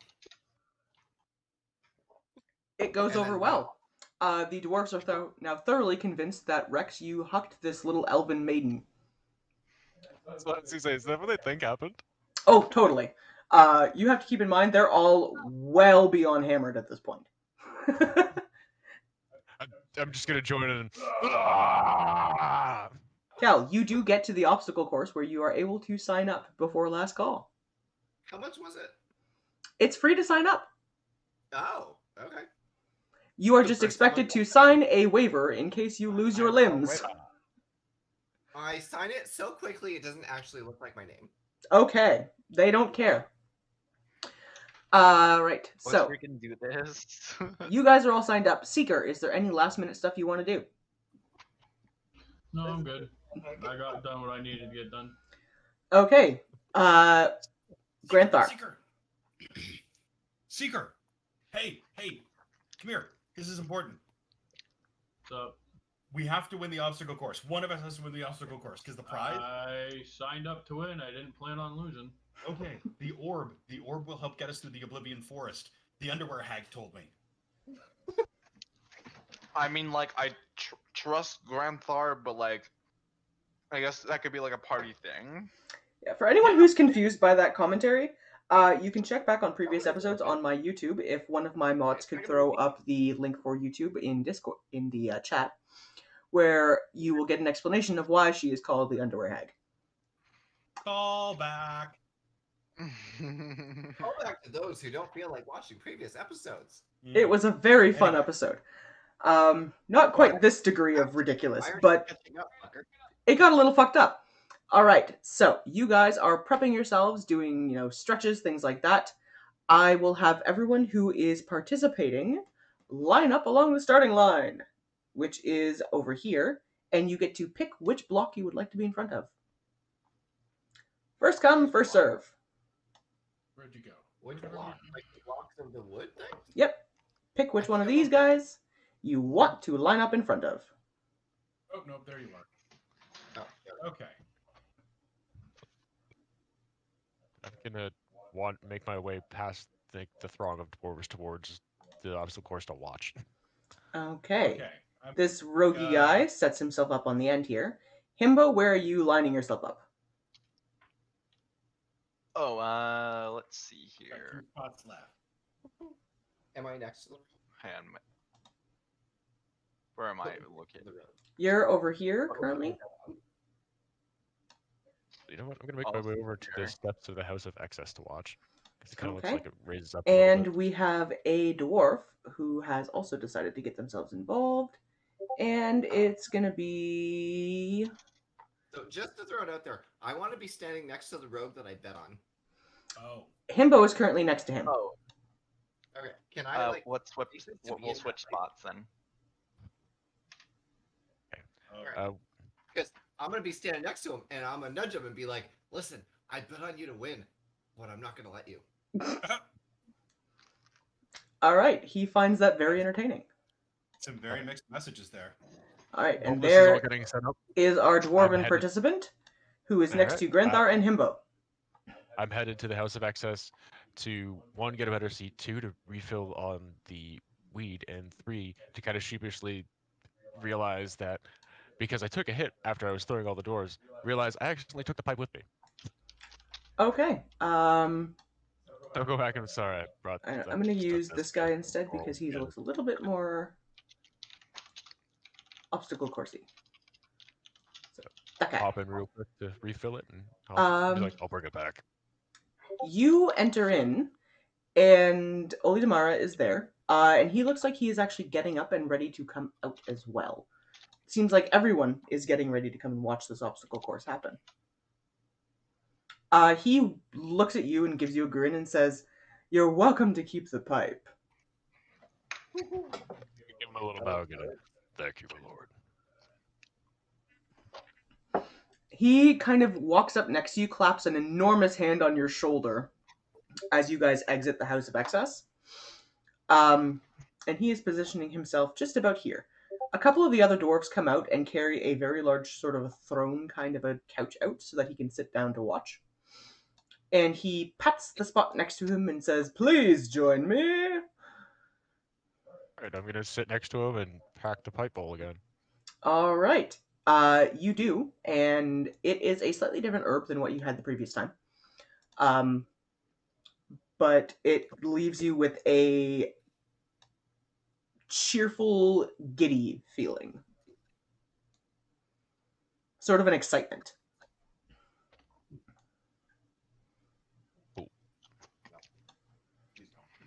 All right. So, does anybody need a bio break before we get into this? I think we're good. I mean, I might have to, but I'll do this thing. It's good for now. Okay. Excitement. The dwarven owner of the obstacle course tent calls out a hand, and everyone around starts just cheering and screaming before there's a silence that takes over. And he says, "Rules of engagement, lads and lasses. Any of your abilities are fair game. If you've got it, use it. There will be no outside interference, but any play between the players is allowable." Done. Perfect. I'm here. What about fatalities? He looks at you and says, "Wouldn't be the first time, lad." Okay then. Good to know. The skull in the spike pit? What? You happen Sorry? to notice the skull in the spike pit there? Oh, no, I had not. Now that you mention it, yeah, skull in the spike pit. Oh, what have we gotten ourselves into? Wait, you said any item. Mm-hmm. Any Right. abilities you've got, you're allowed to use. The only rules are no one outside of the course can interfere. I will activate my good to know. I will activate my ring of jumping. All right, So I'll have it at a moment's notice. your ring of jumping is that ready? I have my cloak of displacement, so if anyone tries to attack me, they're going to be at disadvantage. All right. So the dwarf pulls out a very odd-looking kind of a device, sets it down on the ground, and pulls a pole up out of it. It has a circular object at the top that he then opens, and it unfolds into a very large bell. Glad I'm wearing my ring of free action. Real quick, how many people are here that are not our party? 2. 1. There is a roguish-looking elf, and there is a dwarf who is also participating. Alright, that's all I need to know. The games master reaches up, grabs a cord next to the bell, and says, "On your marks, lad!" As he says that, I'm going to chug a potion of speed. You chug a potion of speed, and I'll go by kind of a one-by-one basis to get down the line, starting up with Seeker, because he's at the top, to see how you guys handle your obstacle course. Get set, and revel! And he yanks down on the cord, and there's a huge kind of a gonging noise that goes out throughout the course, signaling the start. Seeker, directly in front of you, there is a drawbridge currently in the up position, with a large rope that is stretched taut over a wooden stump with an axe in it. Okay. I'm gonna jump up onto the friggin' log thing like we're supposed to, and I'm going to grab the axe to cut the rope. Roll me a strength check.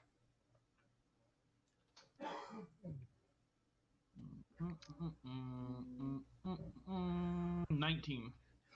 You slam down with one quick stroke, cutting clean through the rope. It breaks and your drawbridge lowers. You can move on. Okay, so because I took that potion of speed, I've got haste. So I get to move my regular speed. For the And interest of then I'm this, also- I'll say you get access at 2 obstacles per turn. Okay, so then I can get past this one and I can go on to this is an obstacle you said, right? Yes, This you on the are confronted with a very large, heavy, closed wooden door. Alright, I'm gonna try the handle. Obviously it's locked, I assume. It is locked. Check for traps real quick. Roll me a check. It's investigation, so it'd be 13, 15, 21. It is not trapped, just locked. Okay, I'm gonna try to pick the lock. Which door are you using, by the way? This the one that's on my lane, this one here. Okay, just so I know. Yeah, so that is lock picking, sleight of hand, and 5th, right? Yes. So that's a 23. You unclick the lock with ease and are able to move on. Alright, I'm gonna step through the door and then I'm gonna slam the door shut behind me. Solid plan. All right. Granthar. All right. I'm going to hop up on the log. I'm going to draw Stabicus, because, you know, it's a jealous bitch. And I'm going to use Stabicus to slash through the rope. All right, you are in a rage, so keep that in mind. All right.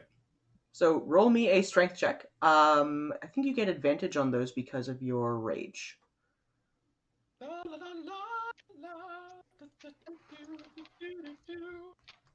That would be a 25. You slash through the rope with no problem whatsoever. Your drawbridge lowers, and you are able to move on. Leap over it. Doors. All right, we'll get to you in just a moment because you are not hasted. The dwarf goes next. He leaps up, grabs the axe, and takes a mighty swing. Slices through his rope and moves on. Himbo. I want to get stuck at the rope. I hop onto the log thingy. Strength, right? Yes, it's a strength check. Wow, a 6. God damn it. You get through about half of the rope, but you're going to have to take a second swing. Okay. Your needle. So we're going to get back to you in the next round because everyone gets to do 1 attempt per round. Cal. Sorry? That cut out. Cal. That would be me, right? Yes. Yes. So, strength check to cut through the rope is 17. You cut through your rope, the drawbridge slams down, and you're able to move on. Power of rage compels you. And the rogue takes a turn. And he does not roll well enough to move on. Fucking right. I laugh at him as I cross the drawbridge. Oh, you're so petty. So petty. Roll me an intimidation check. Okay, done. Let's see. Intimidation. Oh, 23. Oh no. He is insulted and will roll his next turn at disadvantage. It was either that or oh. This is going smashingly well. All right, Seeker. You are now confronted right. with glowing symbols. Well, since I already figured out what this trap does, I'm going to stay on the blue symbols to here for my first action, and then I'm only going to use half movement so I can still use an ability, and I'm going to drop a fog cloud over top of this, which Ooh. is basically it's a 20-foot radius centered on whatever I drop it from, so it's going to obscure this entire area. Yes, it is. Okay, I Thank need you, you to Pat. make me a dexterity check to stay on the correct tiles. Don't forget, I also have my dagger of blind sight on me. So the dexterity check, that's 12, 17, 21. You get through that first section without any kind of an issue. You are safely on a blue tile and have dropped a large cloud of fog that has obscured the area. Everybody else will be rolling at disadvantage to see if they can get through. Alright, and then I'm going to get up to this, and I'm just going to fucking give her a heave-ho and try to jump across using my acrobatics. You have 2 actions per turn with haste, right? Yep, 2 full actions. Okay. All right. Acrobatics or athletics to jump the gap. Go acrobatics, since I'm better at acrobatics. Whew. 18, 23, 27. You give a mighty leap and land safely on the other side. Okay. Whoa. All right. Granthar, you are confronted with a large wooden door. I'm going to run through it. Roll me a strength check. This is fucking MXC. Jesus Christ. This could not have gone better if I planned it. Oh, I rolled a 13. Did you roll at advantage? Yes, I did. Okay. The wooden door shudders but doesn't swing open. Now it's really MXD. I will bite the door. Knew it No, was gonna I'm gonna, happen. okay. I'm gonna kick it as hard as I freaking can. All right, you're gonna get a shot at that on your next turn.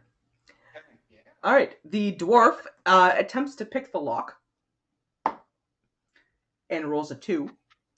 So the lock doesn't open, and he stands there staring at it really annoyedly. All right, Himbo, you're gonna take another swing. Yep. Let's see, strength, right? Yeah. 16. This time the rope does break, and your drawbridge extends, allowing you to cross over the pool of water towards the door. Okay, like I can do this one, but like I can't do the doors yet. Nope. Sorry, say again. No, you can't. Well, you get 1 obstacle per turn. Okay, I'll wait just short of it. All right, Kel. Try to smash through it with my special fancy mace. Okay. You're using a weapon for this, so roll a strength check at advantage. Strength check. Okay. Strength check. First one's a 5. Second one's an 8. That's not really good. The door shudders but doesn't open. Damn it.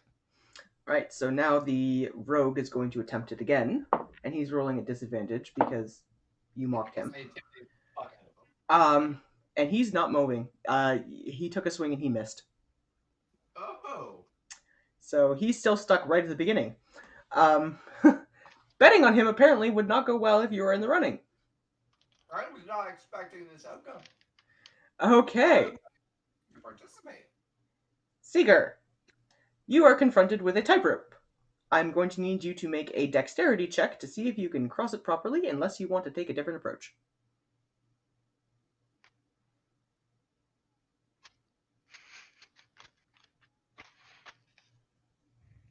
Seeker?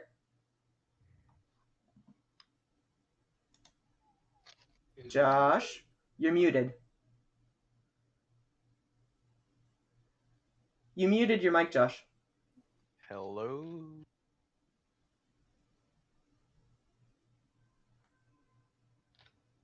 Whoever it is, I cannot hear. Up, dude. There we go. Wait, what? Is that you, Josh? No, it was me talking. Yeah, maybe Okay.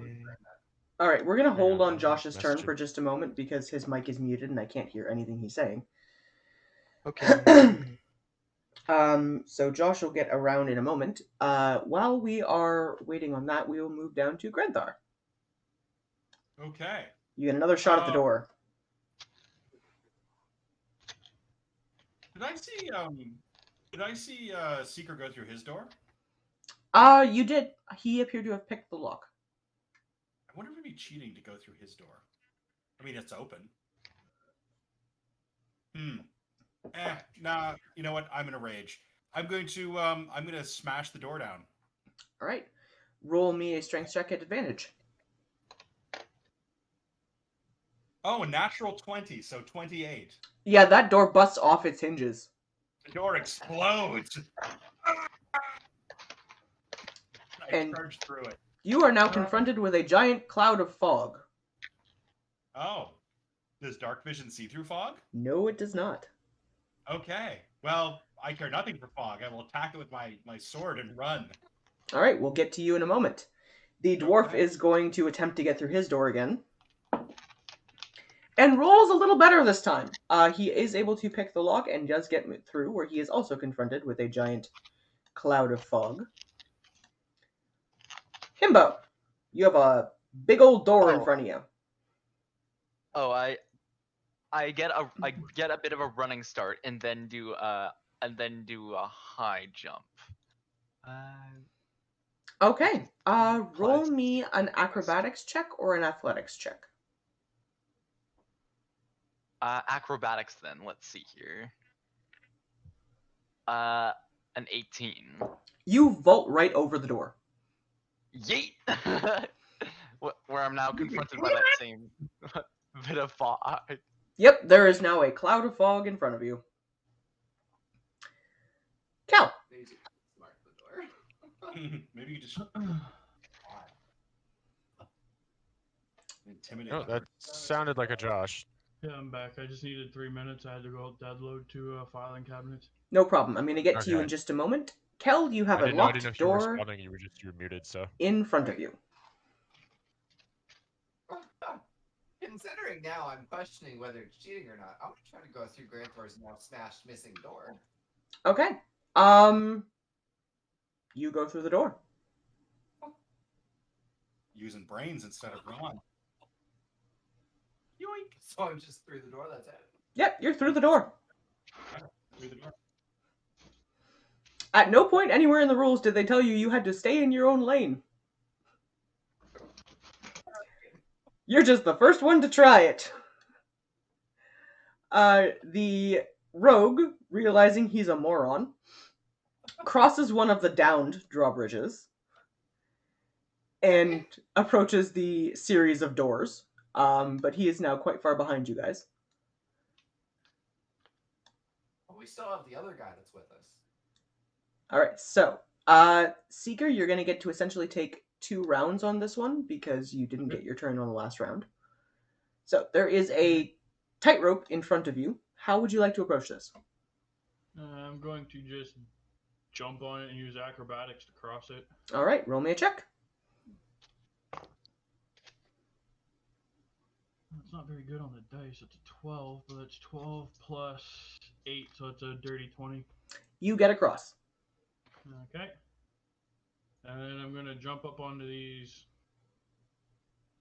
rock pillar thingies and All just right. try to sprint across. The instant your foot touches down on the first pillar, it starts to judder in an up and down motion very rapidly. I need you to make me a dexterity check to see if you stay on.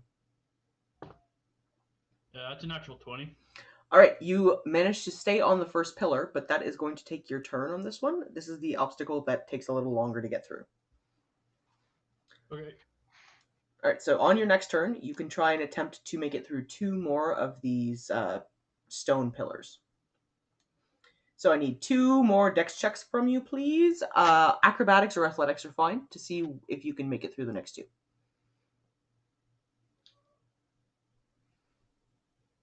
So the first, I get advantage because I'm a rogue. Well, actually, because the haste potion, believe it or not, too. So, one's a 19 on the dice, so it's a 27, and the other one's a 17 on the dice, so 25. All right, you get to the 3rd pillar without any issue. Okay, so real quick while I'm on here, because I get to take, I still get like bonus actions and stuff. I'm going to use one of the grease potions that I've had loaded into my hand thing, and I'm going to shoot it on these 3 things behind me. Okay. Spread. How far of how much distance can you cover with that? I think we said we could do up to 10 feet. So like.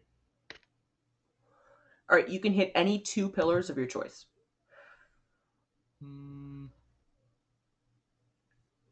Let's do this one and this one. All right, I'm going to put a little marker on there just so I've got it. So this one. Bottom 2 of the 2. and this this one are now covered in grease. All right, and remind me what that does. Well, for me, I was just thinking it would make it slick, but give me 1 second, I'll get it here. While you look that up, I'm going to jump back over to Grenthar. You are next up on the list, and you now have a fog bank in front of you. I care not for your fog bank.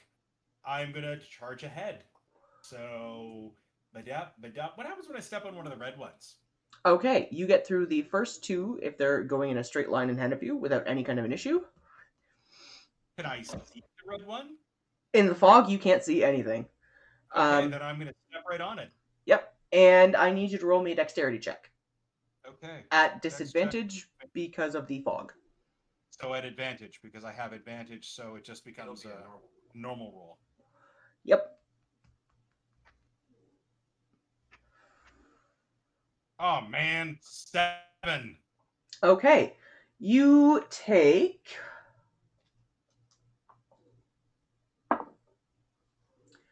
4 points of lightning damage as you are struck by a beam that shoots out of this symbol into you as you roll off and stop just shy of that acid pit. Wait, it's an acid pit? Oh shit. Yep, it's an acid pit. So, real quick in between turns, what Grease does turns it into difficult terrain for the duration, and the duration is a minute, so 10 turns. Each creature standing in the area must succeed on a dexterity saving throw or fall prone. Okay, so basically everybody's going to get disadvantage on their dex checks. Yep. Cool. All right, after Grenthar is the dwarf who is going to run blindly forward. Hits that first red symbol in front of him. Does not make his dex check. Takes 10 points of damage. And is stuck there for the duration because he didn't move off in time. After that is Himbo. Just witnessing that in front of me, I'm gonna try to avoid the freaking thing. You can't see that Hopefully I they're can- red or blue. All you can see in front of you is a very large bank of red, of fog, essentially. While this is happening, DM, I'm gonna nudge Oledamar and go, so who do you think's gonna win? I'm gonna take like a few steps back and then do a giant and then do a leap. Okay. Make me a dexterity check to see if you land it well. Don't fall in the acid. 11. Okay, you slip a little bit on your landing and end up here.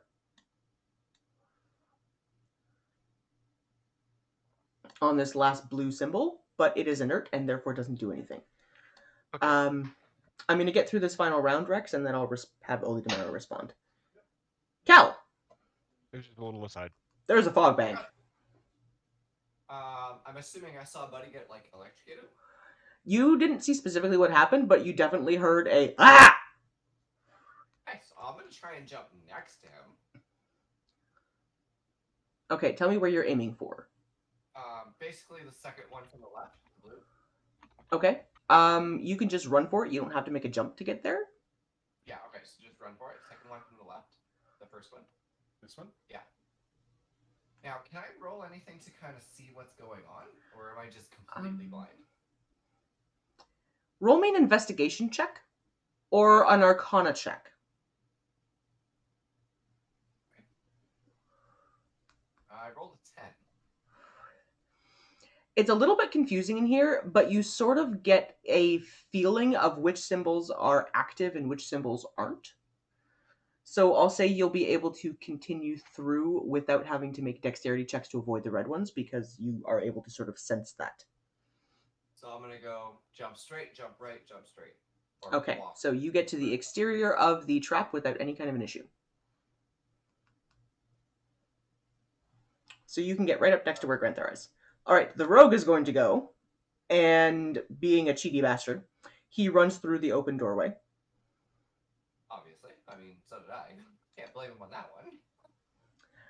And then Rex, you kind of decided to Olidamara, who looks down at you with a grin and says, "Well, I don't know who's going to win. It's going to be a lot of fun regardless. I'm kind of placing my money on that little Spitfire in the armor there."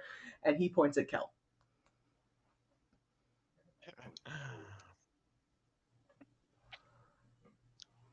All right, interesting. Gonna kind of nod at him and go, I wouldn't discount the metal man. He looks down at you and says, "Care to make a wager?" Uh-oh. Grim back in. Of course, why not? Might as well do it in the spirit, right? He says, "Well, I'm a betting man, as you can imagine. It's just so much more fun when there's something exciting on the line. So, if your metal man wins, I will sign that little scroll of yours after you complete a single task for me. However, if my charming lady wins, you will have to complete 3 in order to acquire my signature." So this is going on in the background. We don't know this, right? Mhm. Yeah. Yeah, you guys are in the middle of the obstacle course. I'm just talking to Oily tomorrow. Just making sure. Stroke my scaled chin thoughtfully for a minute, and then I believe you have a wager, my lord. And He reach a hand out. extends a hand and shakes it, and you feel a pulse of energy course through your body as if the deal has been struck. Righty. Olidamara looks forward. Kel gives you a grin, and you are now hasted. Oh, Who is? you are. You are. Hasting? So I Yeah. got like the doubles play thing? The god's cheating. Yeah, you got God boost. God boost. Better than Godsmack. Yep, so you now get to take 2 actions per turn. So you get to attempt 2 obstacles per turn the same way that Seeker does. Alright. Okay, so we're going to get back to the front of the order. Seeker. Okay, I'm gonna try to use acrobatics to clear 2 of these stones in 1 turn. Alright, if you're going to try and clear 2 of them, that's going to be a roll at disadvantage. So at regular because I've got advantage because of haste.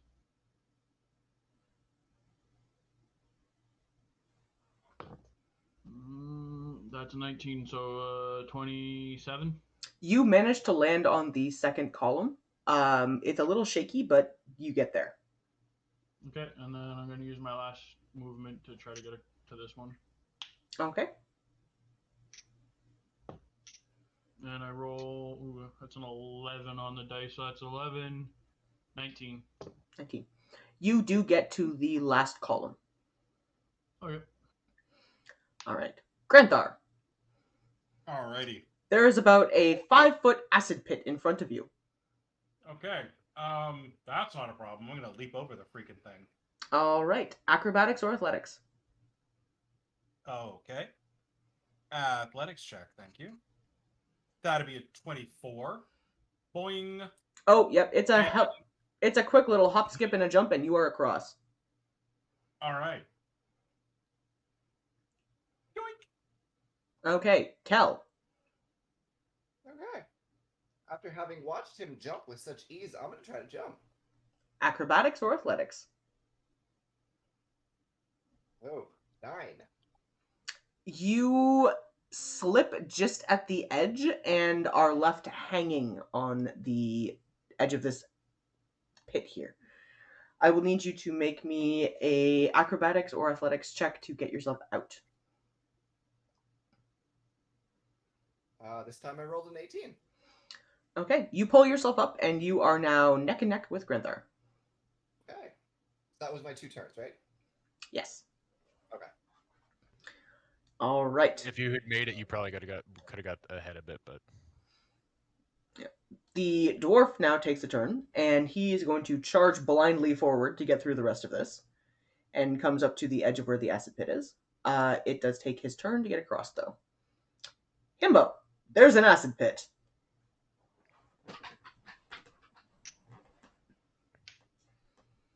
Kimbo. Okay. I jump across again. How many times can you use your ring per day? While wearing this ring, you can cast the jump spell from yourself as a bonus action at will. Okay, But you can only target yourself while doing so. go for it then. Hike. Oh. Oh, you- but it did last for 1 minute. So like, This is all pretty quick, all things considered. so like, all Yeah. right. So it's still affecting me. Yeah, so acrobatics or athletics at advantage. Sorry, what? Sorry, acrobatics. Or athletics advantage. at advantage. Wait, athletics specifically. Either one. Acrobatics or athletics. Yeah. I'll do acrobatics. You said at advantage, right? Yes, because you have a ring that gives you extra spring. It's sprung. I was gonna say with that amount of spraying, you might be able to clear the ropes in one lift. Whee! Yeah, just like 17. You get across the acid pit in one neat little jump. Yeet! Boing! Okay. The rogue approaching the fog bank and having watched some of you guys charge through with injury, is going to use his turn to cast a dispel magic. And the tokens directly in front of him deactivate, which will allow him to run across without issue. Oh. Yeah. So he is across. All right. Seeker. Yep. So I'm gonna hop down, and before I run through this gauntlet of ballistas, I'm gonna activate my armor of invulnerability. Okay. I believe that means piercing damage will have no effect, correct? Piercing, slashing, and blunt damage all have no effect. Beautiful. Okay. So yeah, you run through, and it doesn't matter if you take arrows or not. You get to the next obstacle without any ill effect. Okay, so I'm gonna get to here, and because these logs are here, I'm going to try to jump over this chain. Acrobatics or athletics? Let's go athletics. Give me that good dex. Acrobatics. Yeah, that one. So that's 14 on the die. That's 22. Okay, you get across without any issue. So I don't have to And worry about the stupid chain. the logs are not triggered. Okay. Granthar, there's a tightrope. there is there? How high off the ground is it? About 2 feet. 2 feet off the ground? I cut it, one end of it with Stabicus, and then I just run across it until there and hop off the end. Fuck it. Okay, Chunk. roll me a strength check. Die! All right.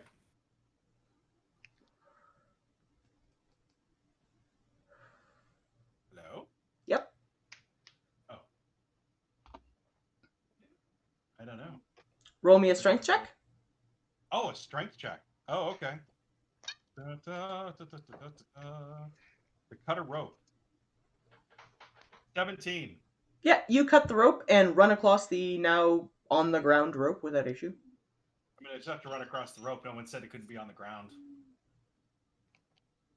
It We are seems really not going with the spirit of the rules in this, are we? Just to let it. there really don't seem to be a lot of rules. I think that's kind of the spirit of it, to be Let's go honest. to the spirit of the rules. You have a barbarian, he's just gonna be like, smash everything. All right, Cal, you are hasted, so you get to attempt 2 obstacles this round. Again, having watched Granthar cut his rope and run across successfully, I'm just gonna use his rope. You run across the rope. For flavor, do you Naruto run while doing it? That's canon now. You are now confronted with a series of pillars in front of you.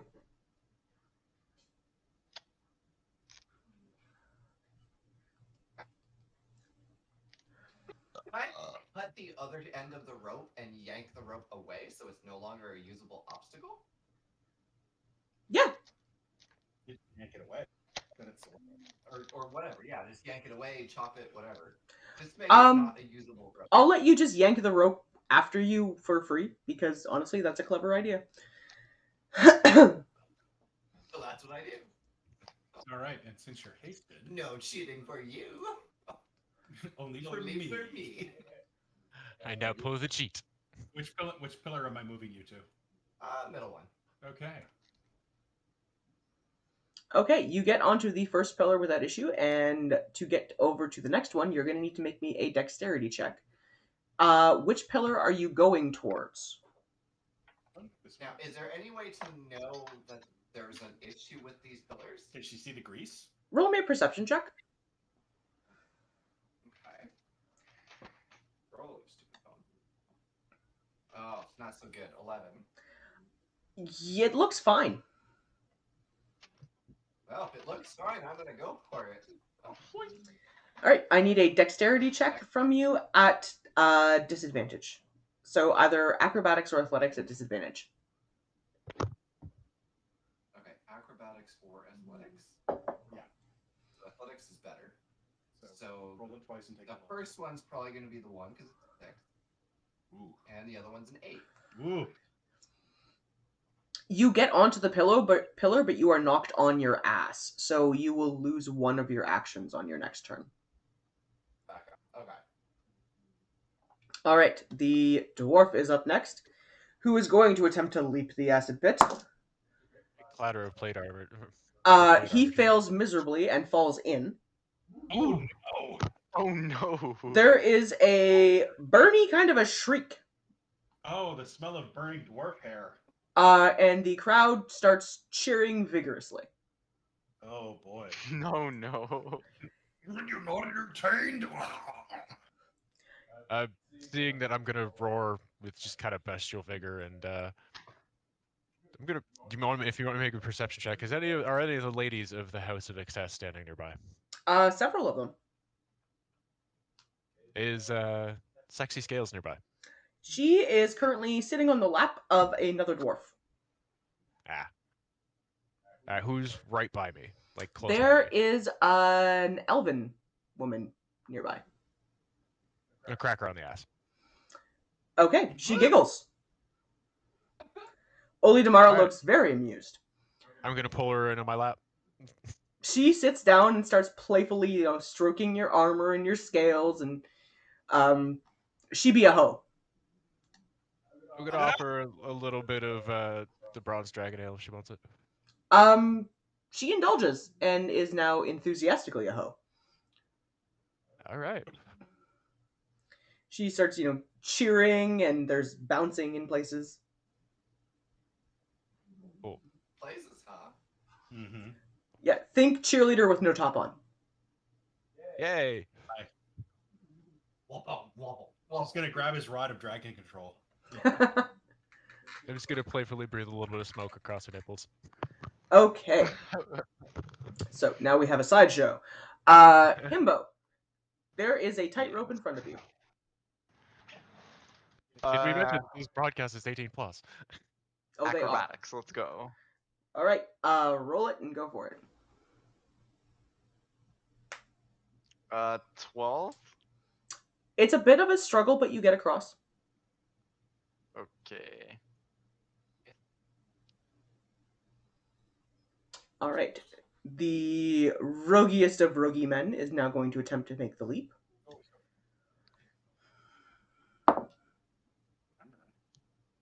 Oh. He rolls a natural one and plummets face first into the pool of acid, sinking down below the surface, and he does not come back up again. Oh, you're fucked.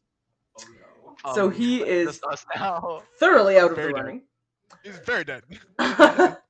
The entire crowd lets out a hugely boisterous cheer, and Oli Damara lets out a booming laugh. I'm gonna just add to that just fatality.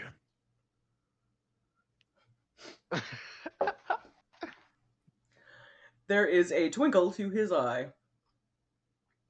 Alrighty. Seeker. There is a precarious looking stack of crates in front of you that are covered in something that looks slick. I'm gonna walk up to them. I'm gonna push on them. Do they feel weighted at all? They are very heavy. Okay, so I'm going to take one step back. I'm going to shoot my javelin out of my launcher into the top crate and use the chain to pull myself up. Okay. Roll me a dexterity check to see how accurate your aim is. I think it would be Dex for the aim. 12 on the dice, so 20. All right. It lands securely in the top crate. You give it a couple of tugs, and it doesn't seem to come loose for now. All right, I'm going to climb up the chain to the top of the crate. Okay. Roll me an either acrobatics or athletics check. You can roll it at advantage because you have a chain now. Oh, that's a 17. I'll roll the other one. Hey, look, good thing I rolled the other one because the other one's a natural 20. Okay. You get up to the top and are able to dislodge your javelin in one go. Okay, so that's the first turn. I'm going to... Always. Well, I get the second action. What can the second action do? Target speed is doubled. It has advantage on die and it gains an additional action on each of its turns. Roll me a constitution check. 19, You did. 23. The patch that the dwarf put onto your arm pulses through you again, and you are left with an unusual feeling you've never experienced before. For the purpose of this, you're essentially drunk. Okay. So all of your rolls going forward are going to be made at disadvantage. Okay, so dexterity checks are made at regular because I still have advantage. So then I'm going to turn around and I'm going to pull out one of my throwing knives and I'm going to throw it at this chain. Okay, roll me your check at disadvantage. 16 and a 12, so the 12 is 21. All right.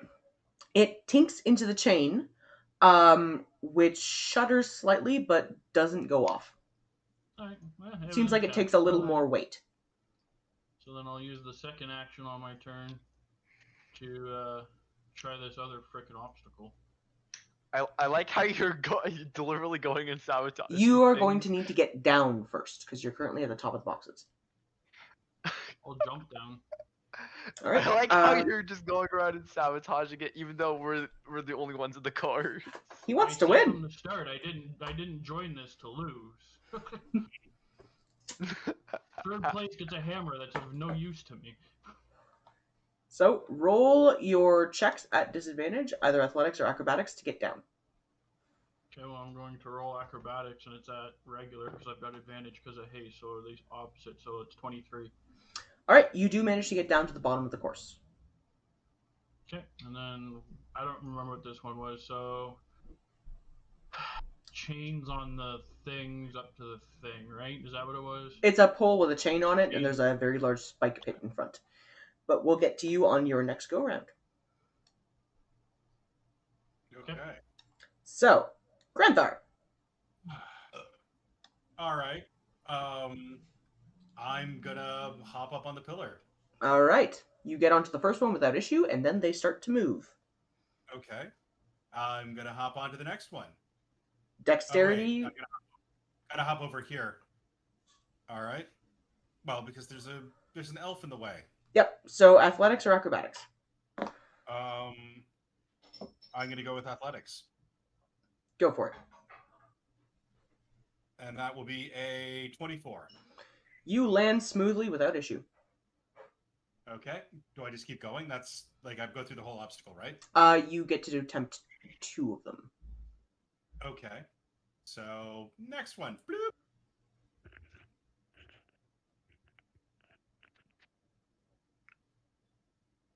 $25. You land on that one securely. Okay. All right. Kel, on your turn, you are prone, so you need to use some of your movement to stand up. It's me, right? Mm-hmm. Okay. Random question. How far is Seeker away from me? Like, a He lot, right? is. Let me actually count that out for you. I can tell you. On a straight shot, They don't have a straight shot. I'm behind a big There's a pile bunch up of of shit in crates. the way. Yeah, you can't even see them Even if anymore. it was a straight shot, I'm not 30 feet anyway. no, you're not 30 feet away. Okay. So it doesn't matter. So I'm just gonna use my action to get up. Use the next action to keep going. Okay. Rex, roll me a perception check quickly. Right. That is a 12. Okay. You don't exactly know what you see, but Oli Damara does some kind of a gesture. Kel, the pillars in a straight line in front of you stop moving for a few seconds.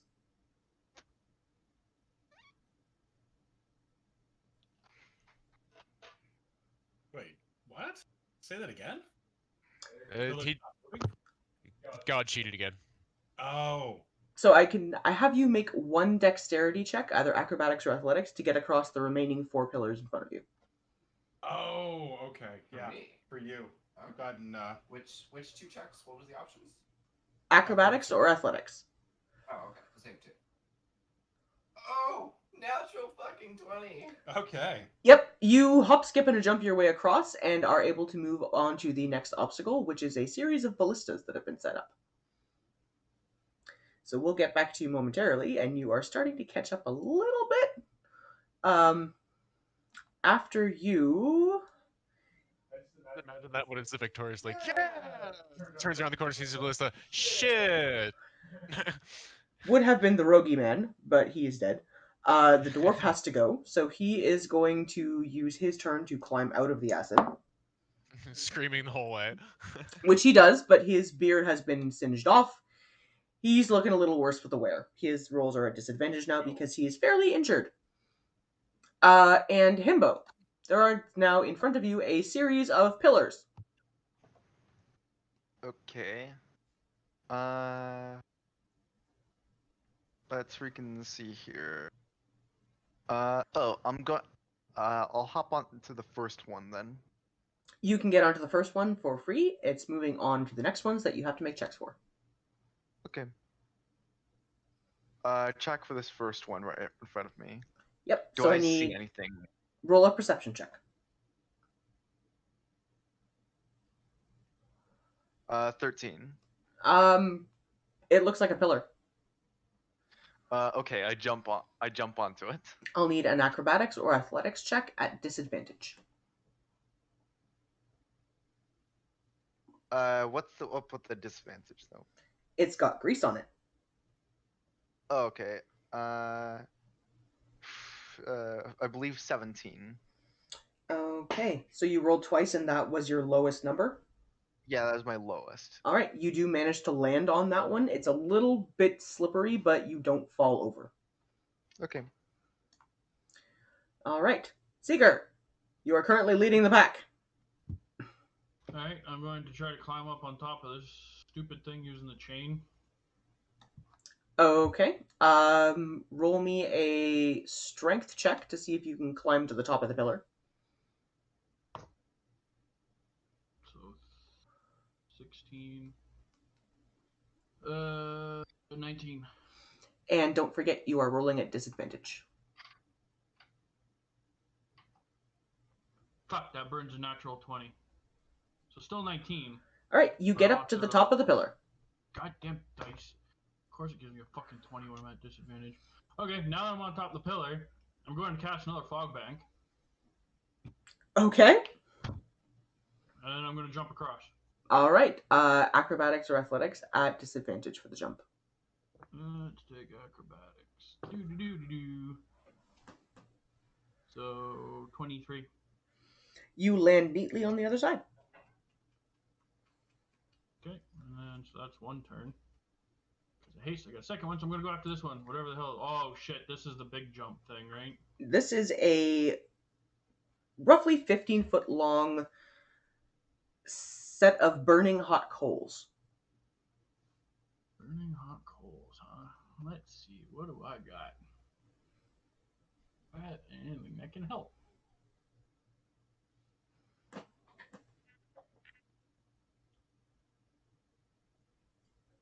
DM, Yes, I do.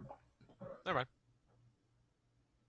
I've got 6 big wineskins of water, or mountain water. I mean, I hate burning the mountain water on this, but I'm gonna pull out 2 of them. I'm gonna crack them, and I'm going to, as I go, before I step out on the coals, I'm just gonna start pouring water on the coals in front of me. Okay. I will say you are able to douse the first 5 feet on your turn. Okay, so I get to here. Okay. Rex, That's all I did can you do. have a question? Yeah, I was just a kind of curious little flavor thing on the side. What type of elf is the girl in my lap? She seems to be a wood elf. What elf? She's a hot elf. Oh yeah, I just That's all that I like the matters. kinds of elves. Yeah, she's I had- willowy, pun intended. She's got flowing, kind of a caramelite brown hair, bright green eyes, beautiful tan skin. She's, curvy in just the right places. I was curious just because I had stuff from Opulus, so if she had been a high elf, it would have kind of offered like a snow apple or anything. But She appears to be a wood elf. I don't think I have anything for that. Okay, just curious. All right, after Seeker is Grenthar. Okay. All right. So I got to get across 2 more pillars. All right. Let's try hoppity hippity hoppity.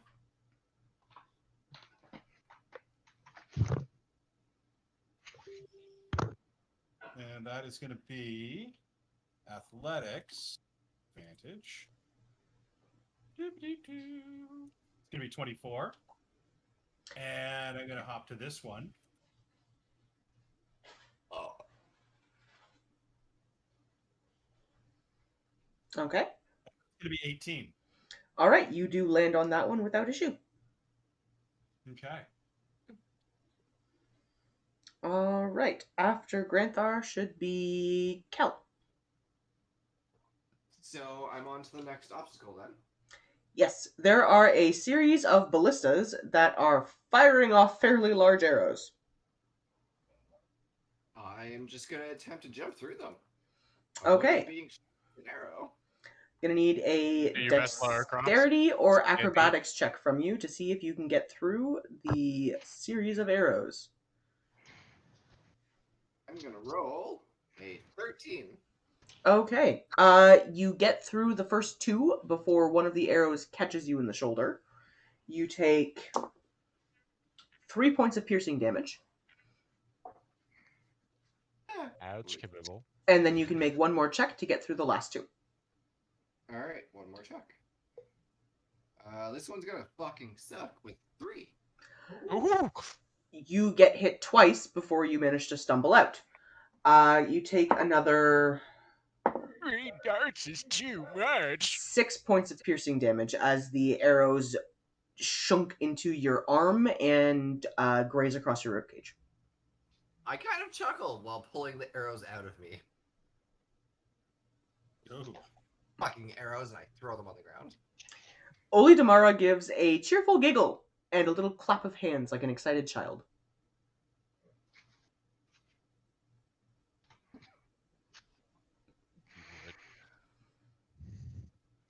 I wouldn't be able to use like a full action as bonus action, could I? No. No? Okay. Just checking. It's all good then. Okay.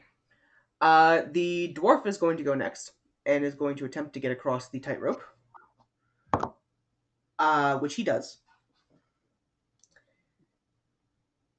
And imagining him looking all fucked up and just ow, ow, ow, ow, ow.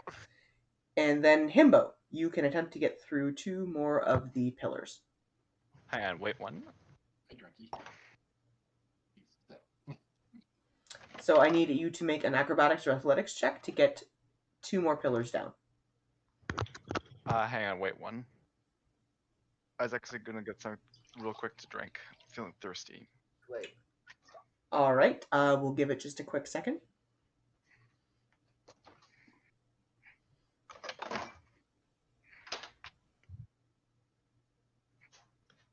While we're waiting on that, as the festivities are rolling and I'm feeling extra fun in that, I'm gonna kind of nudge Oledamar again and offer him a shot of the Bronze Dragon Ale. He takes the bottle and takes a very healthy swig of it, and lets out a boisterous laugh and a little curl of smoke. You said acrobatics, right? Or athletics. Yep. Yeah, either or. 23. Wait, All right. that was just a regular roll. No disadvantage, Yes. right? So you can catch up to Granthar. Okay. You cannot land on the same square as him, so you have to pick one on either side. Okay, at that point, you guys have to make opposing rolls to stay on that same pillar. All right. So That's how I'd run it anyway. that brings us back around to the top of the order with Seeker. You have 2 more squares of burning hot coals ahead of you. Alright, well, since I've got 4 more bottles of mountain water, I'm going to pull out 2 and douse this section. And then I'll pull out the last 2 and douse this section. Okay. So you are currently standing just before that banner. Alright, so then I'll use my bonus action as a rogue and dash. Use dash to get through. All right. You dash through, breaking through the flags with a mighty cheer from all of the participants and some curse words from others who apparently had bet against you. Of course they did, because they're dummies. Oledamara lets out a kind of a resentful, well, it was worth a shot, but goes back to watching the goings-on. We're gonna playfully just kind of punch him in the shoulder. He grins and punches you back. Right in the mouth. Roll me a strength saving throw. Well, okay. Innocent flying into a tent.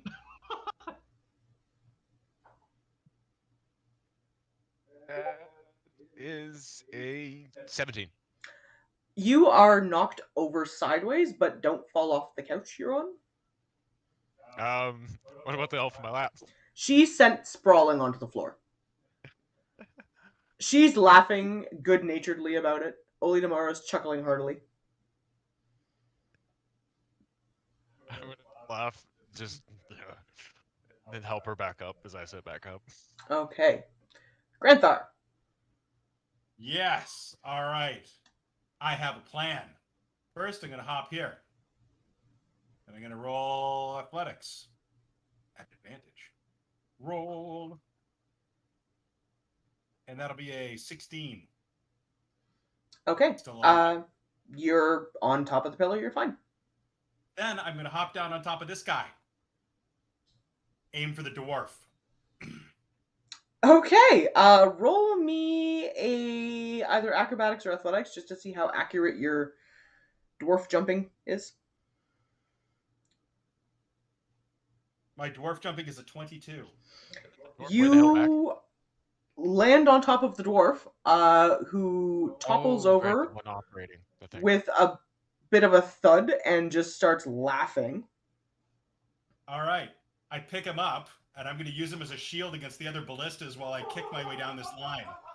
Like, I'm holding him this direction, and I'm just basically walking down the line and hoofing each dwarf out of his ballista as I go.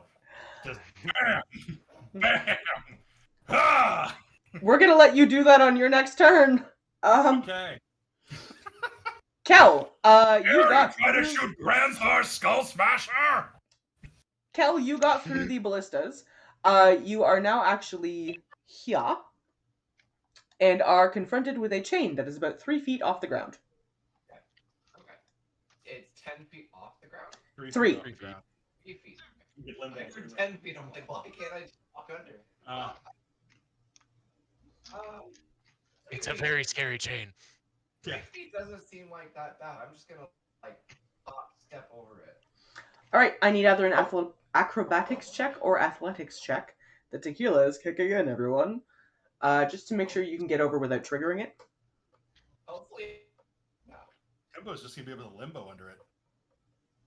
Himbo does a limbo. Hey. It's a himbo limbo, everyone. Red pun. Yeah, but my height is only height's only like 3 feet. So you can just duck. Yeah, His head sideways. That's it. basically duck walk under it. And that's my plan. Okay, so Kel, Is 12 enough for her to step over it or jump over it or whatever? she does manage to get over it, although barely. Her foot just grazes the chain, but not quite heavy enough to set it off. The logs rattle ominously. You are now confronted with a series of crates all stacked up on top of each other that are covered in some sort of a slippery substance. Slippery when wet. Okay. Big Beaver Road. I'm going to dive in a jumping in a pool style fashion and try to slide my way across all of them. You have to climb up to get to the Yeah, top. it's a staircase. Oh, I have to actually climb to get to it. Yeah, you gotta close the crates. I guess I climb up it then. All right, Although, roll I mean, me. props for a cool idea if it was like just a straight line of greased crates. That would have been pretty cool. All right, Rex, can you go and just take a quick peek? I think dinner's getting here in just a second. Okay. And Kel, can you roll me either an acrobatics or an athletics check at disadvantage, please, because of the substance? Fuck, god damn it. Really? I rolled a natural 20. The next one is an 8. Are you kidding me? All right, on your first attempt, you are not finding purchase to get up these things. So we will get back to you shortly. Yeah. All right. I rolled a 20. The dwarf goes next, and he is going to attempt to get onto these first couple of platforms. He gets onto the first one and crashes horrifyingly onto the second one. So he is now prone. And Himbo, you are going to get off of these ones on your last turn. So I need you to roll me either acrobatics or athletics, and then you're going to get to actually take this turn. Sorry, acrobatics. Acrobatics. Let's see here. Wow, a 10. Okay. It is stumbly at best, but you sort of crash your way down and end up sort of over here in this vicinity somewhere. Okay. And on this turn, you can try and run through the ballistas. All right. Let's see here. I'll actually use a key point to dash through it. Okay, I'll let you make your acrobatics or athletics check at advantage. Okay.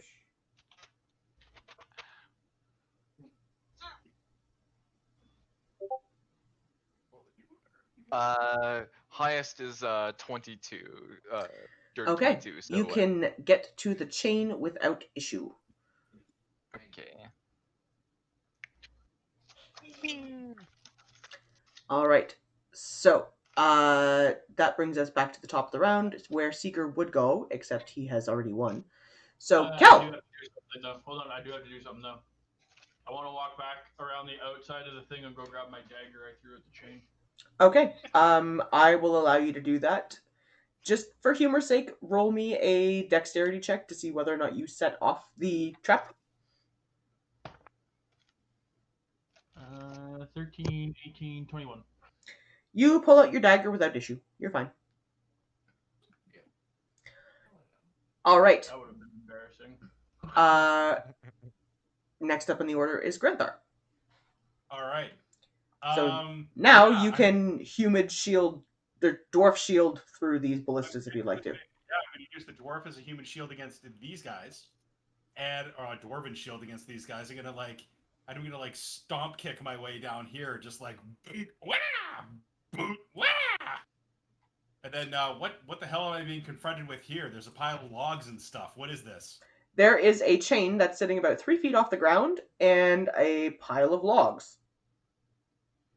You're kind of on the side of it. Kick the logs. Yeah. That sounds like a great idea. Have fun, Himbo. I'm going to Go ahead. yeah, I'm gonna toss the dwarf over my shoulder. Now that I'm out of range, just, I'm gonna kick the log pile over this direction because it looks like it's balanced to go either way. So yeah, I'm gonna give the log pile a shove. Is that a strength check or something? Yes. All right, strength check. That's a 24.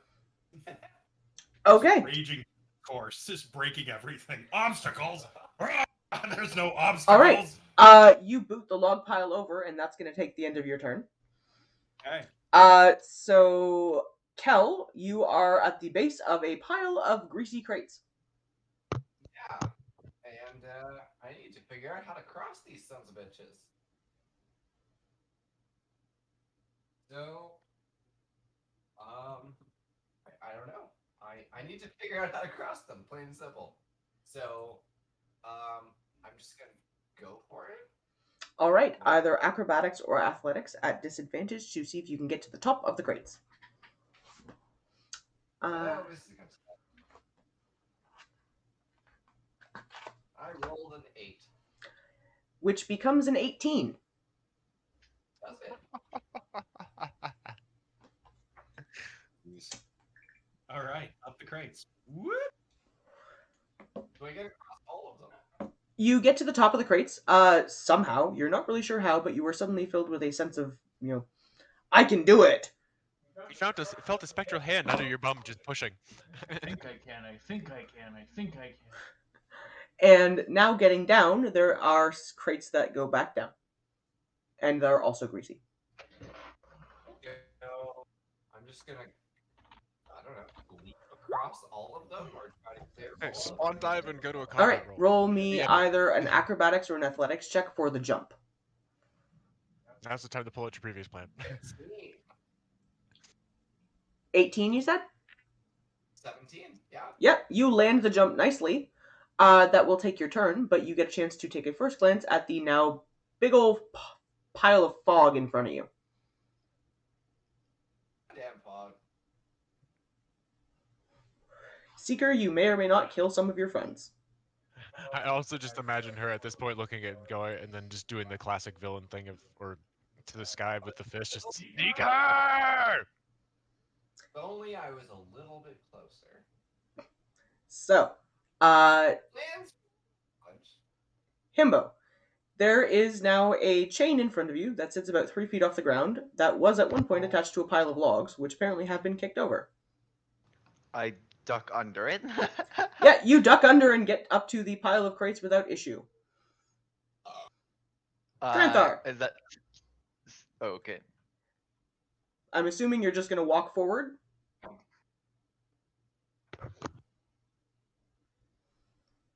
Granthar? Yes. I'm assuming that because you kicked the log pile out of your way, you're just going to wander up until you get to the pile of crates. Yeah. Oh, Okay. sorry. Cut out there for a second. I was like, I think I heard the tail end of Granthar. Okay. So yes, I'm now at the crates. So you can make an acrobatics or athletics check to try and get to the top. Okay. And we're gonna roll. And that's gonna be a natural 20, so 28. All right, I need you to roll once more because of the grease. Is that a disadvantage or? Yes. These Oh. are slippery. Well, because I rolled an advantage, and also is it difficult terrain? Because my ring of free movement should. It would be negate that. considered difficult terrain, so you would just get a So, flat my roll. free actions, then I do not actually cost extra movement because of difficult terrain. Okay. So- So yeah, I'll say it would just be a flat roll. You rolled a 20. Because of that, you get up and down. Woo! And oh, whoa! What is this? What did I just run into? A big old bank of fog. Yes, but there's objects here. What are these things I just ran into? Currently you can't see them. Oh, okay. Well, then I'm going to, proceed forward a little more tentatively, but still really angry. All Like a right. blind man. Go to harm. So we'll get to you momentarily. Sword. Okay. Kel. Sorry, you cut out there for a second. What'd you say? Kel, there is a bank of fog. Oh, me. I need to somehow get through this box. So, Yeah, all that came through Lex was bat. is there a way to see through it? Or am I just fucked? Roll me a perception check at disadvantage. Okay. I think there are some spells that could go through, but I don't know if you have them. 22. Second one's 15. Okay. You can't see much of anything, but you sort of gingerly inch your foot along and hold your hands out to feel. Your foot hits the edge of some sort of a pit, and you are able to feel there is a chain dangling above it. Tugging on the chain, it swings. Can I use the chain to swing across the pit? Roll me an athletics check, or an acrobatics check, either one. Hope you didn't misjudge in the fog. That's going to be a 10. You hit the edge of the pit and sort of wobble for a moment before you take purchase on the other side. So I'm on the other side. You made it. You did not fall into the pit o' spikes. All right. Cool. That will take your turn. Himbo. Unjeep it. There are greasy Okay. crates in front of you. I decide to yeet again. All right. Acrobatics or athletics? Super Mario jump noise here. Boing, 16. You land neatly on the other side. Especially because you're just this tiny little man, so you're like non-mushroomed Mario. Yep, it's just one of those. Bonk!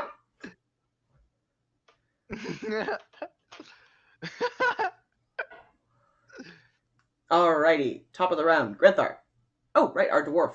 The dwarf, I don't know if he's gone for a couple turns. He's actually. not really in the running at this point. Okay. No, he like moves over 2 pillars and falls on his ass again. Okay, so I start swinging Stabicus, start swinging Stabicus around as I walk forward just to see if I hit anything. Okay, roll me a perception check at disadvantage. Okay. Man. Weezy gonna die? Alright, At perception. disadvantage, 82.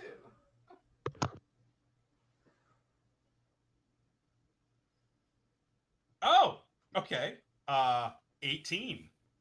Okay, you encounter the same thing that Kel encountered. You realize there's a Oh. pit and a chain hanging from a pillar. Alright, I'm gonna give it a mighty swing. Okay, athletics or acrobatics? Okay.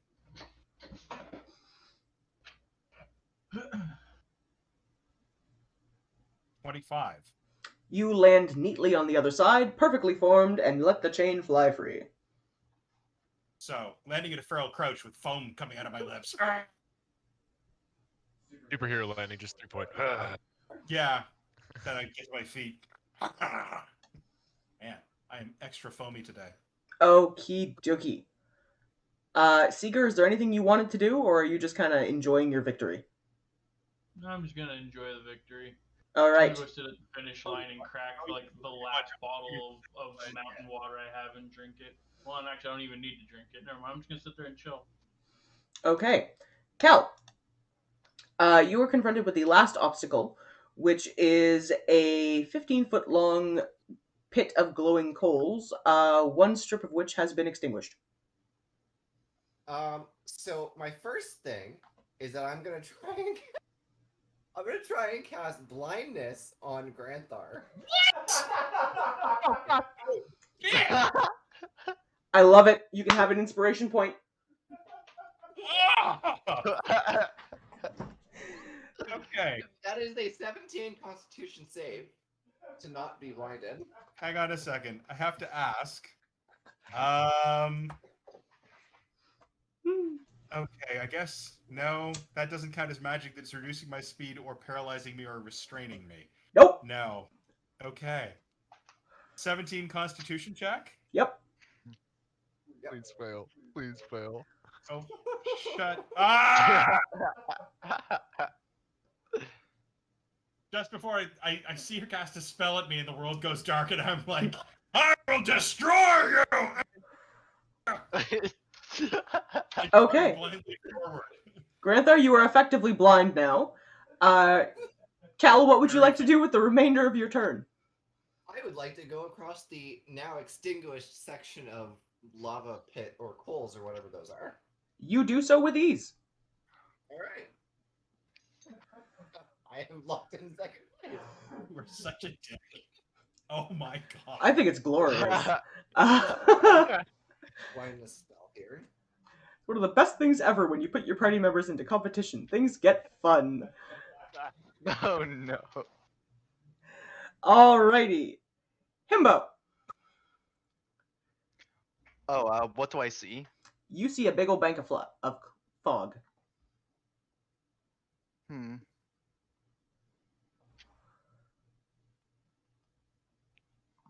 What if I were to jump through it? Roll me an acrobatics or athletics check. I'll have you roll it at disadvantage just to see whether or not you hit any of the poles that are in front of you. And then Lowest is 10. oh god. You manage barely to dodge between them and get across to the other side. Really? But I'm 10? Wait, what? You didn't even use the chain. He has a ring of leaping. He can huck for it. There were no rules established on how you had to get across. You just had to get across. Oh, I just didn't think it was the thing that even with the yumping thing he could do. Is why you set it up that way. Oh no, he's quite yumpy. Very yumpy. The way The rest jumping of the works- party members probably wouldn't be able to just yeet it because, distance. But because he has a ring of jumping, it gives him that extra spring. it triples your jump distance until the spell ends. Yeah, then fuck, no problem. Yeah, so he's just You're like, just lucky you fuck didn't this shit, smash the yeet! damn thing on the way. I was hoping for it. And I really was. my long jump distance equals my movement equals a number of feet up to your strength score. Yeah, no, you make the jump without issue. You're fine. If you if you like move at least 10 feet on foot before. Okay. The dwarf reattempts to do this again. Oh no. Lucky you didn't hit the thing on the way because that Fails would have fucked. miserably at even getting up from his pillar, and at this point is just laying there kind of dazedly like, fuck this shit. I hurt. I am very much hurt. Granthar. Okay, I'm going to charge furiously in the direction that I thought I saw her last in, so I'm heading this way. Just, What is your movement? It sounds like to make it clear that all's fair in love and war. Yeah. 40 feet. How far is 40 feet? Because I'm actually dashing in a fury. You run forward in a fury and You're run 80 feet. smack dab into the drunken ox. Tell me I make it through the doorway or the wall. You just hit the wall. It's made out of solid stone. It's an audible. It's a Mormon tavern, dude. It's made of stone. You're fucked. Damn. You are going to take Smashing away the wall with my sword. 8 points of bludgeoning damage, reduced to 4 because you're raging.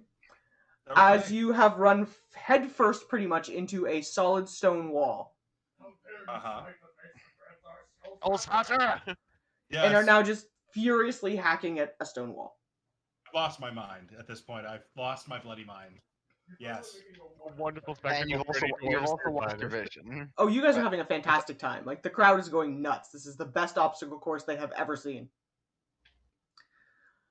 Himbo. Blind raging barbarian beating the shit out of the It is tavern. now your turn. You have just gotten to experience Granthar running off in totally the wrong direction and face first hitting into a wall. And not even like a tavern brawl, just literally the tavern itself. He's just So I punching. go up to the freaking hot coals. So what do I see? There is about a 15-foot pit of hot coals with a line that has been extinguished.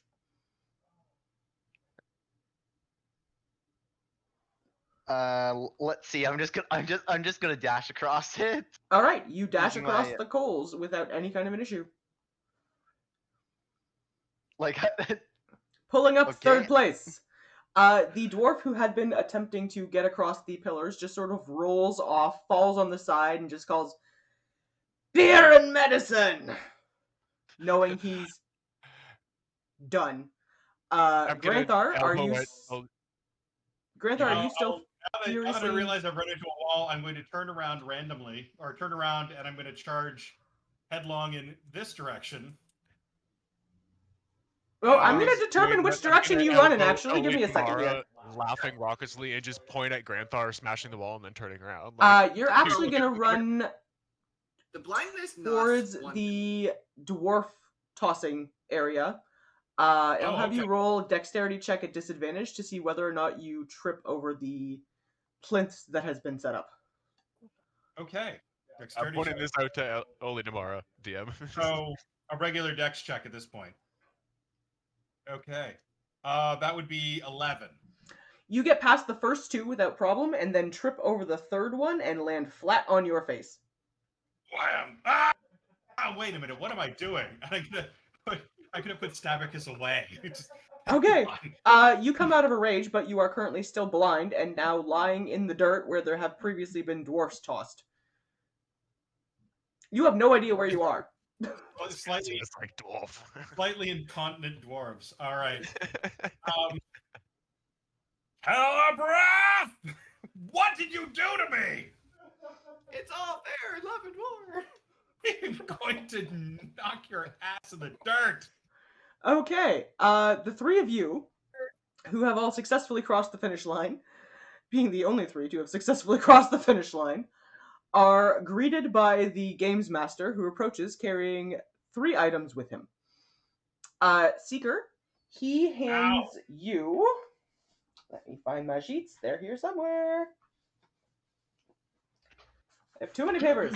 There they are. Seeker, he hands you the orb, and lets you know this is an orb of direction. When held, this orb acts like a compass. It always shows in which direction true north is. Andy? As a compass always shows true north. Okay. Okay. Calabreth, coming in second place.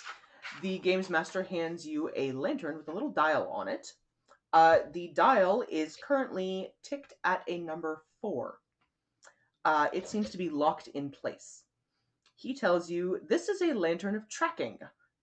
It is a herded lantern that burns for 6 hours on 1 point of oil. It burns bright light in a 30-foot radius and dim light for an additional 30 feet. And what this does is, while the lantern is within 300 feet of the designated creature type, which in this case is a dragon, its flame will turn bright green. It's like a cool, light bright version of Sting. So it will tell you if there is a dragon within 300 feet of you. Sounds like it's a sex binding up. Oh, no. And Himbo. The games master hands you a beautifully crafted hammer. He tells you this is a dwarven thrower. You gain a +3 bonus to attack and damage rolls made with this particular weapon. It has a thrown property with a normal range of 20 feet and a long range of 60 feet. When you hit with a ranged attack, it does an extra 1d8 damage. Or if the target is a giant, an extra 2d8 damage. Immediately after the attack, the weapon flies back to your hand. Huh. Okay. So it's fucking Mjolnir from the Marvel. Alright, what was the lantern's properties again? You can Tracks probably dragon. look it up on D20 if you want to. It's a lantern of tracking set to dragons. Actually did not come up. Oh. Okay. So it sheds bright light dwar- in a 30-foot radius, dim light for an additional 30 feet on top of that, and it will go bright green if you are within 300 feet of a dragon.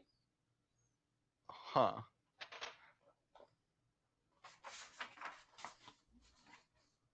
I don't think I can attune that as of the current, but like It's a pretty handy fucking item.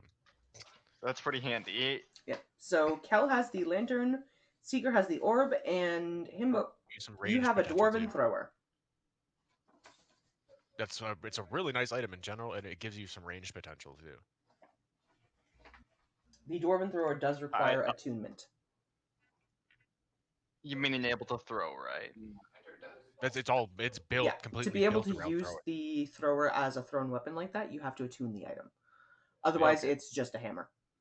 Oh, okay, because it's in a. It's Now in you a- have the debate, because that is a really handy item that balances out your combat pretty nicely. Aside from having some damn nice stats on it. Okay. There's a large cheer that goes up amongst the crowd, and there are pints of beers and meads and whiskeys and all kinds of things being passed out. Each of the three of you have a jug of ale thrust into your hands and hearty handshakes from everyone in the vicinity. Oli Damara gives a loud, boisterous laugh and a cheer and waves a hand. And there is some sort of a kind of a pungent dust that seems to sprinkle over the field, leaving everyone with a distinct kind of a giddy, excited feeling. Cast, cast mass fucking stoner haze. Doesn't work on me. I don't breathe. Yeah, Seeker, you're not affected because you don't breathe, but everybody else is just left feeling like pumped. Oh, by the way, I'm going to find that fucking Dorth and tell him to take that goddamn patch off. By the way. That would be the games master. Yeah, you can take the patch off now. He gives you a grin and a nod and pours a bottle on across your arm as the patch sort of peels off. Okay. Oli Damara gives everyone a bit of a wave and a bow. Rex, he gives you a nod and he retreats back inside. All right. There is a voice that rings out just as he passes you that says, "See me after the hunt about the task I have in mind, as I will only be able to charge you with one." Just gonna kind of Yeah, no, that one task would be like go over the ninth circle of hell. gonna just catch his eye and give him a little nod. Okay, the ladies of the night kind of flit their way in after, with the elven lass who had been enjoying your company giving you a less than innocent kiss goodbye as she traipses her way back inside as well. As she starts to turn, I'm gonna smack her in the ass with my tail too. Okay, Ooh. she lets out a woo and giggles and, trots along inside. Kel and Granthar. Granthar, you are still blind right now. Oh, that only lasted a minute. It is wrapping up pretty much, but you had been blind for the duration of this for the most part. You are, however, feeling. I'm imagining sitting in the dirt blind, and just No, I'm humping sitting there angrily. with my arms crossed, tapping my foot, waiting for it to finish. Okay. I'm just regular angry, not like rage angry, but I'm not a happy guy. Furious Bear is just like mad, just huffing like, okay, I can't wait for this thing to end so I can get you. The blindness fades just as you take a deep inhale of that sort of interesting powder that's been drifting around, and you're still My necklace. angry enough, Sorry. but you're left feeling kind of, energized and pumped about it. Okay. So the necklace of adaptation doesn't negate it. This is a very different kind of a thing. God Okay. mojo, baby. All right. I'm going to saunter over to where Kel is. All right, we're gonna check in with you guys in just a moment. I need another drink, and I'd like to go and grab my dinner. So, 10-minute bio break, guys, and we'll jump back in. All right. I'm gonna go make some.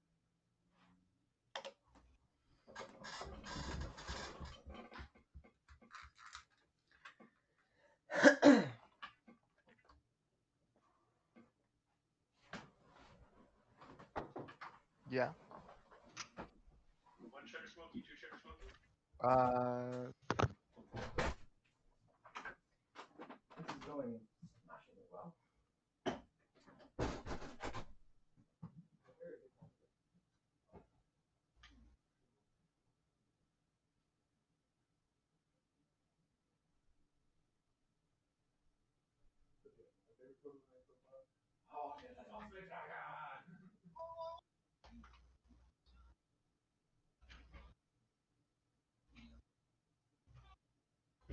Hey Josh, Yeah. when you start the game, let me know because I just need you to help me process some stuff at the start. Okay.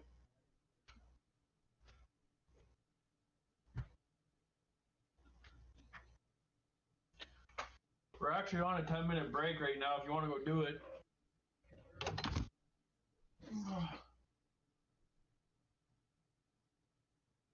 So.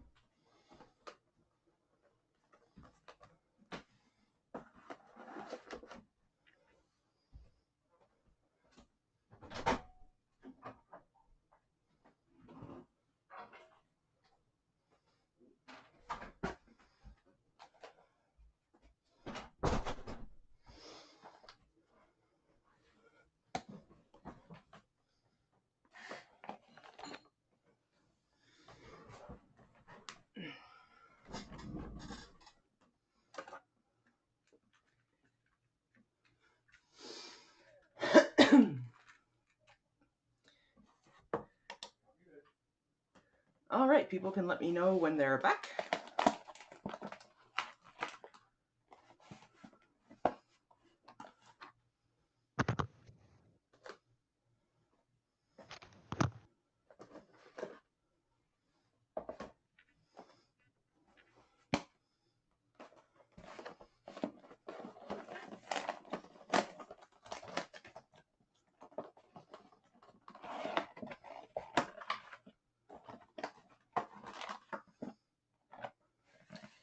I hope all of the viewers are enjoying themselves. This is kind of a lighthearted break because we've had some pretty crazy stuff happen for the party members lately, and it was a good time to take a bit of a tension break.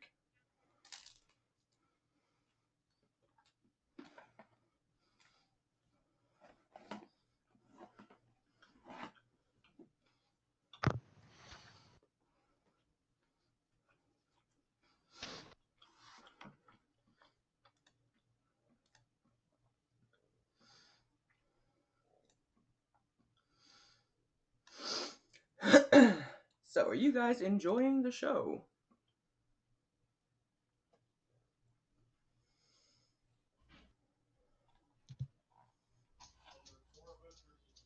People that weren't player characters, and I kept dropping traps and shit behind me. I won, and they all fell the traps. Poochie! Hey, buddy. Hey.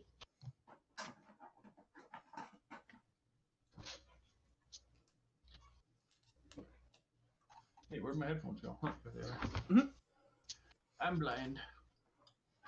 And I'm like, beer. Yeah, I That sat would've been down, grand, I'm like, though. wait, where the hell are my headphones? And they're literally sitting right in front of me.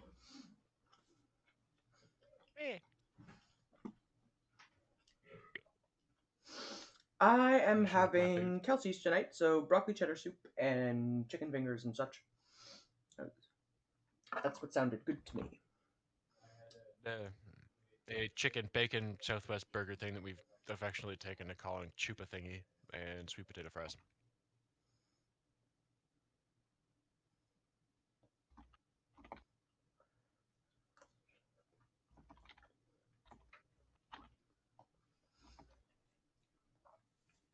And I'm glad you're enjoying it, Caterpillar.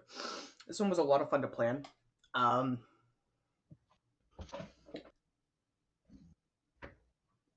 was really excited about this crazy dwarven festival that was going to have just all kinds of, games and this insane obstacle course that may or may not kill you. And Told you I had super roguey tricks up my sleeve. you actually get an inspiration point for being a cheating bastard. It wasn't cheating because straight in the rules, he told us in the rules of engagement, if you have abilities or items, you can use them. So I played within the rules. And I jumped a lot. Yes, but Technically, you the cheating also took bastard the was perspective of, I'm going to fuck over my party members for the win, which I love. Hey, I was fair. I said before we even started, I didn't sign up to this thing to lose. Second place is just the first place loser. Just the first one. So you get your inspiration point for risking the lives of your fellow party members in the interest of the win. Especially me with the freaking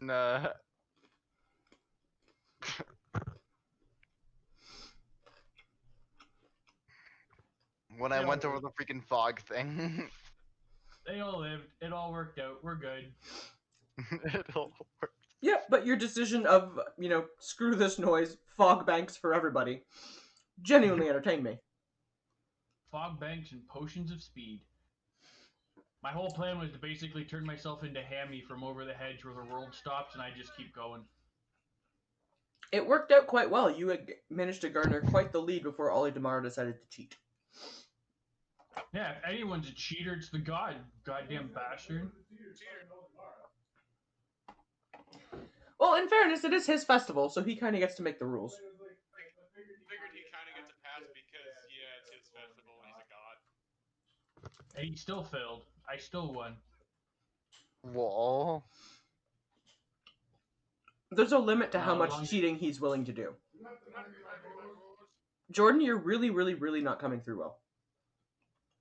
I'm standing above my mic opening a beer. You're a beer. You're a chair. Huh. So Stacy sent me a picture yesterday, and it was like this thing. It said like in ancient Greek, they believe that when redheads died, they become vampires. So I was like, of course, even fucking history hates us. Then she tells me she sent it to her friend Sandy at the same time. Well, Sandy has two little ones, and they're both redheads. Sandy got the text message from Stacy right after her daughter had bit her son. I was like, oh no, it's true. No. That's great. Hun, could you bring me salt and pepper, please? Yarp.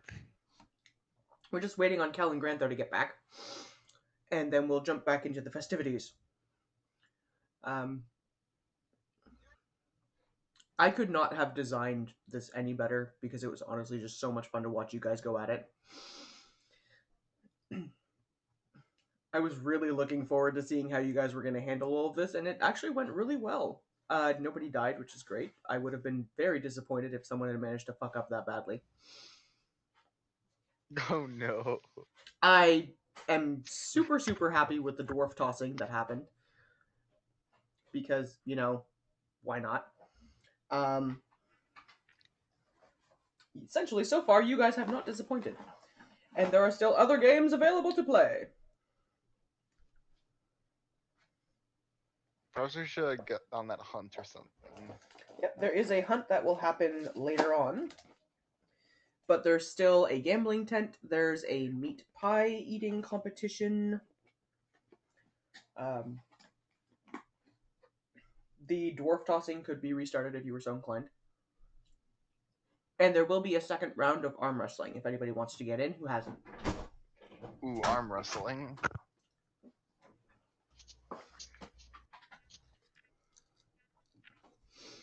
So, you know, Cal has a shot at redemption there if she wants to take it.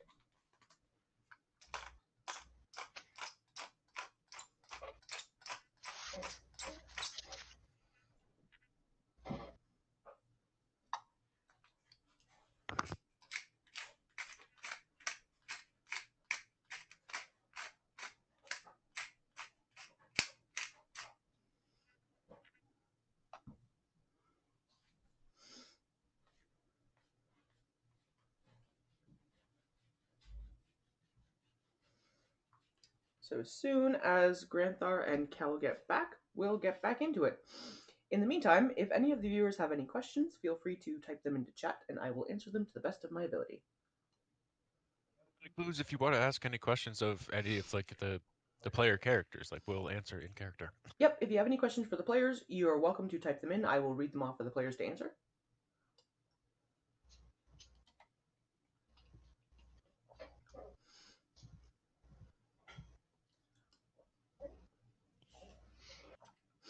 If you're not sure about how a rule worked or why I chose to make a particular rule that I did, just, you know, ask me about it. By the way, we're out of Stella. It's fine. There's other stuff in the fridge if you want it. Yeah, it's fair to let you know.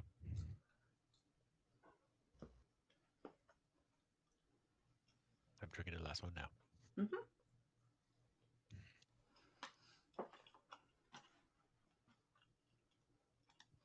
Which I can't help every time my brain automatically goes to, speaking of, you know, over the hedge, well, it'll be related. Stella! I didn't hear any of that because you completely noised out. Ah, shit. Speaking of over the hedge, it'll reference through. Every time I've been drinking these now, I just keep thinking, Stella! Okay, yeah. The fucking cat. That's voiced by the warden from The Mummy. Yep. Oh, now I want to watch the Mummy movies. They're so good. I hate bugs. What do you mean bugs? I hate bugs. They got weird in the third one. I didn't enjoy that one, but the first two were good. Yeah, the third one was. Even the third one's better than the fucking Tom Cruise abomination. Oh god, don't get me started. It was less horrible than I thought it was gonna be, though. to be honest. I wanted less Tom Cruise and more Mummy. Like, it wasn't by any means any good, but it was less horrible than I thought it was going to be. I wanted less Tom Cruise and more Brendan Fraser. Mm-hmm. Although I did appreciate, in a sense, it was like he was kind of keeping that character spirit a little bit. It's like it's Tom Cruise doing it. It's not the same, but it's like at least you're not trying to overly rewrite the kind of theme of it. You're sort of keeping the O'Connell type smarmy charming ass theme. But I mean, it wasn't just Brendan Fraser who made those that great. Yeah, though, no, it was either. like, Like, the whole her cast as- was great. Yeah, and then like her That was brother, one of the guy who that played was her one of brother, was great too. Jonathan was fantastic, and he wasn't really. I mean, he was a little bit in the third movie, but like losing her as Evelyn was a big thing. Mm-hmm. It, Yeah, it threw off the tone of the movie hugely. And then you were missing some of the other big cast. Like I don't think Ardette Bay was in 3. I'm pretty sure he wasn't. Not that I Uh, remember, anyways. I mean, it's been a while since I've seen it because it wasn't that great. Okay, we're back. And yeah, like Ardette Bay was a great character. You didn't have Vosloo as Imhotep. Emotep. Imhotep. Okie dokie. What is Rex going on about? Oh, really stable. We were in just player talk while we were waiting for you guys to come back. We're back. All right. Would you chat of Smokies? Mm-hmm. Hot dog. No cheddar, just Smokies, and she has hot dogs. Hot dog. So, Smokies with Granthar. kosher- But you said cheddar smokies. Yes. I got really drunk really. So I need all food because I'm with the festivities. Yes. So, Granthar, you wanted to go yell at Kel for blinding you. Yell at Cal. That first pit, is it got water in it? Yep. The one with the boards that you had Yes. to The last time? drawbridges? Is that Yeah. water or acid? It's water. Water. Okay. I'm going to use my Tavern Brawler grapple. I have something called grapple or something. Where is it?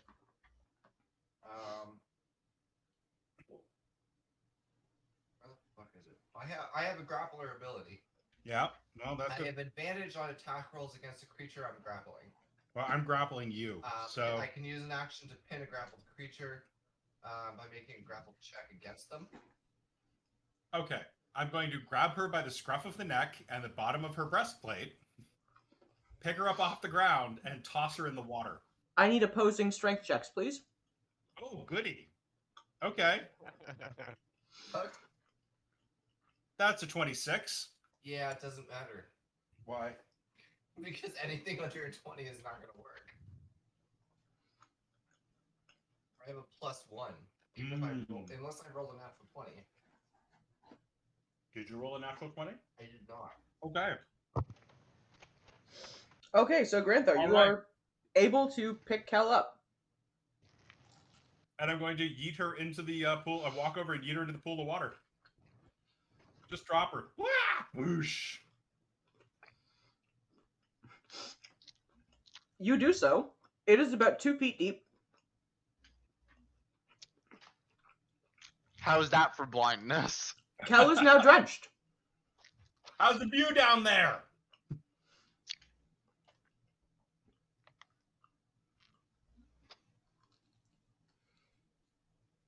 I'm going to recast blindness on him. That's the view out there. So it's a 17 save Constitution.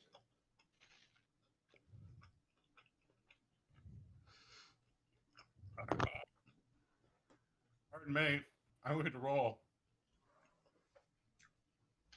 What do you roll on your save, Granthar? 13. You're blind. You are now blind. All right. I'm going to, in my confusion at suddenly being blind again, take a step forward and fall on top of her. All 285 sweaty pounds of me. A lot. I'll allow it. You take a confused step forward and fall into the water pit. Cal, roll me a dexterity check to see if you get out of the way of the now blind Granthar falling in your direction.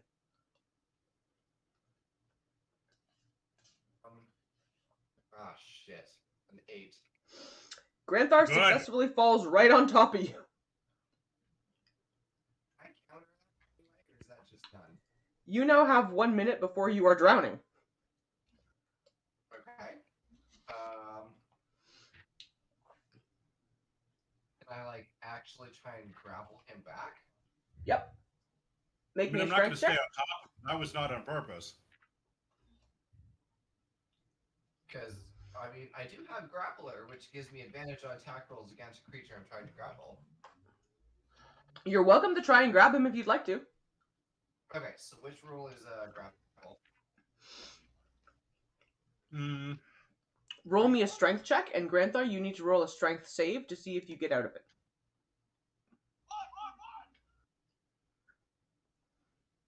Natural fucking 20. Yeah. 14. Granthar's grappled. All right, she got a hold of me. I'm on top of you, and you're still drowning. Now what? Well, I've got a grapple on you. I'm going to try and throw you off of me. Okay. Roll me another strength check. I'm not going to oppose this. I don't actually want to drown her. This was an accident. Hang on, I actually. Oh no, what happened? Oopsie, I fell on you. Hope you didn't get bruised. 15. You're I able to actually- shove him off without issue. Okay. Yes, Himbo. Huh? I actually realized that like, the freaking quarterstaff and the dwarf are both versatile, so I could theoretically dual wield them. No, you cannot. Wait, what? Is the throwing different? The It's dwarven with the thrower is throw. considered a warhammer. It's a two-handed weapon. Okay. I thought. Wait, weird. It says versatile though. Anyway, that is your call on that. No, the dwarven thrower that you have is a warhammer. So, as a protection to myself, I am now going to cast Guardian of Faith, which means if he becomes hostile towards me, it's a Dex save cert 17, or it will attack him. Okay. So if Granthar attempts to attack you, you have a shield. 17. All right, and I am going to, because now I'm in. Blind rage. Now that I'm not in a rage, I'm just like freaking blind. I'm going to cast. I'm going to call on my ancestors to lend me their sight. So I'm going to cast clairvoyance where I'm standing, to use their eyes, so that I'm not like flailing around in a pit full of water blind. Solid plan. Okay, so now I can see myself and where Kel's standing, and just point at her and be like, "You utter dick! All's fair in love and war. We're not at war and we're not in love. War. Games are war. We are not playing a game right now." We were. I have this fantastic vision of a sopping wet cleric who's, in full armor, pissed off, and a, now soaking wet barbarian, both splashing around in 2 feet of water, yelling at each other. This is glorious. I can't understand where your temple exiled you. Holy crap! Like angry arm gestures splashing water around. I think I'm here. Because they needed company. Oh, no. They banished me because of your ass. Yeah. You don't think it was because of your bad attitude? No. Ah! Thanks to your shit fucking thing, I got banished from my own temple. I can't believe that you're still on about that. We were sent by a god. Oh, I don't care which god you were sent by. Ugh, clearly, you're but as holy as a pile of pig shit. All right, we're going to take a pause and let these two argue for a while. Seeker, what are you up to? A romantic comedy. Did I get my? Oh yeah, I did get my prize. I don't even know what to do because there's nothing in the city. Everyone's just drinking and getting high, which my guy has no want to do. Well, guess, there you know what? are other I'm games. gonna pray to Malor and see. I don't know if he wants me to do something on this hunt. I don't know. Tell him I signed up for a hunt. Okay. Roll a religion check. Oh shit. That's not good. That's gonna be +2. 14. 14. You don't get a specific response so much as a when you hunt well. Okay. That's easy enough.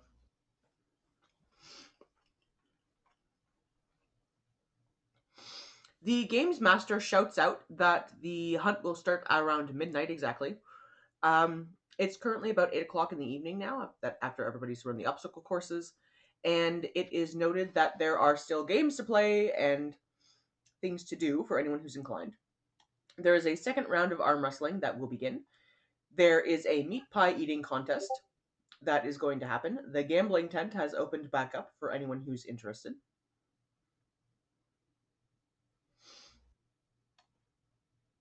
When does the hunt begin? Midnight. Midnight.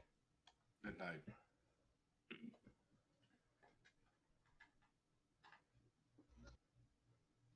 I need a drink. I'm gonna use my ancestors' vision to climb out of the pit and find the drinking tent. Let's arm wrestle. Loser has to tip for drinks. Fine. I'll arm wrestle you. Not a problem. Okay. It takes a minute, but the blindness spell does fade.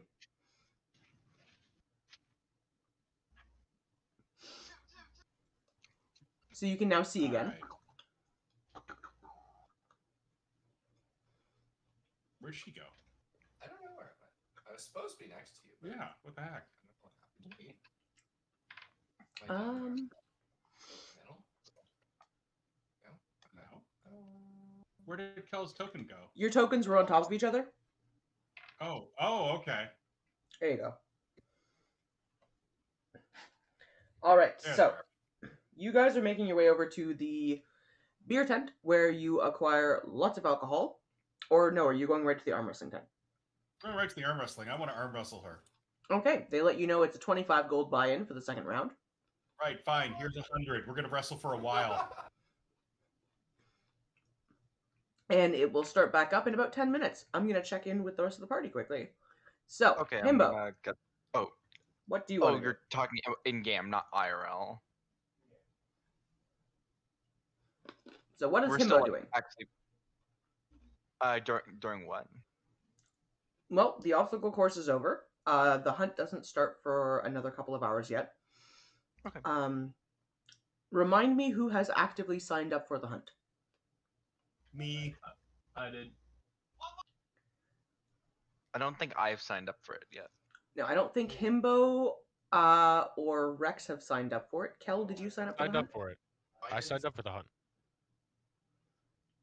Okay, so Himbo is not currently signed up for the hunt, and Kel, I don't know if you were or not. Nope.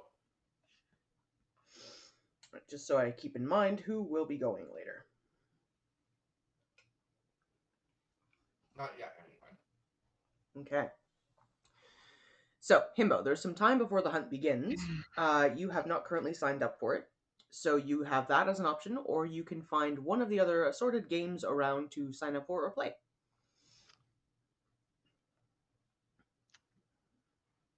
I'll play some games. All right, what would you like to do? There's an arm wrestling contest that is going to start up shortly. There's a meat pie eating contest that will happen at some point. Arm There's wrestling, a- let's go. All right, you Let's make your way to the arm go. wrestling tent. Oh, where is that, by the way? That's where Cal and Grant are right now. That's over here. Thanks. Okay, it is a 25 gold buy-in, and you are told that all who compete are given as much whiskey as they can consume for free.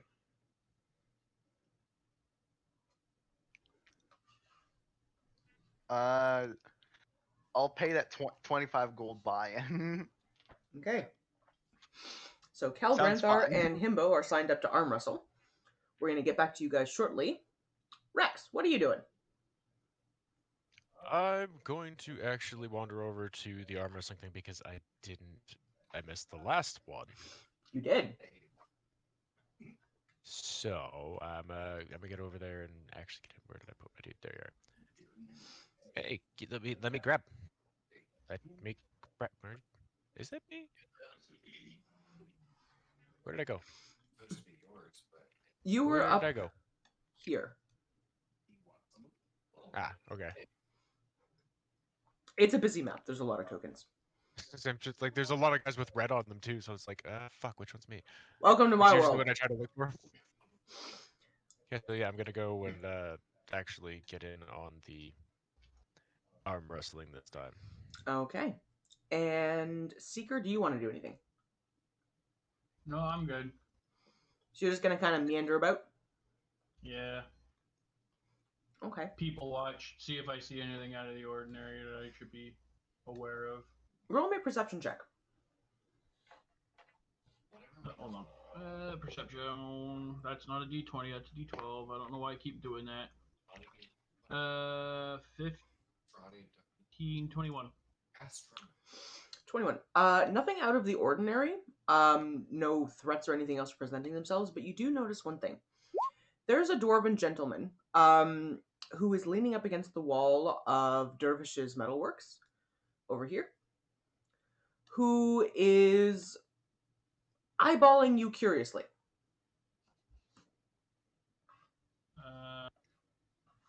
Eyeing me curiously. I'll just approach him. I'm not afraid Okay. of anybody. I'm bigger than they Um, are. He is a well-muscled looking dwarf, who looks at you as you approach, and his eyes go wide for a fraction before he lets out a grin and a nod and says, "Thought I recognized the metalwork." Do I know you? Says, "Well, you should, laddie. I made your parts before your creator assembled ya." Oh, well met. He invites you into his shop if you'd like to enter in with him. Yes, I do. Okay. Entering into Dervish's Metalworks. It is a fairly rustic looking kind of a shop. You do notice there are a couple of inert Warforged husks that are placed up against the wall, Okay. along with an assortment of different pieces that look like they are in the works or in progress, but not necessarily completed yet. I want to take a look and see what these pieces are. Okay. Roll me a perception check or an investigation check. Let's do investigation since I've got a better score in that. So that's 16 plus 2 is 18 plus 6 or 24. 24. There are an assortment of arms and legs and chest pieces that look like they've been created but not assembled yet. But there is one thing in particular that stands out to you because this is a component you have never seen before. It is in a little bit of a U shape. And looks like it would mount onto a backplate. I think I might know what this is. Can I do an investigation? Actually, you know what? I'm just going to ask him. Why do an investigation? What's that? He looks at you and says, "Aye, something I've been tinkering with for a while. Haven't found a Warforged willing to try it yet.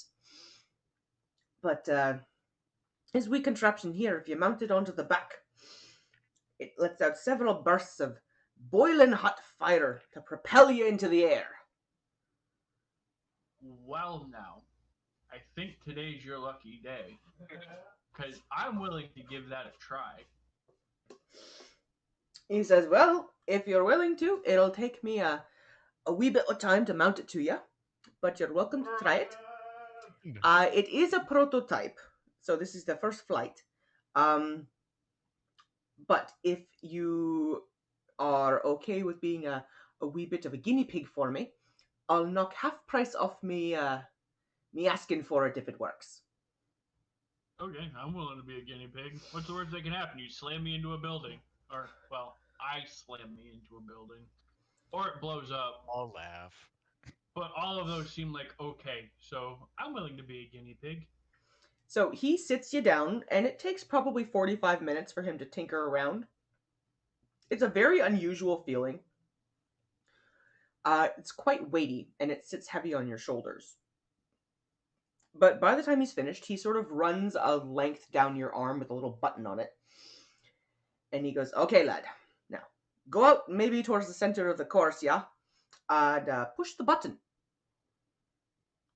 Okay, so I will take a step out. Well, I don't want to go near the acid pool, just in case. I will step over here. So the worst that happens is I'm either flying into tents or I'm falling into water. That's a poop. Oh shit! Ah! Okay. Let me know when you would like to push the button. So you're I basically press the button. You press the button. You get about 10 feet off the air before it careens off and sends you crashing into the beer tent. Okay, then. So, beer tent is right here, right?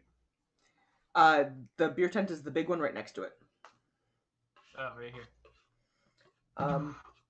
You manage to only destroy one keg, but you do knock a number of patrons over. He's gonna start a bar fight. Bowling for dwarves. Who are very confused about where this warforged came from. He's gonna start a bar fight. But seem to be laughing rather raucously about it. The owner is just bursting and lying on the floor and just being like, "Flying metal man!" The dwarf who mounted the jetpack essentially to your back comes running over, looking at you and saying, "I know what the problem is, lad. Come with me." Alright, so I'll follow him back into his workshop. I'm just imagining a montage of these, literally just with Rocket Man playing on loop. I'm just imagining Tony Stark from the first Iron Man when he's trying to learn how to make his suit and just launches himself into the wall. Pretty much. That's essentially the way this is Pretty much. working. Pretty much that, just with, Rocket Man playing in the background, and then BAM! Oh. More or less, this is a Tony Stark figures it out moment. He sits you back down, tinkers a bit more with the back of it, sort of adjusts the cable setting, and says, "Alright, go try it again." Alright, so back out to the track. Watch your Audi R8. He does that in every movie. Oh, that's such a nice car, too. I know, right? The only question is it the V10 or the V12? Because there's two versions of it. Well, I hope it's the V10, and they're not demolishing the big, nasty version of Right. that car. You get back out, Giving it being Tony Stark, probably the V12. And press the button again. press the button again. You get about 20 feet in the air before one of the jetpacks sputters slightly and sends you crashing down into the water pool. You smash through one of the drawbridges. Hit the water. Sorry? I'm gonna turn myself into a steel cannonball before I hit the bridge. Okay. You smash through one of the drawbridges that is down and kind of crack the stone at the bottom of the pool.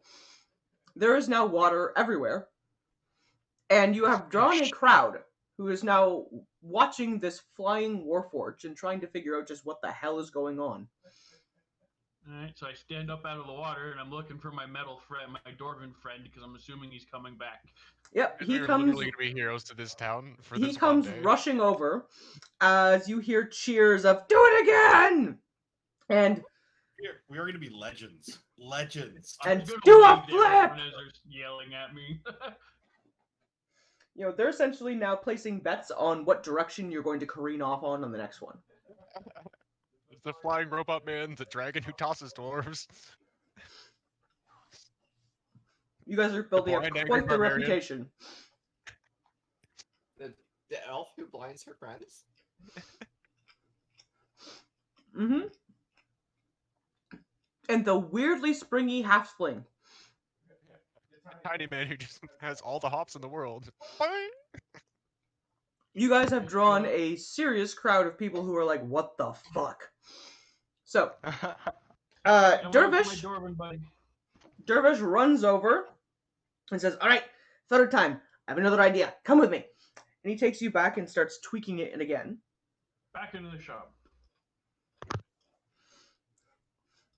And he sits down, and it takes a few minutes. The arm wrestling competition at this point has been delayed because people are thoroughly enamored with this whole flying robot man. They're like, we'll start it up when this is done. He tweaks the settings on your back once more, sort of fidgets with the way it sits, and sends you back out. They go back into the machine shop there. I'm gonna run back into the House of Excess and grab more weed from my pipe.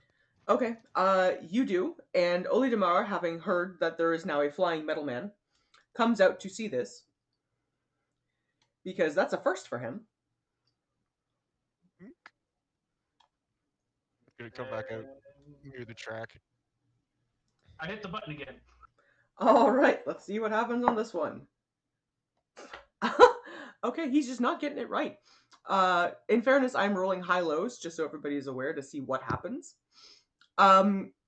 You go about 20 feet up, so you're steadily gaining height here before something seems like it sort of sputters out again, and it sends you crashing back down into the beer tent.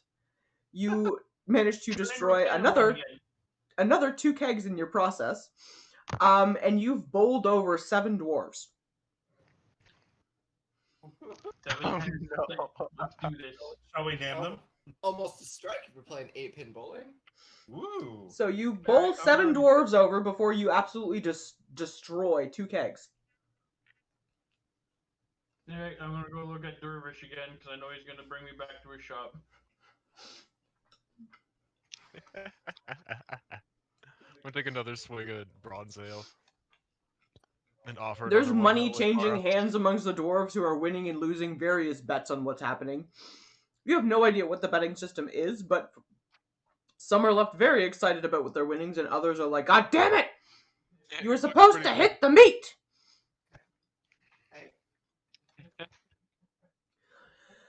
good. Yeah, take another swig of bronze ale, and there's probably not much left at this point. I'm gonna hand the rest of the thing to Oli tomorrow. He takes down the rest of it, and you guys sit back, and he looks at you and he says, care to make another wager, lad? Alright, fine. What do you got this time? Well, if you win, I'll let you walk out of here with a full bag of herbs of your choice.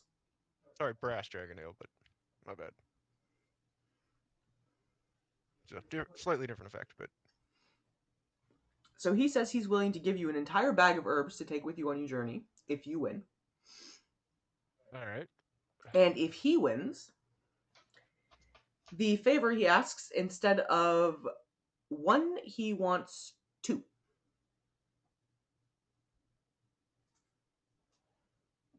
Alright, deal.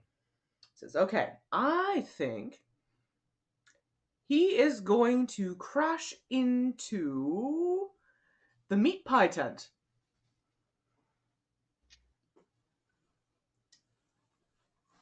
I think he's gonna hit the arm wrestling set. He extends a hand, you guys shake on it. When he Yep. says, if he doesn't crash at all, we call it a draw. Or if he crashes into something else. Dervish fidgets with your back and sends you back out one more time. Back out to the track.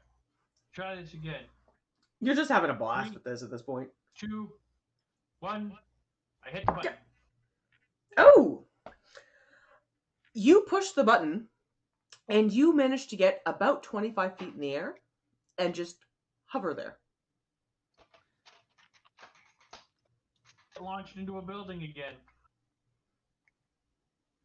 Are you purposefully launching yourself into a building? Hell no. I was asking because, as it is, you're flying steady. I'm just gonna spin in circles. Okay. Was the surprise chuckle? I'm gonna punch Oli tomorrow in the arm again and go, well, looks like we both lose. There is a bit of a downtrodden aw from the crowd who were honestly wanting you to just go crashing into something. But Dervish is leaping and shouting. He's like, I did it!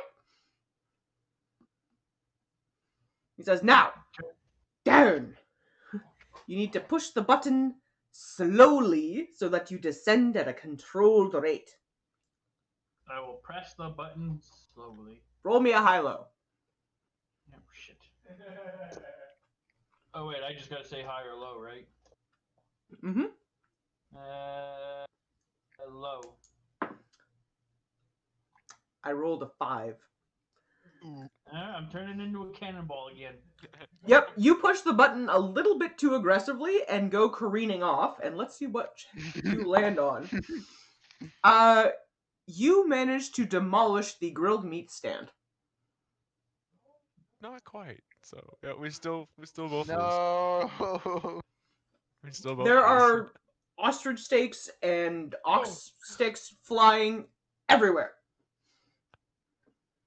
As It's a- raining meat. Yeah, as a It's flavor note, Hexfeather is running out and gobbling up ostrich steaks.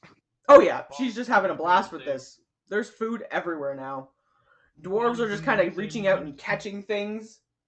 Wally's gonna swoop in and grab one out of the air as it's flying. Yep, Like the good blood eagle that she is. You have successfully made it rain meat. Dervish kind of chuckles and waves you over and says, "Well, as promised, lad, if you would like the, I haven't quite named it yet. The,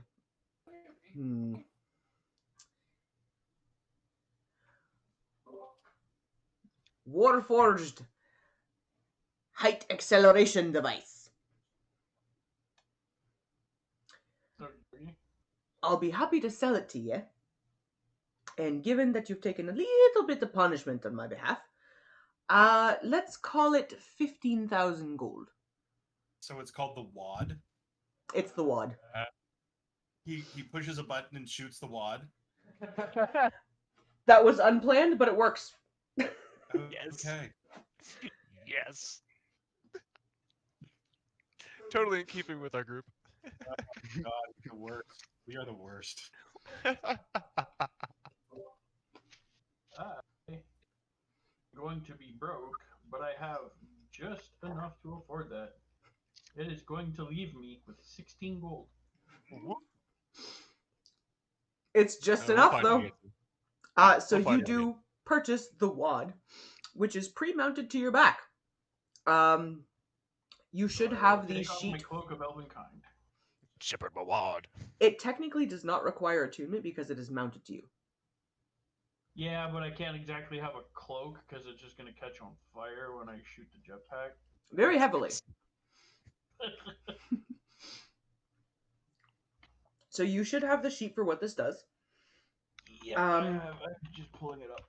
Yep, if you can read it off for everyone, and I'll tell you any modifications to the stats on it. Yeah, I just gotta friggin' find the screenshot. Where did it go? Meta knowledge for players out there. This was an item that Seeker has been looking for since game 1. That And I this knew was I wasn't the gonna get until late. only opportunity I could think of as a place for him to get it. Where did you go, Mr. Screenshot? Downside to having like a million screenshots on your phone.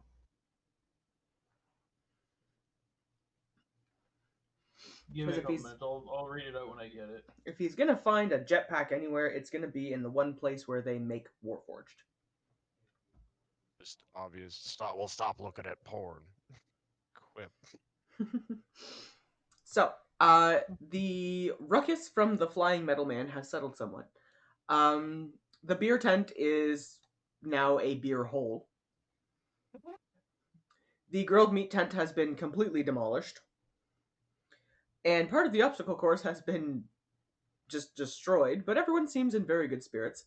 And they do announce that the arm wrestling contest will now begin, followed by a meat pie eating contest. I think I might have a dragon pie eating contest at some point. Okay, so for those of you who were signed up, that is Himbo, Granthar, and Rex. And Kel.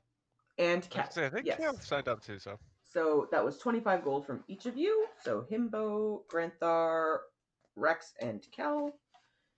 Rex, Granthar, Kel, himbo. I'd already paid. I just missed the last one, so You pay again. you gonna make me pay again? Okay, that's fine. I'm just It's your fault you got stoned out of your gourd. that's fine.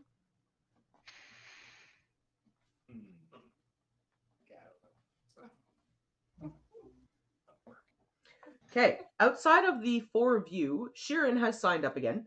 The female dragonborn that you were flirting with earlier, Kieran, has signed up again. Excellent. Miriam, Kieran. your daughter, actually is here. You had not run into her previously. She seemed to have been preoccupied with something or another. But she is here. Miriam's here? Miriam's here. She came with Sheeran. Oh! And she Miriam, gives you an enormous hug on seeing you. Hey! How you doing, baby? She looks older than you remember.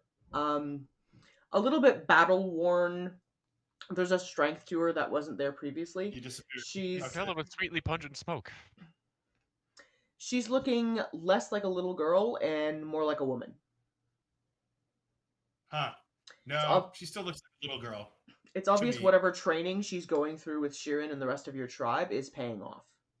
Hmm. And there is another dwarf who is participating. Okay. Found the picture. All right, so read me off the stats on your jetpack. So it's called the Magitech Aviation Apparatus.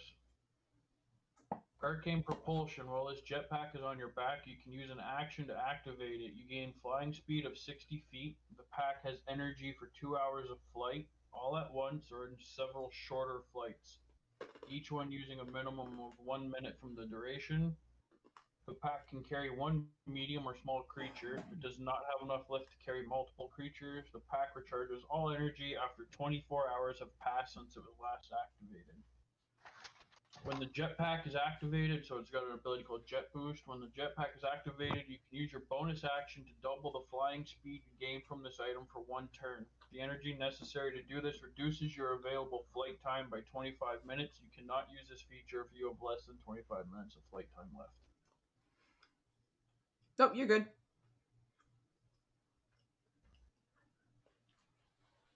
So basically what it sounds like is I have 2 hours of flight time, and until I use that 2 hours, it doesn't recharge anything. After I've used the 2 hours, it takes a full day to recharge the 2 hours. Yep. So if I take 1 day to use the 2 hours or 10 days to do the 2 hours, it doesn't recharge until after it's been used. I would agree. Okay. Yeah, I got a jetpack. I can turn myself into a cannonball. We'll have to figure out the stats of your cannonball attack later, but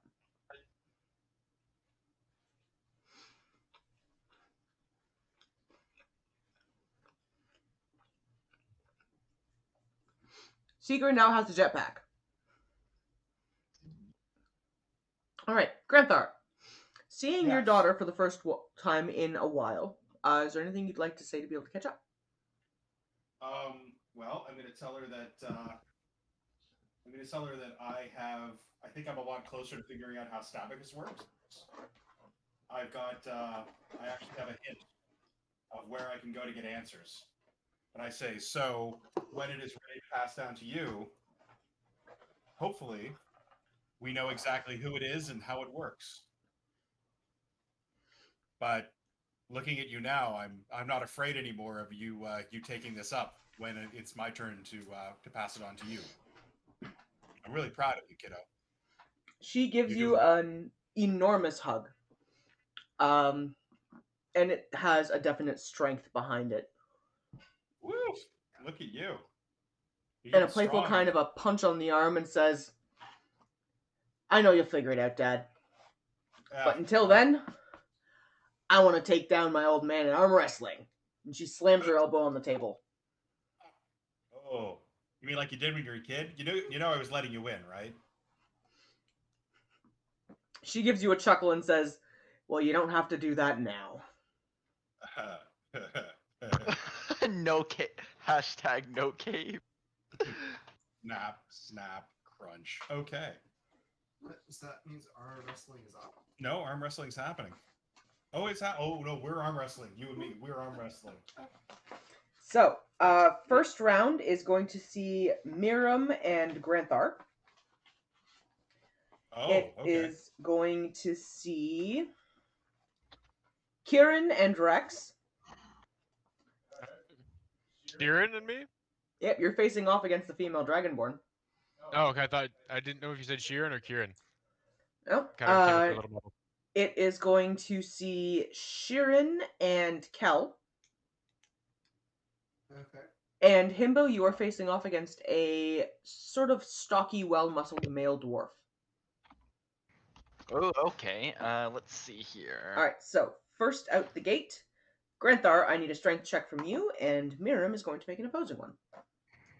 Okay, let's do this thing. Which is probably not going to go well. Oh, actually, I only rolled a 12. She rolled total a 7. Oh. Wow. Okay. So, yeah, you crush that. Wow, you really have built up some muscle. It does take more resistance than it did the first time. But you're still bigger and definitely stronger than she is. Hells yes. All right. Rex, I need a strength check from you.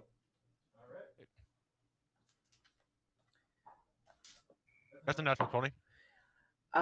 Yeah, no, you slam Kieran's hand down into the table. She is a little put out at losing, but gives you a dragony grin and a nod. Stand back at her, just kind of little smoke curl out of my nostrils. She lets some curl out of hers in return, and then turns her attention to watching Granthar. She is eliminated. Rex moves on. Cal, Okay. I need a strength check from you, please.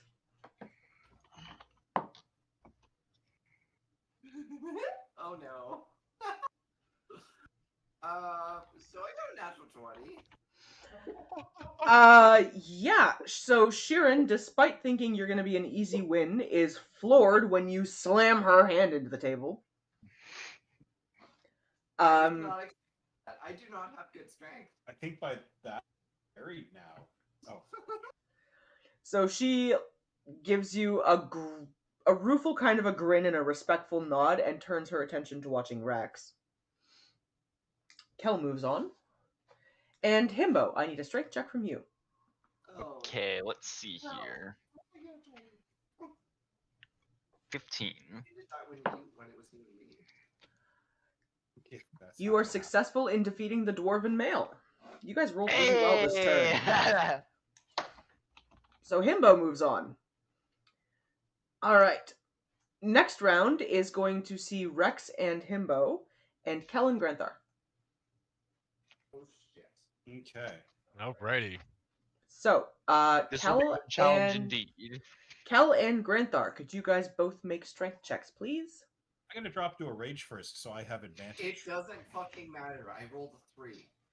Oh, okay. And I Granthar snaps her forearm.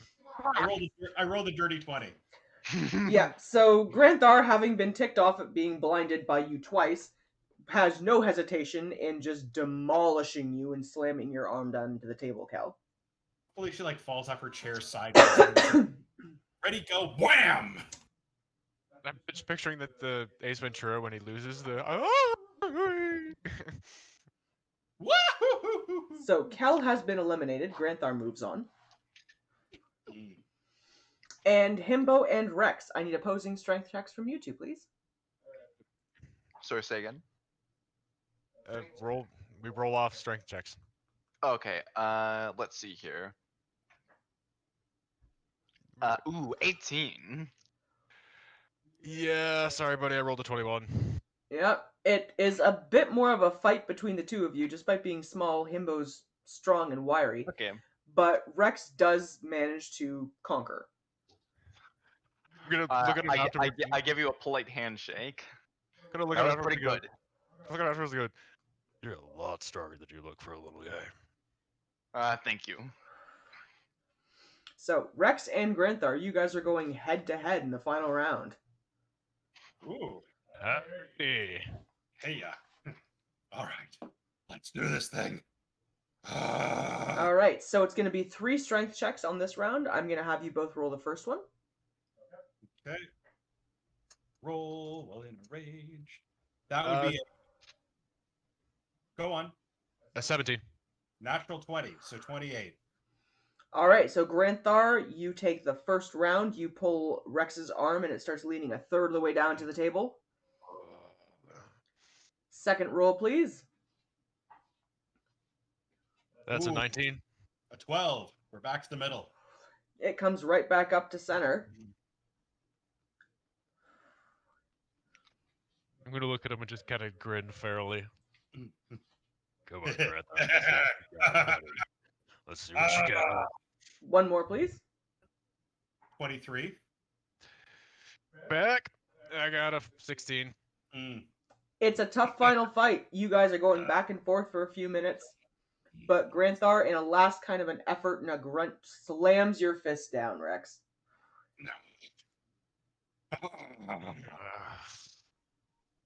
Well fought. Well fought. Clap him on the shoulder. I won 2 out of 3. No, there was 3.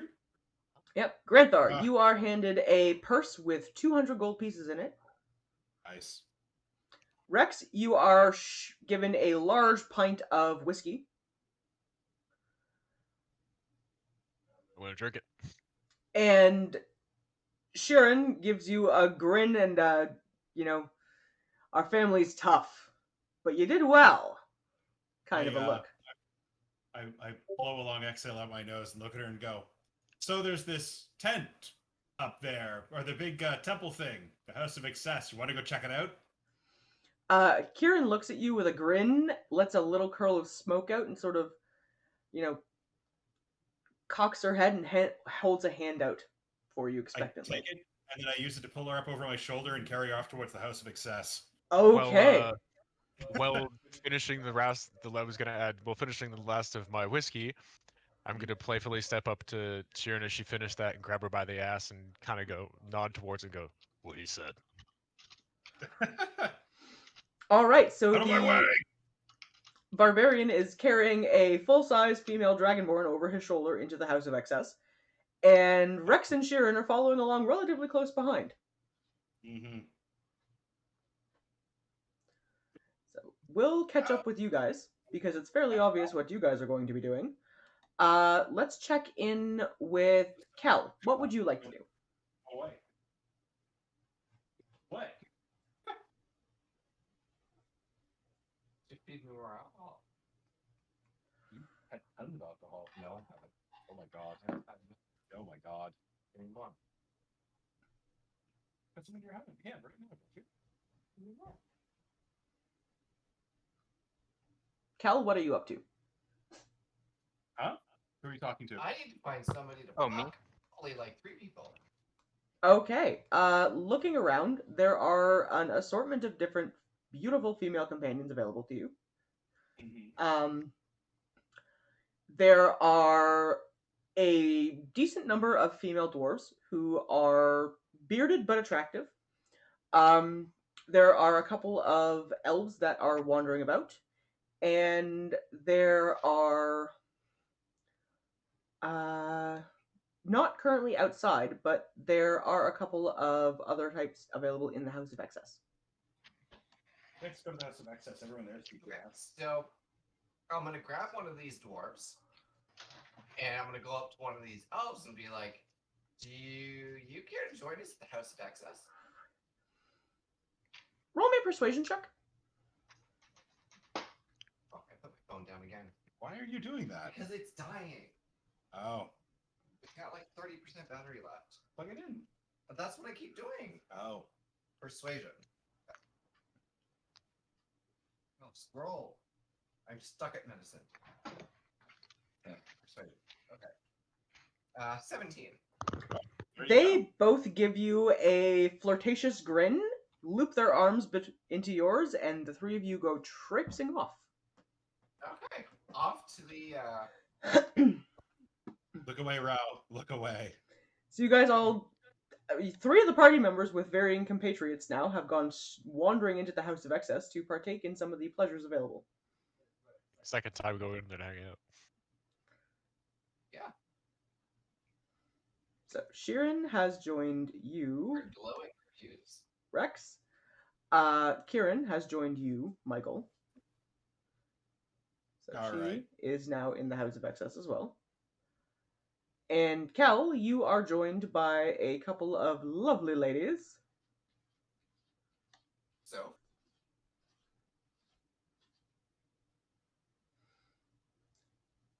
And we'll get to you three shortly. Although I think I need to go through a whole lot of that. here you do. Why not? We'll do it anyways. It'll be fun. But I'm No. gonna check in with some of the other characters first before we get into the ridiculous pornscape that is about to happen. I have control over Sheard, just so like I can move her with me if I move around.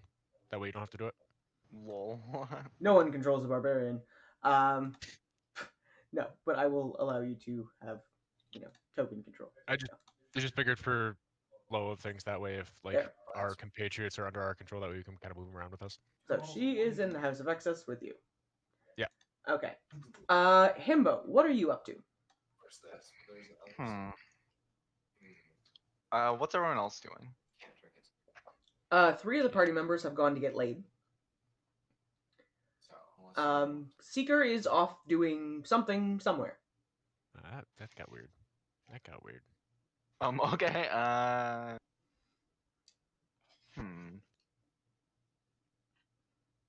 Let's see here. There we go.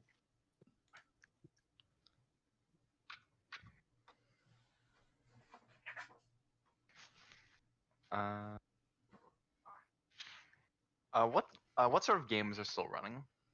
There is a meat pie eating contest that is going to be starting up in the next hour. And there is a gambling tent available.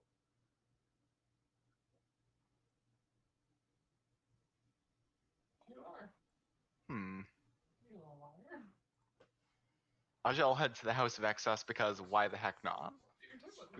Okay, so Himbo is going to go and see what this House of Excess is all about.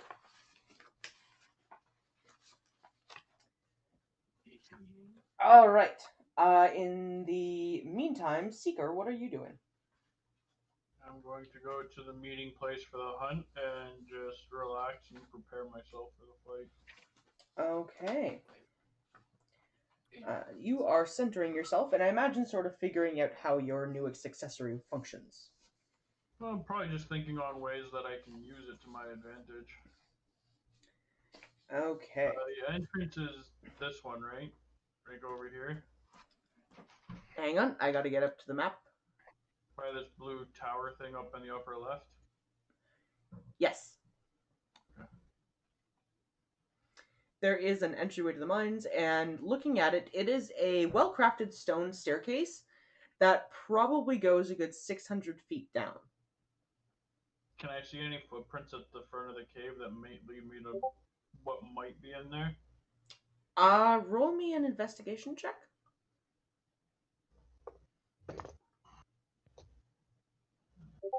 18 plus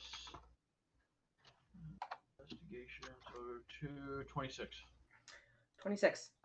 Looking at it, there are some tracks from some kind of a beast of burden, it looks like. Probably an ox or something similar, and a lot of dwarven tracks, but nothing else seems to have gone in or out this way. Okay, so it's probably coming some other way.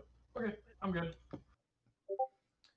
Alright, so we'll go check in with all of the assorted party members who are now in the House of Excess. And because it's funny this way, we're going to start off with Kel.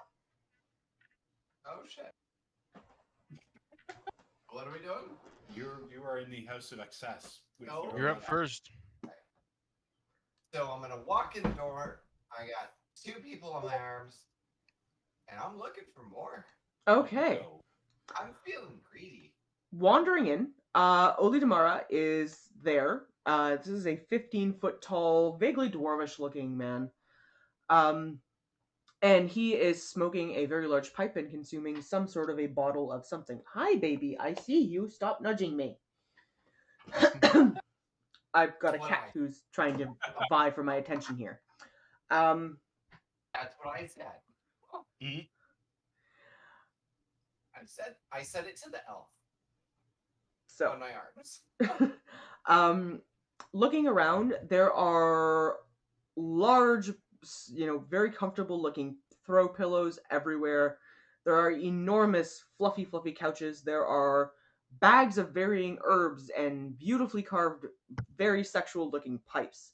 There Is are there bottles of every kind of alcohol you can think of, and some things you can't identify. Now, there's no like private room, champagne room.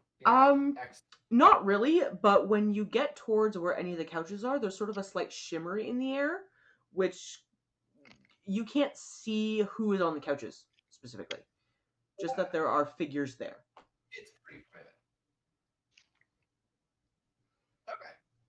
So this man smoking a pipe. Where was he?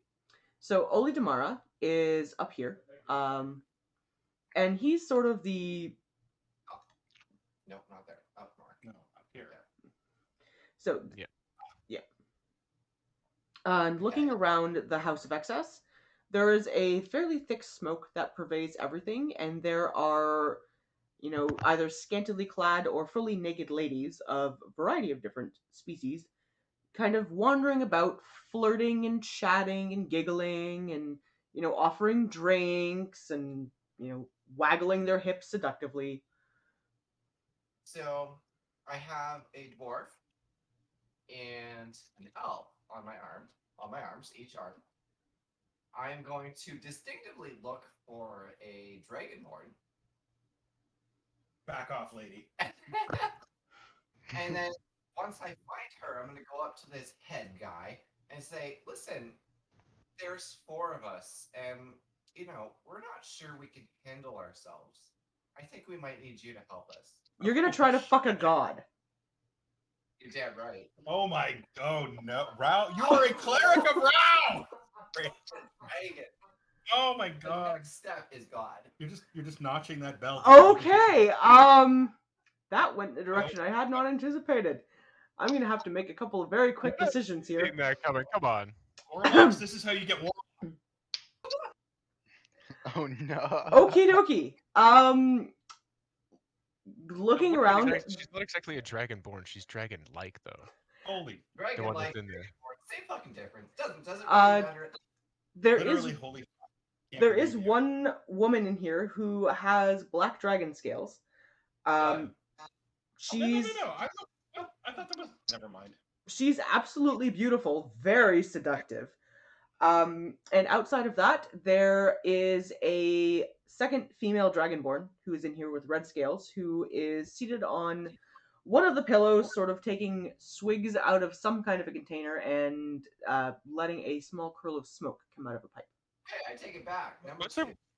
Was there? I didn't remember there being a dragonborn in here. She's a guest, not a worker. Oh, okay. Oh, see, number 2 is my kind of girl. Drinking and smoking? Come on.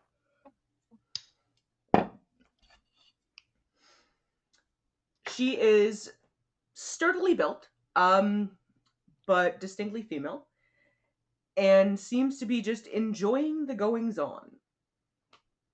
Well, I'm gonna invite her to a party. Roll me a persuasion check. To all of the viewers out there, apparently we have now stumbled into several situations of sex and orgies. Up. It's a 13. More sensitive viewers, cover your ears. Not great, but still 13. It's a 13. Rated TVMA. She's down. She looks at you and at the 2 other women you have with you and says, well, it's not a festival of excess for nothing. Woo! I am Okay, super caring. Was this the proposition to Oli Damara? No, this was a proposition to a female dragonborn who's here. Okay, I thought you said he's down. That's why I was confused. I'm good. What's my next step? So there are now 4 of you, lovely ladies, that are all, interested in getting into it with each other. And you wanted to approach Oli Damara. I do. Come on. Yeah, you're. I think she's. I think she's got it. She's approaching the god of excess with a multi-racial orgy. Come on. 3 women at the same time. It's like a variety orgy. Come on. All right. I'm And- gonna. As it moves on. She's basically offering the champion of another god. Like, I think he's gonna just be like, "Oh, my birthday? So soon?" I have to play this out. So, what do you say to him? Well, I'm definitely gonna walk up. I've now got 3 girls on my arm, and I'm gonna say, "Listen, so there's 4 of us now, and I'm not quite sure that I can handle 3 women on my own. You know, it's a lot of parts. Some of those parts are doubled, so I kind of need an extra hand. Are you willing to join?" Roll me a persuasion check with advantage. Persuasion with advantage. Okay. Oh boy. Oh no. Oh no. So you just fi- signed your form? 15. 15.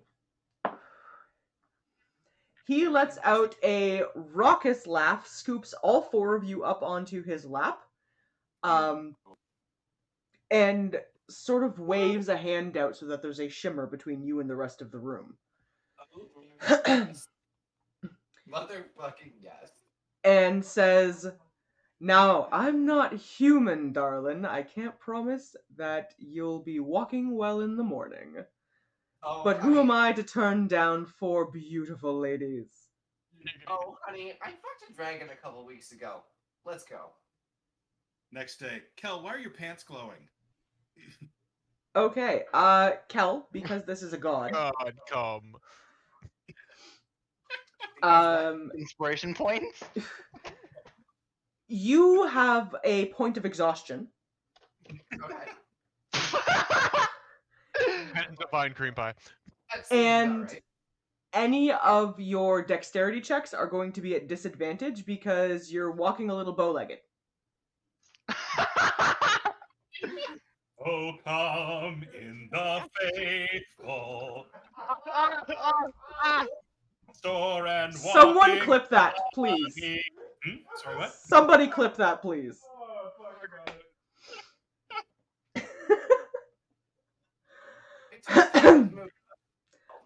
You have probably the most painful yet pleasurable yet insane sex you have ever had or thought about having ever. This is the god of excess for a reason. He has toys and potions and bottles of alcohol and assorted kinds of smoke from different pipes. I mean, at the end of this, you're beyond exhausted. It's just, You might have to go back and highlight it after it kept telling me something was going You're wrong. not going to be able to have sex with anybody else after this. Everything else is going to be boring. You're just going to be like, And older. this goes for about 4 hours until the hunt actually starts up at midnight. Yeah. You're gonna be joining the hunt all fucking dick drunk. Yeah. I'm not joining the hunt. I already did the hunt and I fucking won. How many of you fucked God? Oh, that's right. Wait, dragons? Oh yeah, that's right. That was me too. So you can now put fucked the god of excess onto your list of accomplishments. Sexual achievements. Man, and it was glorious. I was just gonna bang that dragonborn like a screen door at a cottage. So I mean, like, that seems like an anticlimax. He was a little how adept I was. Oh. So he is I mean, he's still a god, so he still rocked my fucking world. But he was a little surprised at how much I could handle. He enjoyed himself. It was a good time. The 4 ladies that you and the other 3 ladies you brought in are all thoroughly exhausted. Freud.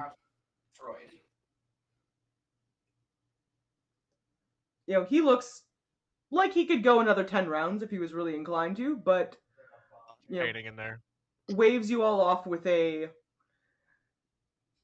"That was wonderful, ladies." I thank you for your time and your service. Might be back. So yeah, that's what Cal got up to.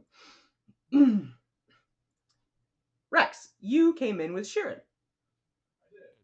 And I plopped myself over on the couch that I've marked myself on here. Is the character right in front of me? Is that the elf from earlier? Um, Just a just quick one side note. of the assorted Uh, elven ladies that are here. I officially win D&D, right? I, okay, I wanted to have found the. Oh, lovely. I fucked a dragon hand god. Come on. I think would like got to find the wood elf that I was playful on my lap during the obstacle course. She And is around. I would like to motion her over and bring her onto the couch with myself and Sheeran, and then share some booze and the herb and the pipe. The specifically the first herb I tried. Oh, Rousing herb. the harder than wood herb. Yeah. Okay. And I You went with do. wood elf specifically because that'd be something kind of familiar to Sheeran and possibly, you know, a curiosity she might have had and fun. Okay. The two beautiful ladies, Sheeran being a very athletic lay, join you. Everyone partakes in several puffs of this, stiffer than a board.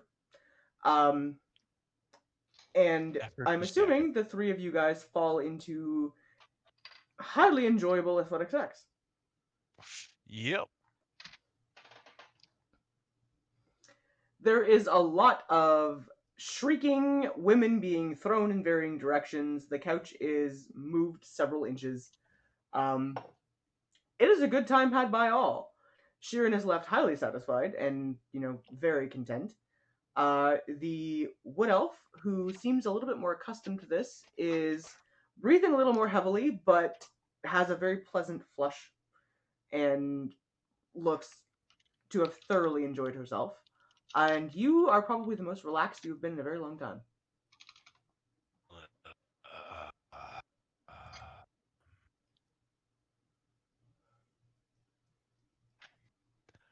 I don't realize how much I needed that. Okay. Granthar. Yes'm. You came in with Kieran, one of the Dragonborn females that was here.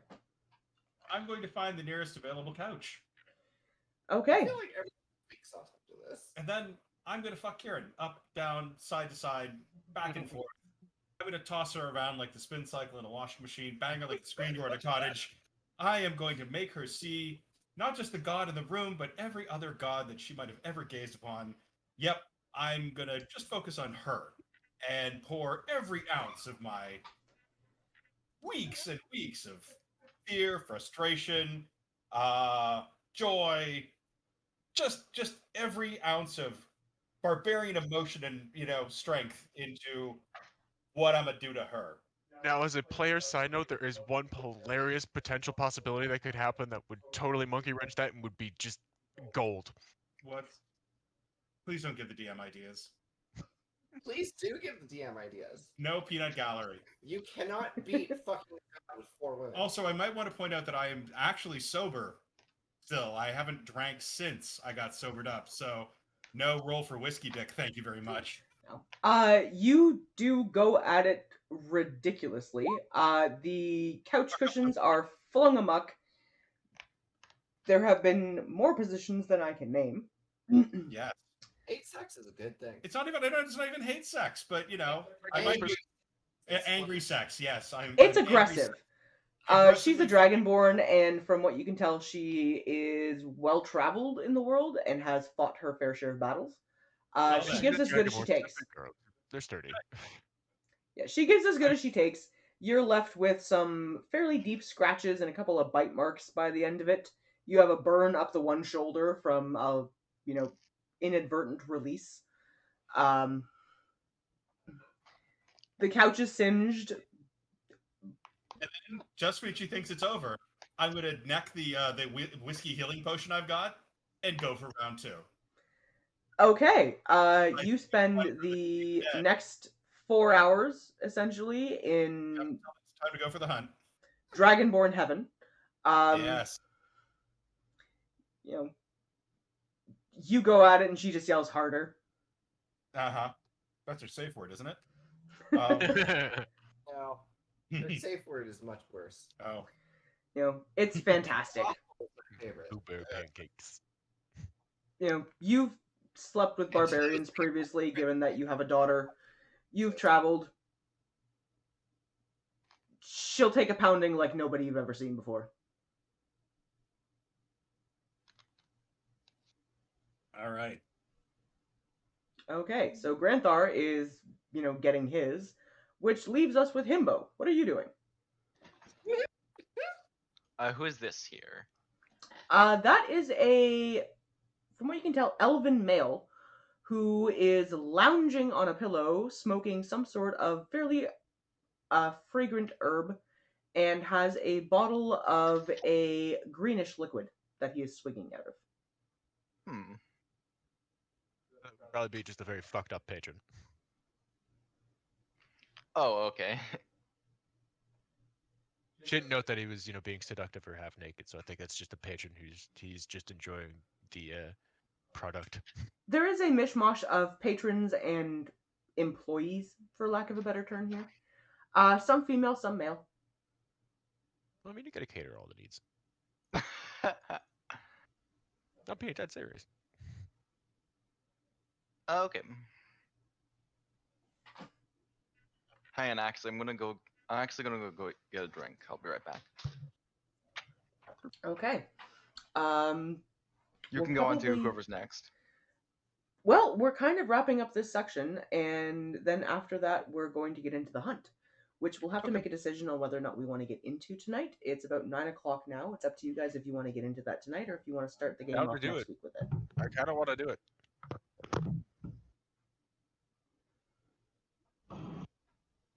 So yeah, considering it's only 9 o'clock, we've gone later. So Fuck it. as long as it takes 4 hours to do the hunt, we're good. I'll be surprised if it does. Although stranger things have happened, so yeah, fuck it. We're gonna go hunting. Hunting we will go. Should be fun, and then I get to show off the other map. Haha. So, Seeker is sort of steadying himself, learning some mechanical usage of his jetpack, which isn't going to cut into your 2-hour usage because this is not combat right now. I Rex? do gotta say, I'm surprised my girlfriend hasn't showed up in a jealous rage. Did you Nope, did. she Oh. does not seem to care at all. To build up with that. I wasn't branded for no reason. Oh, That that would be bad. So there's a black dragon approaching. High speed. Mm. He seems pissed. Nope. My pet. My pet. Oh, Exactly. there are That's things more we like can. There's stuff you can find out about your particular brand later if you so choose to. But even beyond that, I don't think a dragon, even one as powerful as her, is going to be dumb enough to interfere with a god's pleasure.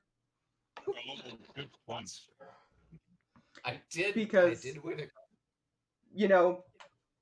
Difference in power levels there. So, were she inclined to interfere, I'm fairly confident she would have been like, that's a bit above my pay grade. Come here, chubby boy. Come here, fat ass. I just feel like someday Rao is gonna want to sit down and have a talk with her. Hey, you fluffy fat shit, come here. Well, in fairness, there's nothing in Rao's rules that says she can't decide to be a very slutty cleric. Exactly. I don't know. Gods draw the line at hey, you're fucking another god. Stop that. Anyway. When in Rome? I'm winning over the affection of allies. Yeah, When that's in true. Drufomar. I don't think he's gonna send us on any kind of quest. He's gonna be like, yeah, I'll sign. Here, just do it. Yeah, no, that's good. I'll sign it Think twice. of this as the dwarven version of Vegas. What happens here stays here. Oh, what happens here is going everywhere. Guess what? I fucked a god. Oh, by the way, I also fucked a dragon. She's my girlfriend. Look! I think you're her pet. Same difference. Fair enough. Well, as soon as Himbo gets back, we'll get to wrap up his portion of the House of Excess, and then you guys are going to go a-hunting.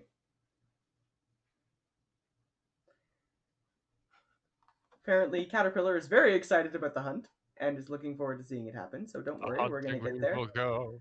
A hunting we will go. It I should be a lot fucked of an fun. elven hoe. A hunting we will go. I think the caterpillar is going to turn into a butterfly. I feel like the hag is gonna be like, when I told you to go and get a tail for me, that was not what I meant. She specifically said to get the tail of the beast you were hunting, so I think this is a I little different. returned. I did in fact get the beast of the tail, or the tail of the beast that I was hunting multiple times. All right, so On a correctly anatomical list, I'm the only jaguar with a tail. close enough. I know. Alright. But you just getting the tail. I'm just saying if we were going by her standards. No. Who's working here? Okay, looking around, there are several naked males and females. There are elves, there are dwarves, there is a single female with black scales, and there is a female drow.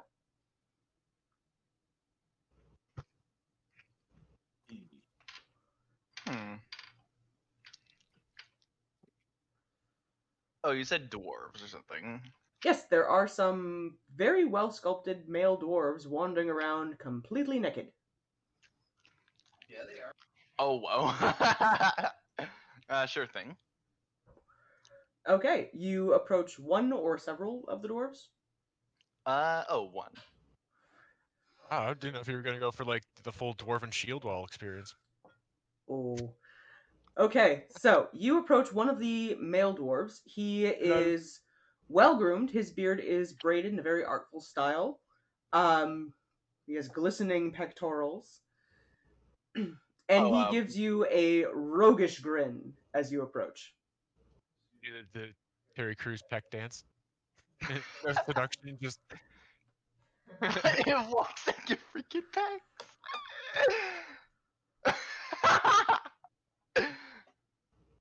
You can't beat fucking God. You're just gonna carry that to your grave, I think. You're damn fucking right. Man. Okay. Oh, where is the person you're talking about? Over here. I might Okay. Here. I'll just keep bragging to your daughter. So he is lounging on a couch, consuming some sort of a clear liquid that has a vaguely floral scent.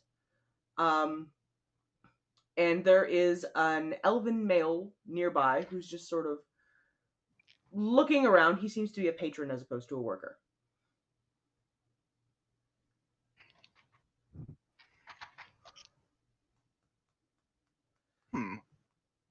I address the worker. Mind if I go into your depths? Take an inspiration point. That was classy. Ooh. He gives you a good and says, oh, "Oh, that's bad. Bad, Jordan. Bad." See, now I have to come back with something smooth and charming. He gives the elven patron a nod, who escape for like an hour now. wanders his way off, and pats the couch in next to him invitingly and says, "I have depths you've never experienced," Ornscape. and offers you a swig out of the floral bottle he has. Sure. You feel a tingling sensation across your skin, and all of your nerve endings become that much more sensitive. Woo!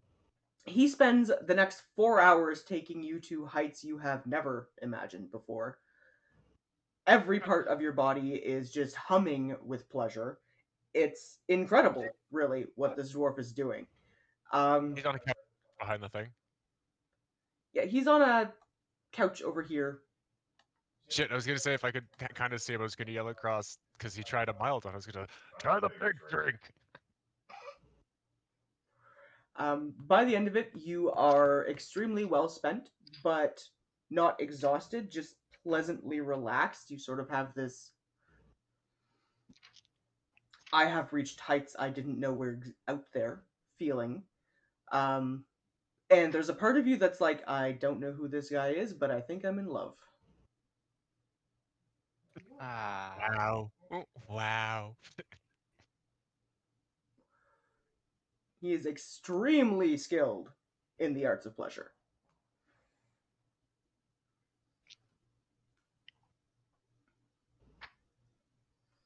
All right. So, everyone who has wanted to partake in the House of Excess has. For the purposes of just lulls, I think we shall dub him Dreamy McDwarf. Dreamy McDwarf, it's done. You guys are all relaxed who wanted to relax. Kel is exhausted. And all of her dexterity checks are at disadvantage. And the hunt is just about to begin. There is a sounding of a low rumbling horn that echoes through the air. Oledamara, having, contentedly leaned back after his escapades, gives Kel a crack on the ass and says, "Thank you for a good time, dear, but the hunt is about to begin, and I would be remiss to miss it." I think the hunt has already began. Uh-huh. God, it's gonna be the stagger after the I think I might have already won the hunt, but yes, let's play. No. So, Spelling it wrong. C, not an H. so who all is going hunting? I feel like I have a choice. at this I follow him out as I'm also going to the hunt. point. I'm going to the hunt, that's for sure. I have a deal I gotta fulfill. And I know Rex is going. I tickle Kieran under the chin and be like, "You coming? Again?" She gives you a grin, but says, "I've done my hunting days. Now I just want to relax." What are you tickling her under the chin with? All right, so those of you who are going, Kel, have you decided if you're going to go on the hunt with them or not? I feel like I kind of have to at this point. I've been challenged. Okay, so you are going along. You guys are joined by Kel. You recognize him, the dwarf who ran the gambling tent. Interesting. I want to He run up and has. hug him. Hey, I know He I won on has. the round. I totally lost on the other guy. He gives you a No. grin and says, "Well, that does happen, dear, but I figured I'd come along for this little adventure." He has a lute strung across his back and is wearing some rather flamboyant clothing. Tent, right? The hunt. I'll come and say, you already know I play dirty, so you better watch out. You guys are actually meeting up at the entryway to the mines, which is on the left-hand side of the map. There is a staircase leading down into a very deep pit. Okay, I got it. No idea. There we Bonk. are. Sharon's still in the house there. Yes, I she didn't is need to move her. recuperating. Okay, yep, nope. I just was telling you I left her there. The games master joins the entire party. Lets you guys know the rules are really quite simple. It's not a competitive hunt; it's a team spirit, as a good way to end our festival. There is a great beast lurking deep in the mines, who, from what we can tell, is going to be quite the challenge to take on. I will only give you this one hint. You will know you have hit the right one when the earth begins to rumble. Interesting. It's all good. I stick my hand up and I say, "Oh yeah, dibs on the tail." I need its head. Okay, well then, I'll take the tail. You get the head. We're good. The gambling master extends a hand out to you, and let me just find my sheets because I have his stats somewhere. And says, "Grimforge, at your service. I do hope I can help on this little game."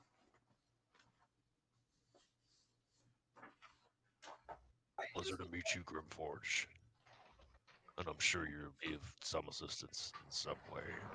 You seem to know more about what we're up against than we do, so that's already a leg up, wouldn't you say?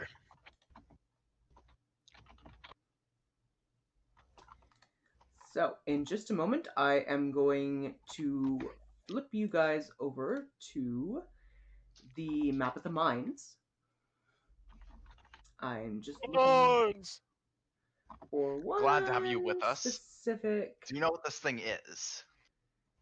He can't give gives it you a away. look and a shrug and says, I know the same you do. We've hit the right one when the ground starts to shake. Shit, what then? Then we kill it. All right. So it is a long climb down. Yeah, because you're walking like you rode a horse for the last week. It is I a don't think- long climb down. You guys land about 600 feet underground. I have to place all of your character tokens in the correct spot, because apparently that is the one thing I forgot to do on this map.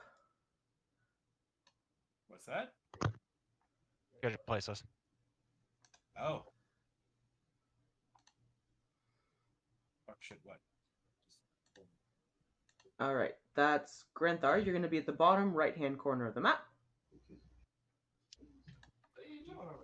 And just to sort of speed this up a little bit for myself, I'm going to pop over and copy over the correct characters that I need. Because otherwise, this is going to take forever.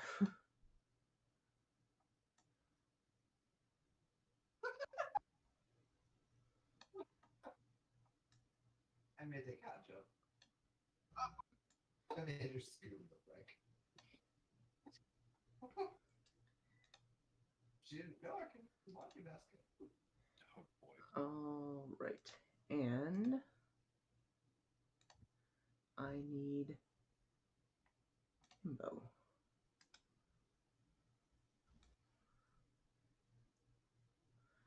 So, the entryway to the mines, entering in,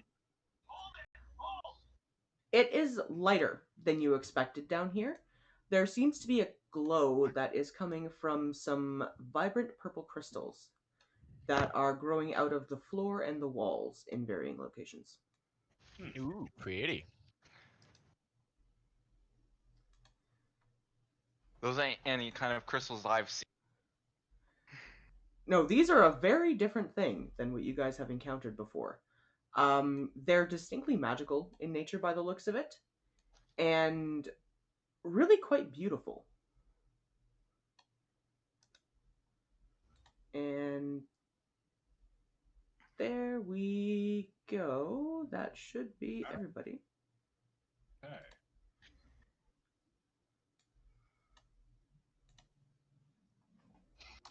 All right, and your characters are now on the map.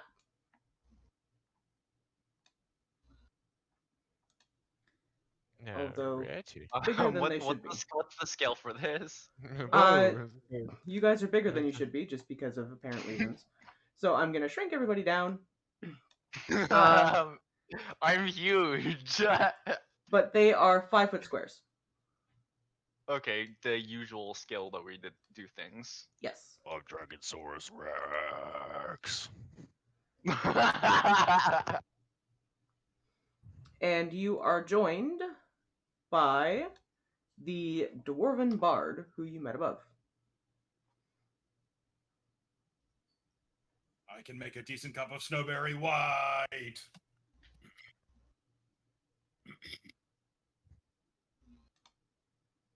Okay, so let's see if I can't find me a bard.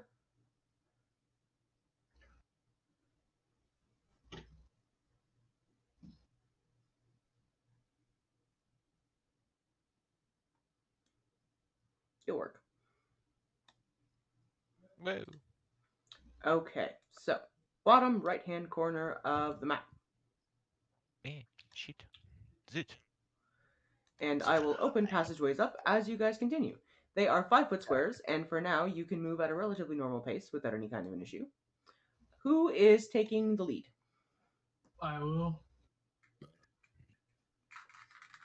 I'll follow him. All right, Seeker, I assume you're kind of scouting ahead? Yep. Looking for any signs of anything. Okay, roll me a perception check, please. Okay.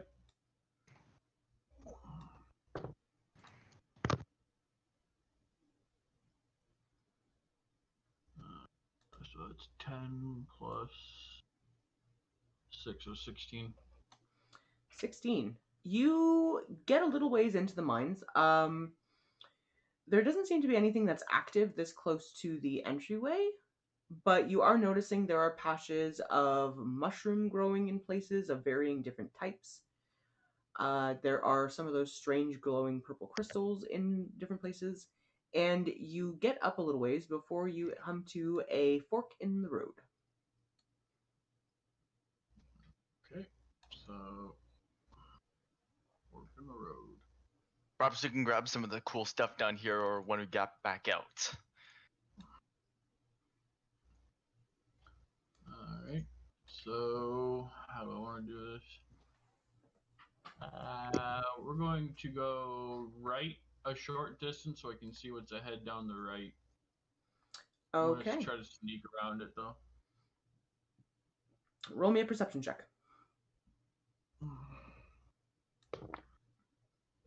19. 19. Looking around, there are some more patches of that strange glowing crystal that you can notice, along with varying mushroom types. There does appear to be a sort of pit that is to the left of that bend, or directly in front of you as you came up, that has large groupings of enormous, 20-foot high crystals in it. And looking around, you're a little bit startled to see there are these strange, glowing kind of jellyfish creatures that are floating about lazily in the air. They're about the size of a soccer ball. Alright, they don't I'm not seeing them like act aggressively or hunting anything. They're just kind of floating along. They don't seem to care that you're there. And currently are kind of a bluey green color. Alright. So then I'm gonna go pivot and go a short distance down the left hand side and see what I can see. Okay. Looking down the left-hand side, you can see the pathway continues on for quite a while. There is what appears to be a stone bridge of some kind that spans across that chasm you were looking at. And some more of those strange glowing jellyfish creatures. Roll me another perception check on it.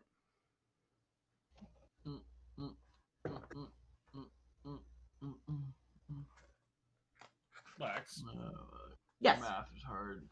what's that thing? that's a strange Mushroom? glowing jellyfish creature. Oh, okay. I rolled a 22. Okay. The hallway that continues on to the left goes for quite a ways, it seems, before it looks like it sort of dead ends. The stone bridge has one of these particular strange creatures that is currently floating across it. And watching it for a moment, it gets to about the startway of where that little bridge is before it glows red for a brief moment, and then passes along across the bridge and sort of continues down the left hallway, going back that sort of bluey green color. Alright, I'm gonna go back to the party and tell them everything I've seen. Including these weird jellyfish creatures changing colors, and I haven't been able to figure out why yet. I moved a little bit ahead of the party just to watch for Seeker and be able to kind of move back to him if he got stuck at any point. Okay, That I they could see. have followed along to the fork in the road, it looks like, for the most part. Whoop. I think that's And Seeker, you... dwarf guy's at the back still. Yep, I have to grab him. You inform the party that there are weird glowing jellyfish creatures that, for the most part, seem to be kind of a bluey green color, but the one of them glowed red very briefly when it hit about here on this bridge. Sorry, missed the ping. Okay. Excuse me. When it got there, it hit red? Yep. I'm just trying to understand what that was doing. Yep, it floated along, floated along, floated along, hit about that starting point of the bridge, flashed red briefly, and then changed back and continued along. Like from this side, it hit that side, went red, and came back. It started at the back of the bridge where you guys can't see. It Oh, okay. got to about here, turned red, and then kept floating off to the left portion of the cave over here. Okay, so we continued on. Interesting. Could I have everybody roll me an intelligence or a history check? Yep. And let's see here. Wait, intelligence or history? Yep. Okay, those. Let me see 15. here. 10. 15. 14. 15. And Seeker? Roll a 60. Okay, surprisingly enough, a lot of you rolled a 15 or above. Those of you who did, you look at these weird sort of jellyfish creatures, and it jars something in your memory. You've read about these somewhere. These are flump. Flump. They're harmless in general, non-aggressive. They, don't really seem to care about people or anything else. But you do remember vaguely that they tend to turn red in the presence of danger.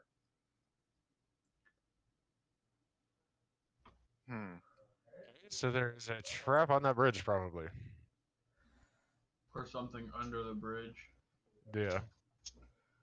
That's still, I mean, quite technically qualifies as a trap on the bridge.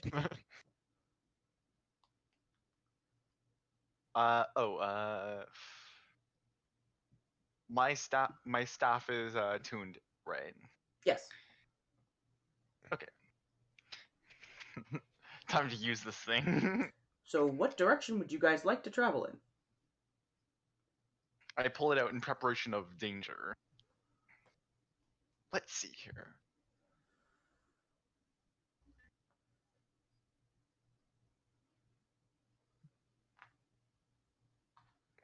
So that area there, is it supposed to be a crevice? Is that what it looks like? Because that's what it looks Yes. like. There is a stone bridge that spans the length of the crevice from what you can tell. There's a pathway around the right that seems to take you to the other side. So there's sort of like the long way around if you take the path, and then there's a bridge that goes directly across. Okay, we got to vote for taking the path. And yeah, the bridge seems like tactically a bad decision if there's a pathway around. Yeah, I think the pathway around, that's why I was going to say skirt and just kind of like keep an eye on the edge of the crevice there. I was just trying to understand what was going on with it. Okay. So it seems like you guys are opting to skirt around. Getting trapped in a bridge is a good way to get eaten by something. Okay. So you guys take the pathway around, walking past some more of these flump-like creatures who float past you without any kind of an issue. They seem curious more than anything else.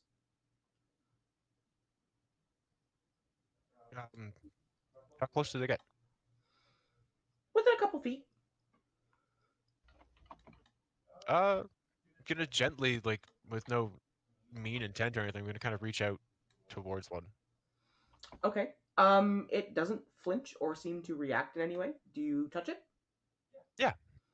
It has a weird, squishy kind of a consistency, and turns sort of an odd purpley color as you give it a little bit of like a pat.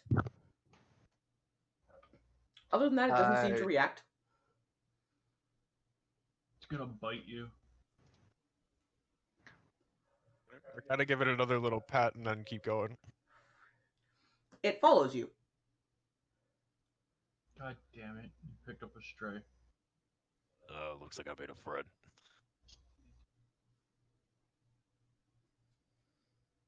It is All right, come glowing along, then. a kind of purpley color right now, and from what you can gather, seems friendly and slightly cheerful.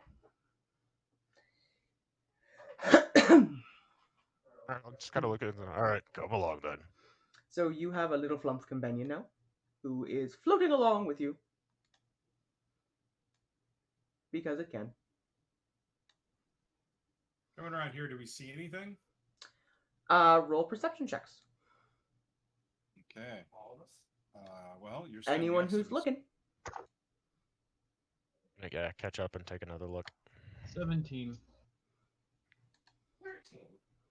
14. Okay. This is 16. what you see. You can now see clearly the other side of the bridge. And it does join up with this part of the pathway here. There are two paths heading in an upwards direction. And there is what looks like a ladder that extends down into that crevice. Oh. Hmm. Hmm. Hmm. Hmm. Oh. Just got a notification saying you're going live. Yeah. It does that Five. sometimes. Twitch does that sometimes. It never really stopped anything for me. It never said the channel was offline, so.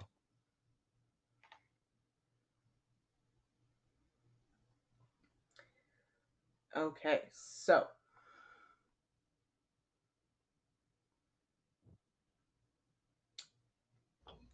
what would you guys like to do now that you are here? Ooh. Well, I also see there's a pile of bones down in the pit. That sounds promising for finding a beast. Shall we go down the ladder? Sure. Yeah. All right. I'm Okay. gonna stay at the top of the ladder and cover everyone with my new fancy oath-sworn bow. Okay, who's going down Okay. first? I'm going to go Okay. down first. Alright, I'll follow Gretar. Yeet. Oh, and Alrighty. And the dwarven companion follows along behind you guys at a slower pace and sort of settles himself at the base of the ladder.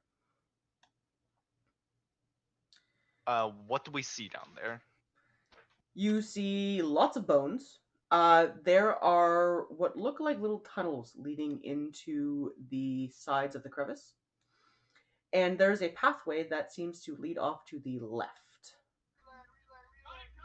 I'm gonna look down towards the ground, and I don't know a whole hell of a lot about it, but I remember some little bits that Dahlia did teach me, and make a nature roll to look for some sort of tracks or clue to which direction. Alright, Poop. make me a nature check. Yeah, or poop.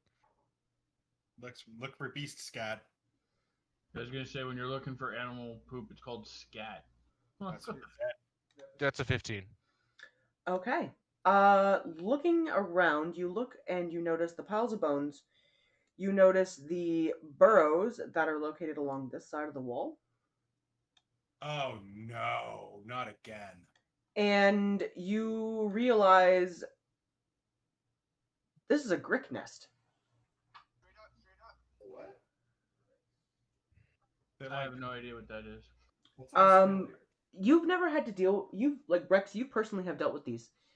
They tend to be things that you had to deal with in mountainous or cave regions, and growing up where you grew up, you've had the occasional pests that you've had to handle. Gricks are very, very voracious eaters. They tend to travel in packs with one alpha that leads them. They are messy hunters, so they tend to leave remnants of their prey behind. But at best, these are a nuisance. If you stick close to the right-hand side or the top wall where that ladder is, you may not even trigger them. Wait, the flumps. No. No, Grix. I'm gonna call out to the others. Not super loud, but so they can hear. This is a grick nest. They can be dangerous in numbers, but they're not what I would qualify as a great beast, great hunt. They're more of a pest. Alright, so keep going, because this obviously isn't what we're looking for. Definitely not our target. I'm gonna motion for everybody else to go up the ladder first, and I'll back up towards it to cover them in case anything rushes at us. Okay. But we won't. Looking around while you're down here, there's also a pathway that extends further down this crevice. So there's a couple different directions you guys can head in. I'm gonna top Rex and point further this way, just to indicate that I think we should be exploring over there.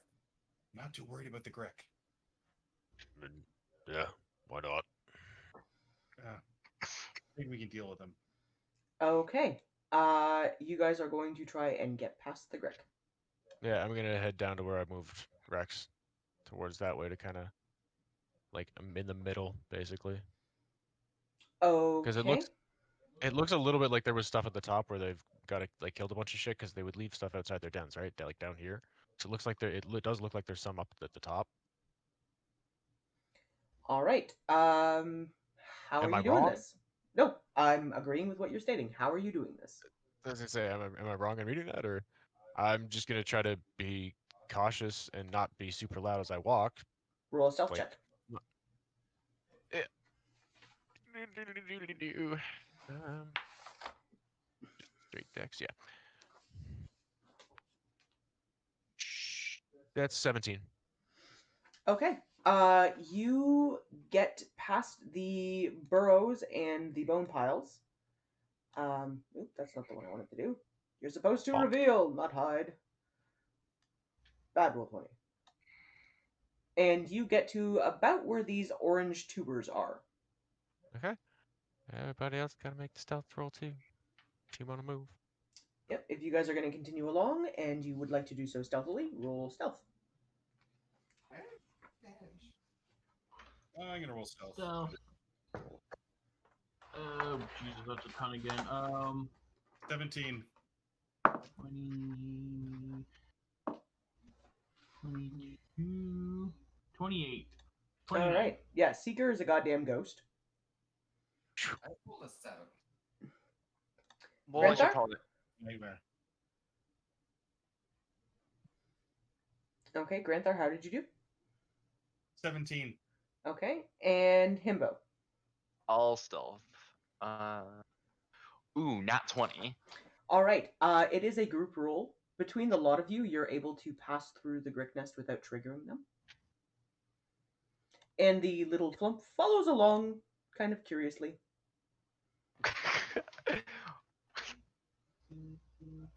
As everybody catches up, I'm gonna kind of nod or like nudge Seeker and nod towards the big red mushrooms and the other mushroom patches in the tubers. Like, might be something you want to take a look at over there.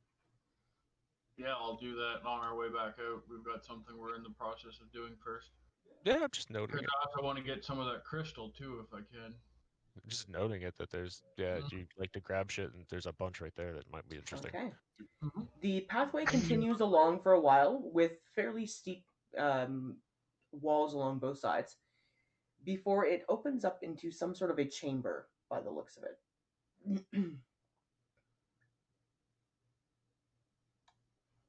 Chamber. Alright, so I'll go up.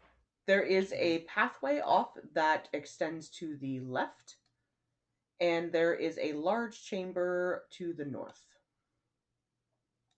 Think you might need to unveil that. I'm working on it. I'm gonna say I'm just saying I don't see any of that yet, so we don't.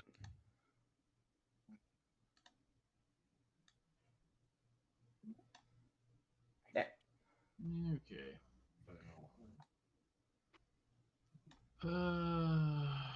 Shit. I'll gonna go sneak up over here and see what I can see up towards the north. Okay. Looking towards the north, roll me a perception check. Perception. That's not that great. That's a 5, but that's perception, so I get. So that's an 11. All right. Looking into the chamber, it is very large.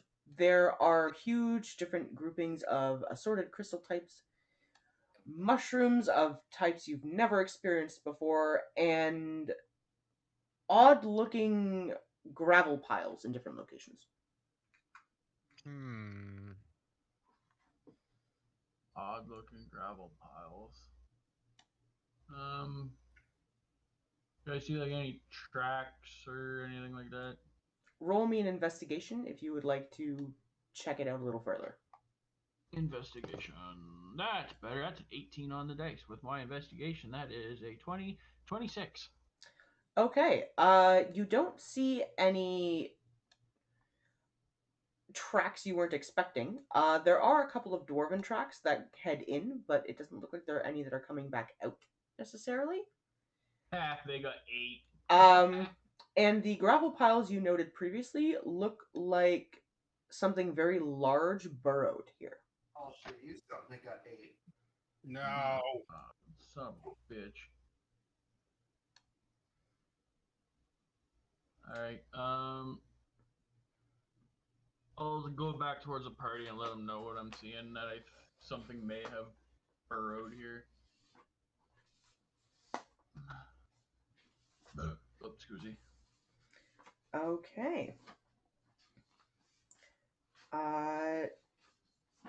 So Seeker lets you know that he has found a very large chamber that looks like there was something extremely big that was burrowing into it. Interesting. I can't tell what it is. There's like no tracks or anything, but there's clearly something here that's burrowed here. Alright, well, that might be in line with the hint that we got about the earth trembling, the burrowing. Who knows? Maybe it could be some sort of giant worm or something. I've got a couple ideas on what it might be, but Seeker doesn't know that, so. What do you guys want to do? I'm just half tempted to walk out there and see what happens. Like, how do we bait exactly?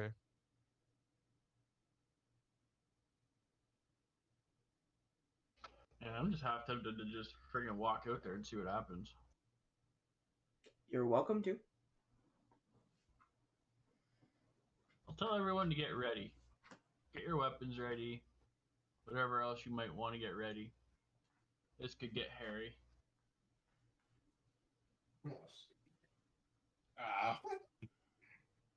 You're an elf. I don't think elves have that stuff. Dwarves, on the other hand. Not really. Okay, let's see here. All right. So everyone's readying up. Yep. And Seeker, where are you wandering out to? I am going to wander this way up towards this thing, so if shit gets friggin' wild, I can just boost up onto the ledge up there. Okay. As you wander out, the earth begins to rumble. We found it. And out of the ground, fairly close to where you are, pops this. Ah, God. It's a big thing. I don't know what it is. It's a big purple worm. Didn't we see enough of those tonight? It is an absolutely enormous purple worm. It's a little bigger than It's got a lovely bunch of coconuts. Oh, Well, I think I jinxed. I think I jinxed us. I have everybody roll initiative, please. Let's get to this. My shield. Wow, I rolled shit. Like freaking only 6. Dirty 20. 14. Okay, we have a 20, we have a 14, we have a 6, And a 25. and Cal? 16. 16, and our ginormo enemy 1. rolled One. like crap. 1. Yay! Fuck you, worm. So The worm, it is going on the worm. a 3.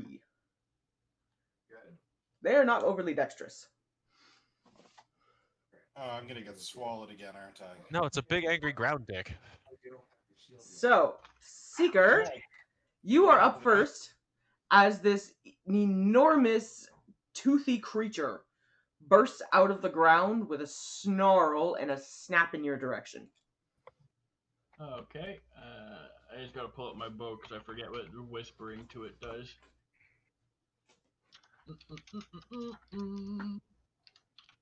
Gives you a +1 seduction bonus. Do not fuck the worm. Yeah. Okay, so I'm going to use the oath bow, like I said I was going to use, and I'm going to whisper swift death to my enemies. And I'm going to mark that worm as my sworn enemy. Okay, we have our first appearance of the oath bow in action. Okay, so now I'm going to make a goddamn called shot on this thing. And I'm going to called shot. Oh shit, what do I want to do? Does this thing have eyes that I can see? It does not. Alright, so then I'm just gonna make a fucking called shot to its goddamn head.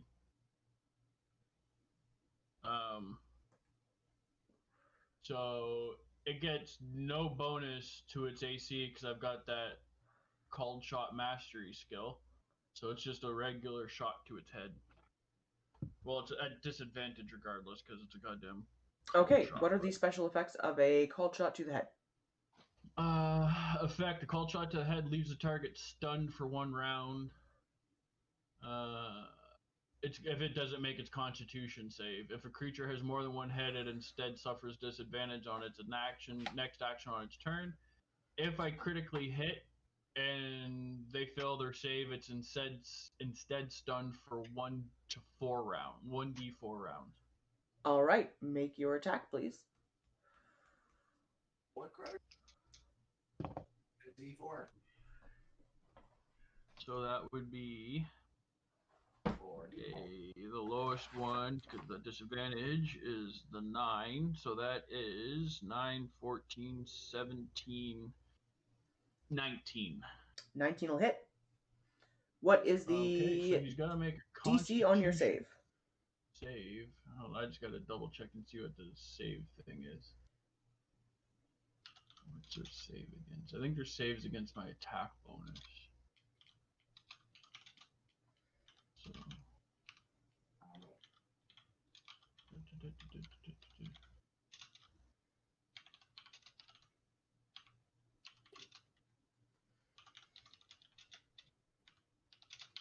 How the hell does it say it saves for this?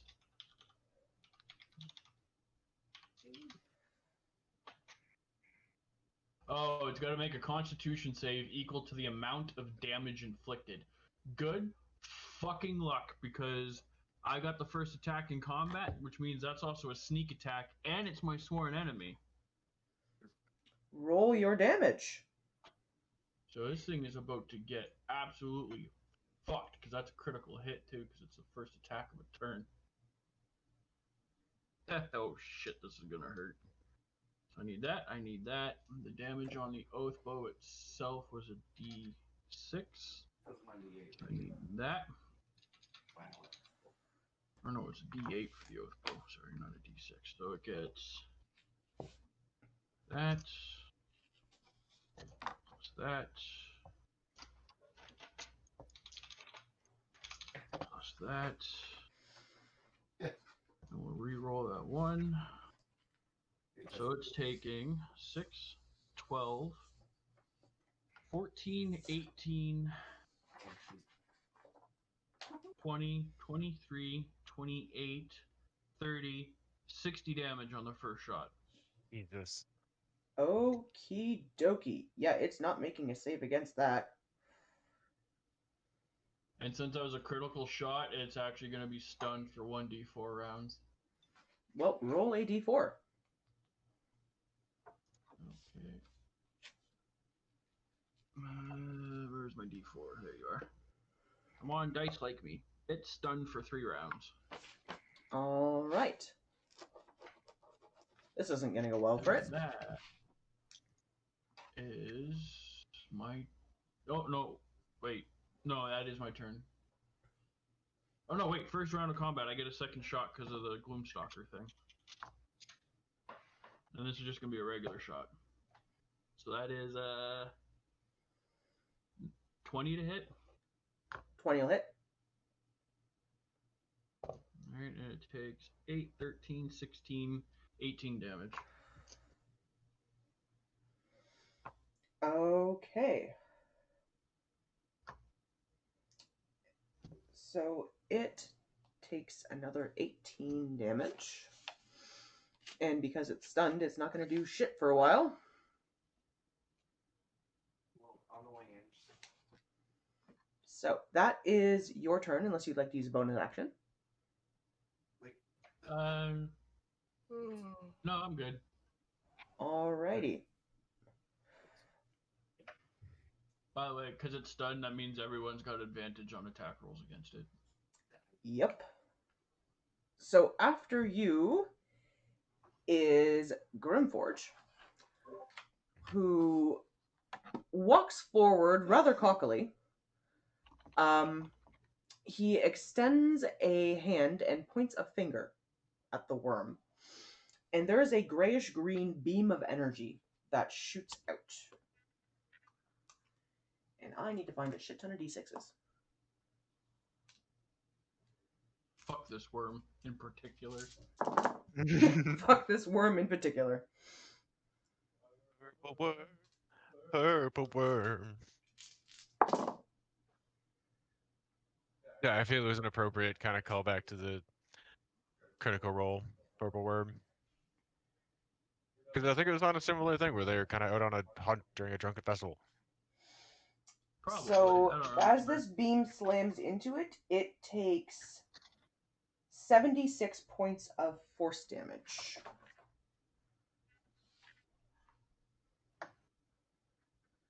And a large chunk of its flesh turns to ash. This thing's about to have a really bad day.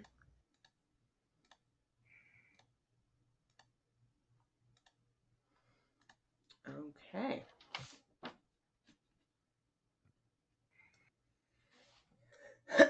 And as a bonus action,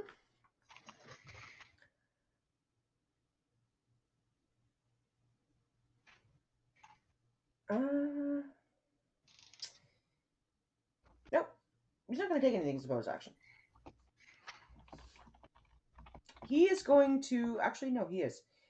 He is going to turn to, who's closest to him? Granthar. Unstring his lute from his back and go, barbarian friend, kill the glorious worm. And you are now filled with a sense of bardic inspiration. Oh. Nice. So What does you that can give you? add a d12 to your next attack roll. To the damage or the hit? To the hit. To the hit, to the hit, to the hit, hit, hit. Alright, so after him is Rex. Well, I am going to dramatically flare the Mount Blanc up in, the Dracula style, and hope right here behind his wormy ass. Okay. Take a half step around so I'm aiming more at the segmented middle part, and take a schwong. Pleased to be schwonging.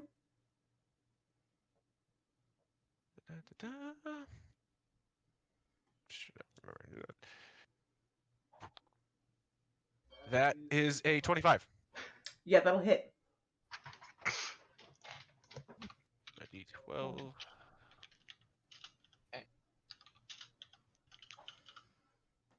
Ooh. Oh, for 18 damage. Okay.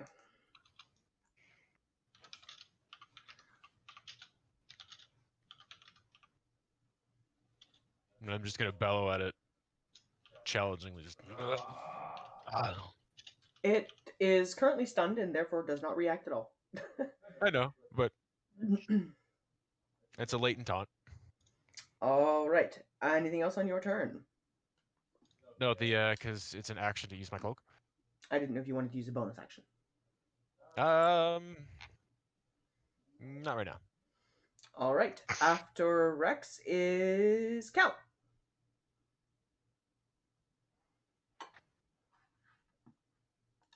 Yeah, There we go. hurry up and mute me so I can talk. Okay. So I've only been waiting for like ever. So guiding bolt, 4th level. So that is going to be a 19 to hit. Yeah, that'll hit. Yeah, damn right it'll hit. 7d6. 22 damage. Seems kind of low. Very nice. But being that it's guiding bolt, everyone has advantage on their next roll. Oh, wait, hang on. I also get that 1d8, don't I? Because radiant damage and all that. You would get an additional D8 if it was an undead creature. Oh, it's only undead. Okay. Yes. Okay, so yeah, 22. All right. It is now partially disintegrated, bleeding in places, and lit up like a Christmas tree, and still sitting there just like, durr. Yeah, it is. Hey, And this is only round 1. Hey, shoot it. All right. After Kel is Granthar.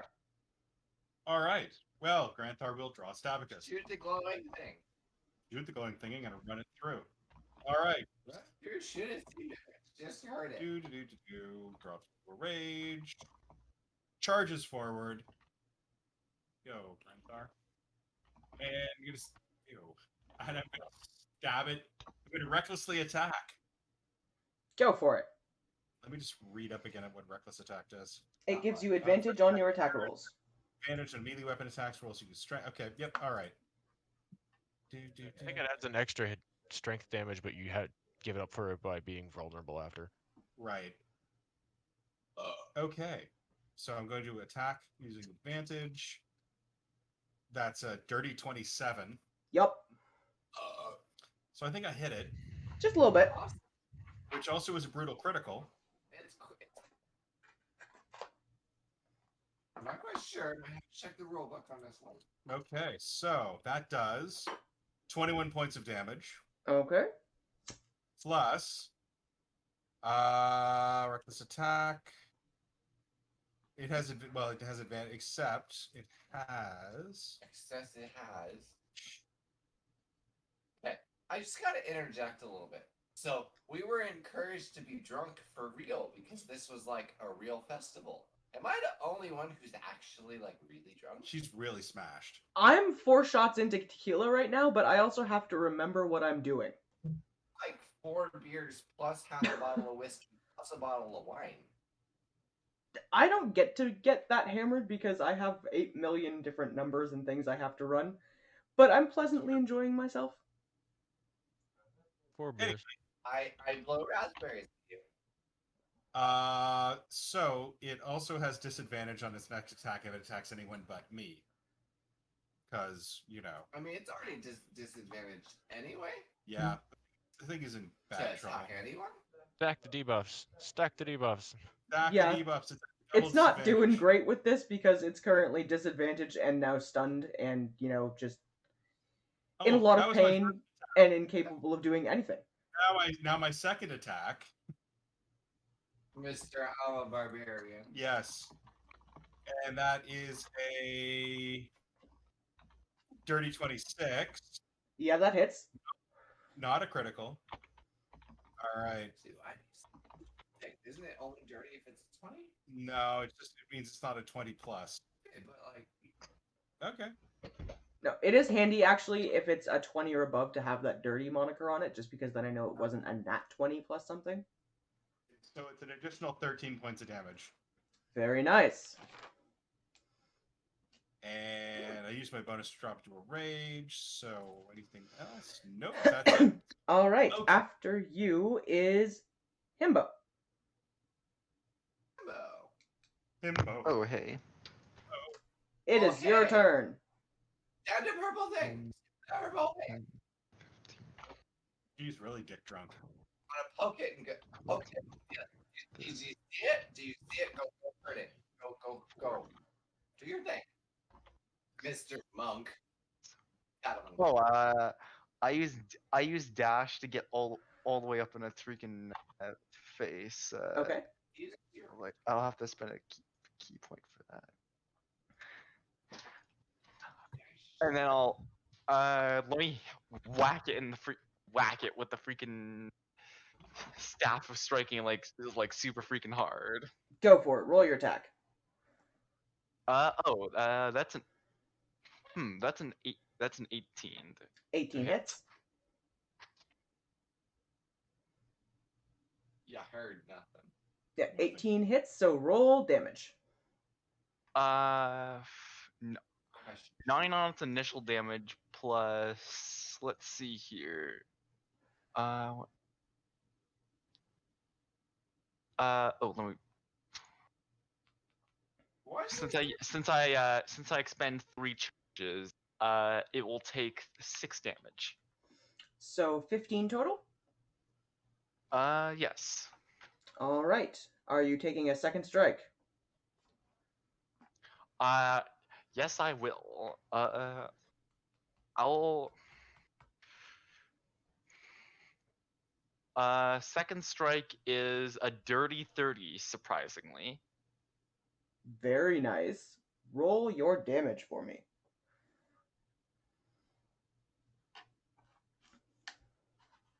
Uh, 11 on the initial plus 1 of the charges I'm using gives me 3, so 14 in total. Very cool. I'm really gonna go at it with the freaking Staff of Striking. So 14 more. Anything else on your turn? I believe I expended my bonus action dashing, so Okay. I am done for this turn. All right. Next up would be the worm, except it is stunned. So it does nothing. It sits there, mouth open, just bleh. Which brings us back around to the top of the order with Seeker. Okay, so let's do. Nope, fuck it. I'm just going to shoot it again.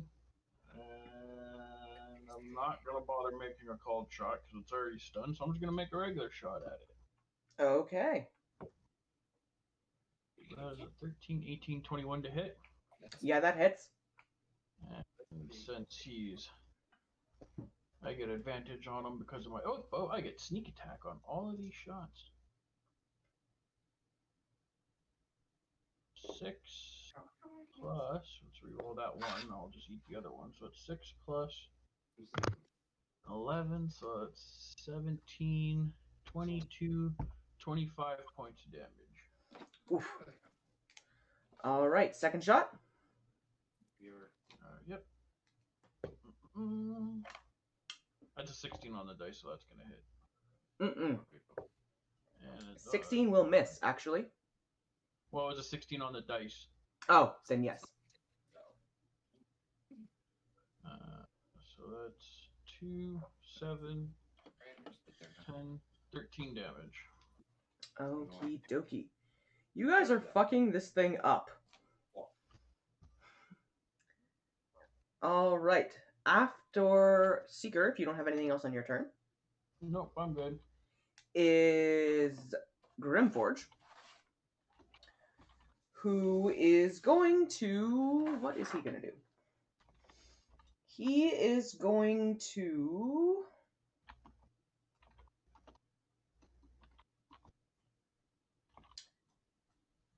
use one of his third level slots to call lightning. So there is a storm cloud that forms above the worm. And how much damage does that do?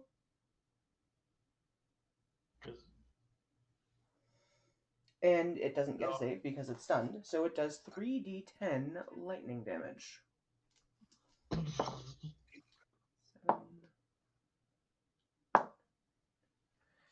So he pulls a bolt of lightning down that does 17 points of damage.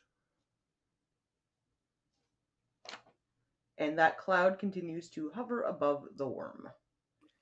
He is now going to turn to Rex, pull his lute out, give it a little strum, and go, "Dragon friend, O tosser of dwarves, turn this worm into purple goop, and you are filled with a sense of bardic inspiration." Which gives A d12 to your attack roll, if you need it. Nice. All right. And Rex, you are up next. All right. Well, I'm going to use a bonus action to cast Searing Smite, which I'm going to double check if I can do it with both here. 50 Searing Smite.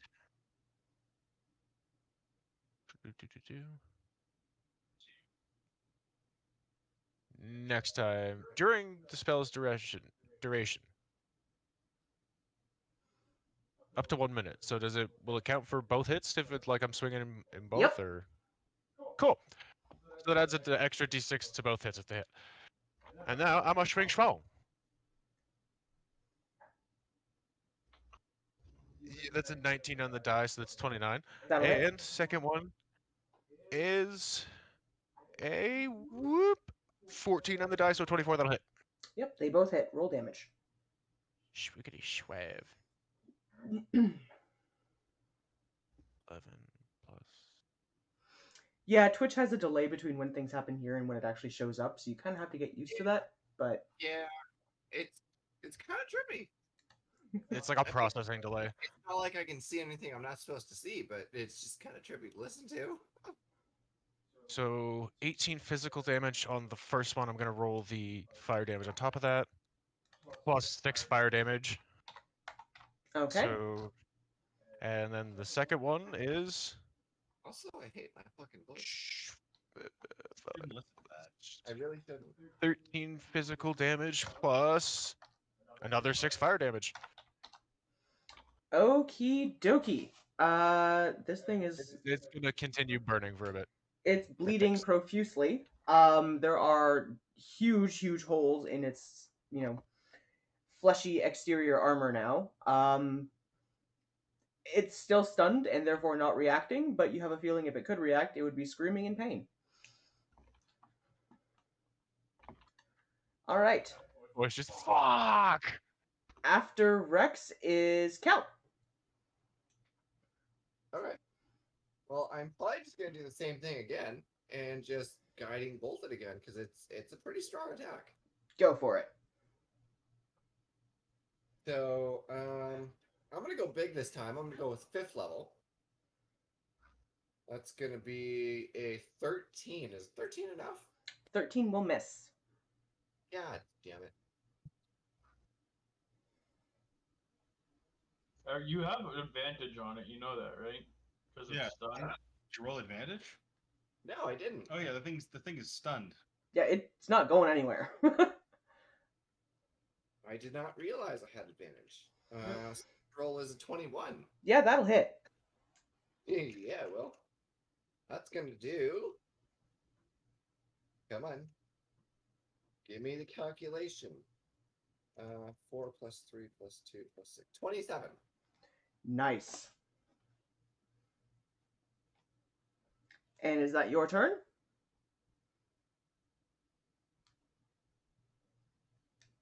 Is there anything else you want to do? No, I don't really have any bonus actions except for healing, so that's it. All right. And Granthar. All right, it is time to stick a big chunk of cold steel through it again. Okay, I am not due. I really don't like my voice. I'm gonna leave now. Okay, I'm going to recklessly attack it again, giving you advantage. Okie dokie. Chat. Fuck. I don't actually sound like that. That's going to be a 21, a dirty 21. That'll hit. Okay, so that is 8 points of damage. Okie dokie. This thing is Attack. barely hanging on. Attack again. That's going to be a 17. 17 will miss. Would you like to use your Bardic Inspiration? I will add a d12 of Bardic Inspiration to that 17 for an additional 8 points of damage, making it 25. That'll hit. Okay, that's better. You do not need to roll damage because you are going to kill this thing. 12 points of damage. And I'll be like, ah! So Didn't even get a please, chance to swallow me, did you big purple bastard? please describe your wreckage. Oh, well, I'm going to jab Stabicus between the plates of its armor, and then I'm going to quickly run around the circumference of it. completely splitting it in half as the top half falls away from the bottom and it tips over. You do so. Like a can of soup. It is neatly bisected. The head flops over and ceases moving. The tail continues to twitch for a few moments before it stops. And there are really unpleasantly smelling guts spilling out everywhere. So how do I tell where the tail begins on a worm? Is it gonna take the tail back? Is that like just the tip? Or, Looking like 10 at feet? it, there is a noticeable stinger on the tail. Oh, all right. I'm gonna hack that off. Hackety hack hack. Roll me a survival check. Okay. The stinger plus a little bit.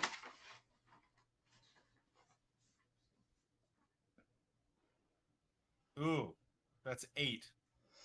It's not the prettiest job, but you do hack the stinger off. Okay. You get a little more flesh than you intended, maybe, with it.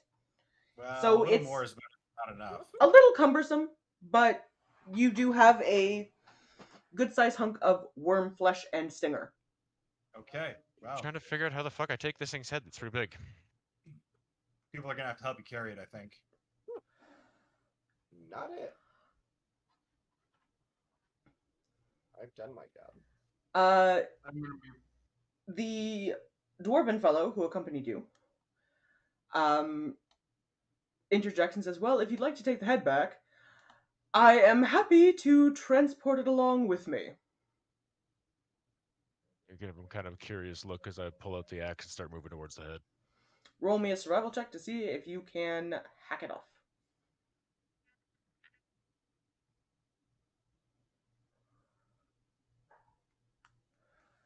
I'm gonna spend an inspiration point to re-roll that because I rolled pretty low. And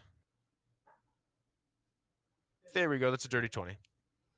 All right, you chop the head off quite neatly. It tumbles down.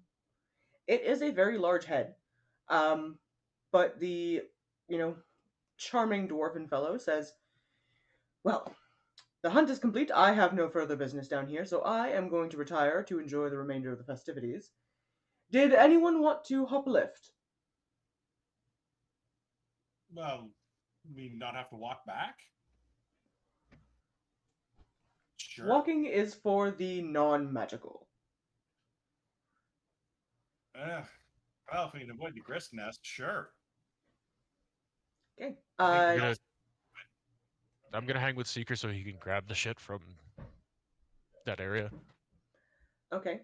He is willing to wait a few minutes for you guys if you'd like. He just doesn't want to spend hours down here. Okay. So, who I wants? might be a little bit because there's a whole bunch of stuff that I want to try to harvest. I'm willing to stay with Seekers. Okay, so Seeker and Rex are going to walk back by the sounds of it. The rest of you, on the other hand, are opting to hop a ride. You gonna hop a ride back, or are you gonna? Okay, yep. And Himbo, are you staying with Rex and Seeker, or are you going along with Grimforge? Where's Grimforge heading? He is going to vamp himself back to town. Oh, I'll stay here. Okay, you stay with Rex and Seeker. So, Granthar and Kel, you guys grab onto parts of the worm. Grimforge sort of concentrates for a moment and draws out an arcane symbol in front of him. And there's a large glowing kind of a gate that appears below the group of you. With a flash of energy, you guys disappear and reappear back in Drufomar, right outside of the Hunt Sign-Up Temple. Wait, all of us? Nope, just those who hopped a ride. The ones who went with him. Okay, we're still down here, right? Yep, you guys are Yes. still down here. Oh, neato. Okay.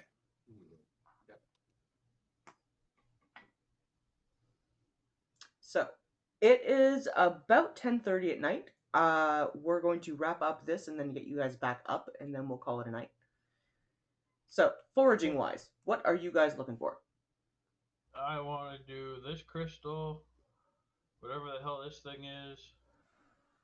Basically, any of the mushrooms and crystals down here that I've passed, like the different variations, I want to try to harvest. Okay, the white crystal is similar to the white crystal you've encountered previously. That's fine. I'll harvest some of that 'cause that stuff's useful as hell to me. All right, roll me a survival check. Survival. That is a 15 on the dice plus. Where are you at, survival? Times 2, 21. 21. You are able to gather about 15 pounds. It is in large chunks, so it will have to be processed. Yep. Oh, Seeker. Is there anything I should probably harvest? Up to you. I can help you with some stuff. That crystal that I was just harvesting is useful. It lets me make our healing potions stronger. Okay, I'll harvest some of that then. Roll me a survival check. Let's see here. 13. How much do I harvest? 13. You are able to harvest about 5 pounds of it. It's harder to get through than you expected. This stuff is pretty solid. Okay. Wait, where am I at? I'm over here. I'm in the corner. Okay, so then Wait. let Crystal. Okay. go up after this big white speckly boob-looking mushroom thing. Okay. You have no idea what it is, but it seems interesting. Roll me a survival check. That's not that great, but it's not terrible. It's 9, 15. 15. You get about 10 pounds of gold fleck mushroom. White crystal was the one you were harvesting before that helps, right? Yeah. Don't know what Yes. the purple crystal does. Yeah. I'm gonna head towards this big cluster purple crystal while he's doing that. Okay. Are you attempting to harvest? I want to check it out first. Roll either an investigation check or an arcana check.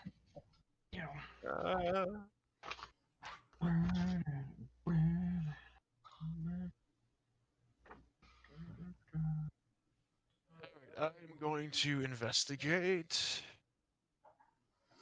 Dirty 20. Okay. Looking this stuff over, you've seen it used before, but you've never had any experience with it personally. You know this is a component that is used quite often when creating bottled spells. Okay, so that's probably going to be really useful. I'm going to harvest some. Survival check.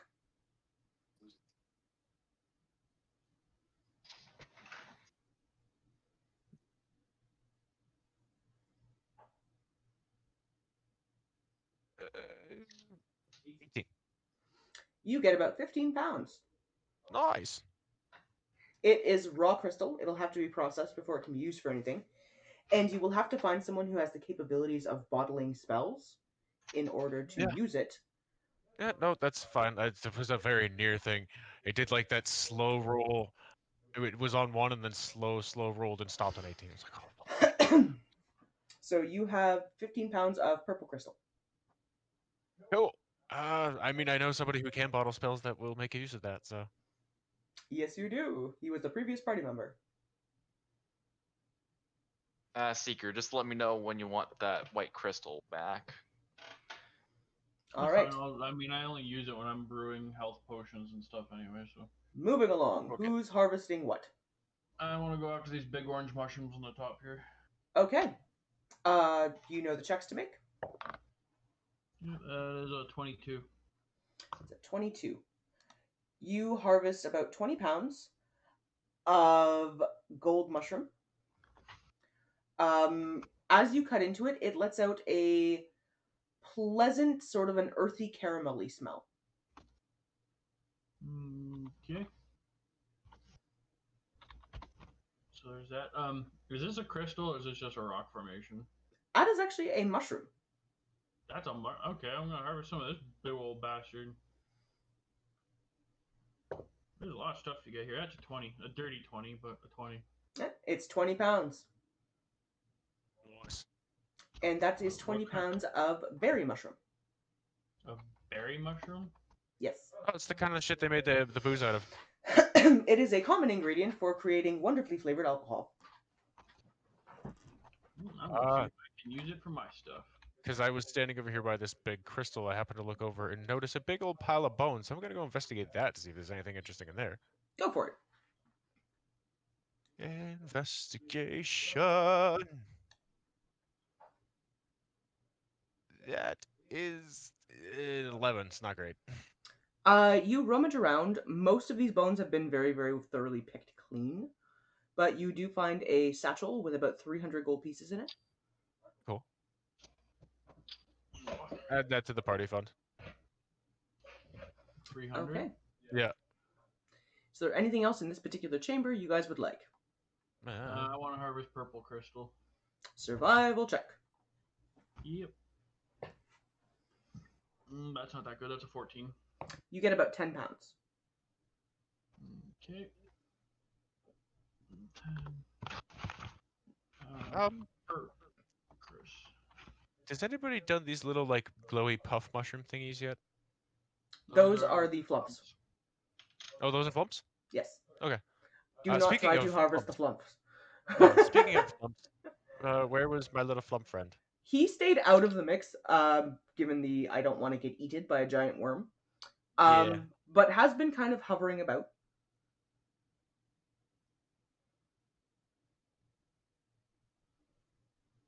I'm gonna try something. I'm gonna reach into my pack of rations and grab a little chunk of ration and kind of hand it out towards him. It wanders forward with kind of a curious, cursory thing. You almost swear is sniffing at it, and then turns and floats back off. It doesn't seem interested. I kind of shrug and just toss the ration to Hexfeather. She chomps it down quite contentedly and squawks at the flump. Pat her on the head a little bit. Alright. I'm moving back towards the entrance because I wanted to go after these red mushrooms. Okay. I'll follow. You guys start making your way down the tunnels. These are mushrooms you have encountered before, Seeker. They're just substantially larger than normal. There's something about the soil down here that seems to promote extreme growth. These are red cap mushrooms. Yep, I wanted to harvest some. Some brown ones around them too, though. That's a good one. That is a 26. You get 25 pounds of red cap. See, it looks like there's little white ones and then some brown ones that are mid-size around them. Yep, Like that's four or five different types of mushrooms in this one little corner. Yeah, those are, for the most part, looking at them, edible mushrooms. No, I don't care about them. Things like button mushrooms or oyster mushrooms, they're the standard kind of thing that things would eat. Okay. What else we got left? What have we got left up here mushroom-wise that I haven't tried? Those look like red caps. You know what? Just in case they're not. As you guys are passing back through that tunnel area, could I have a stealth check from you guys, please? Sneaky, sneaky. Oh, do you want me to? Am I coming with? Just like Well, as a if you're party? planning on Unless leaving you the want to mines, just then stand yes, you there are. by yourself, yes. I got 27. I'll come along then. Let me see. Stealth check. Dirty 21. I should be good, right? 21, 22, and Rex? 18. You guys all get through without activating the Grick Nest. I want to go out to these mushrooms. Okay. I want to see what this purple crystal is. It's the same purple crystal you guys have encountered previously. What does that do? From I what don't believe I've encountered. you don't know what it does. Rex identified it correctly that it enhances bottled spells for people who have the capabilities of doing them. Okay. So as far as you know, it's glowy and purple. These two mushrooms, DM, those are new types, right? The kind of turquoise and just flat gray one? Yes. We haven't. Okay, I'm gonna go check the gray one out. Investigation. And Seeker is currently harvesting mushrooms back here. Dirty 21. Okay. Looking over the mushroom that you have are examining currently, Rex, it has a very pungent odor that is familiar to you. This smells like one of the powders that had been ground up and used in the House of Excess. I'm going to go to harvest some of that. All right, I'll have you roll me a survival check. And Seeker, I'm going to need a survival check from you on the mushrooms you are examining. Ooh, wow, that's a lot. That's 19 on the dice. So that's 28. 28. You are able to harvest 25 pounds of red death.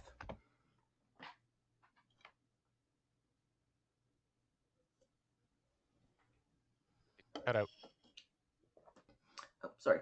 You get 25 pounds of red death. Ooh, that sounds interesting. That sounds promising. I rolled at 11. Not great.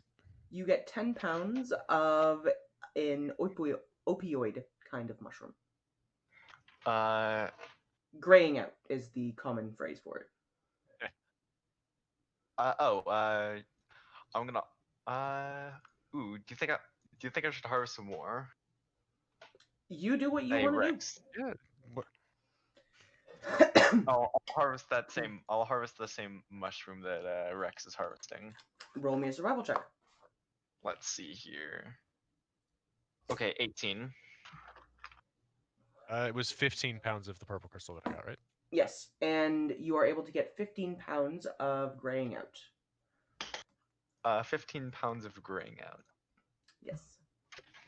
Just to make it easy on you, Lex, I'm gonna harvest from each of these 3 mushrooms. I'm just gonna roll 3 dice. I've got 3 d20s with me Okay. right now. There is one that is another berry mushroom that you've seen previously. Then there is a graying out mushroom and a teal mushroom that you haven't identified yet. Alright, so we'll do the one I've already done. We'll do the berry mushroom first. That one, well, that's not terrible, but it's not great. That's a 13. That's 10 pounds. Okay, so that goes up to this. So then the next one, we'll just go clockwise, will be this graying out one or whatever. That is a 15. That's 15 pounds. And that was called graying out. Yep. And the teal one is an 18. That is 15 pounds of flower cap. Flower cap. It has a sweet sort of a floral note to it when you cut into the flesh. Okay. And then I think the only other thing that I haven't gathered in here is back by the entrance. All right, so you guys make your way back to the entryway to the mines. Right. Oh, hold on. I highlighted something. Oh, there we go. I'm gonna try to grab some of that purple crystal. Which one? Here. Okay. Roll me a survival check. Dirty 22. You can harvest 20 pounds. Okay. Let's see. All right.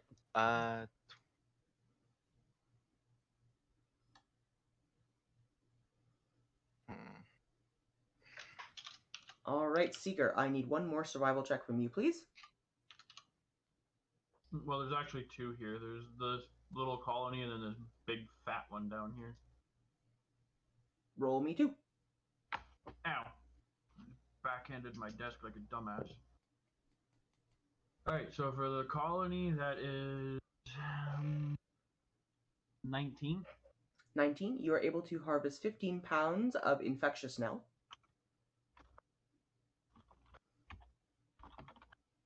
Right, and then the other one, hold on, is 10 plus 6, so 16.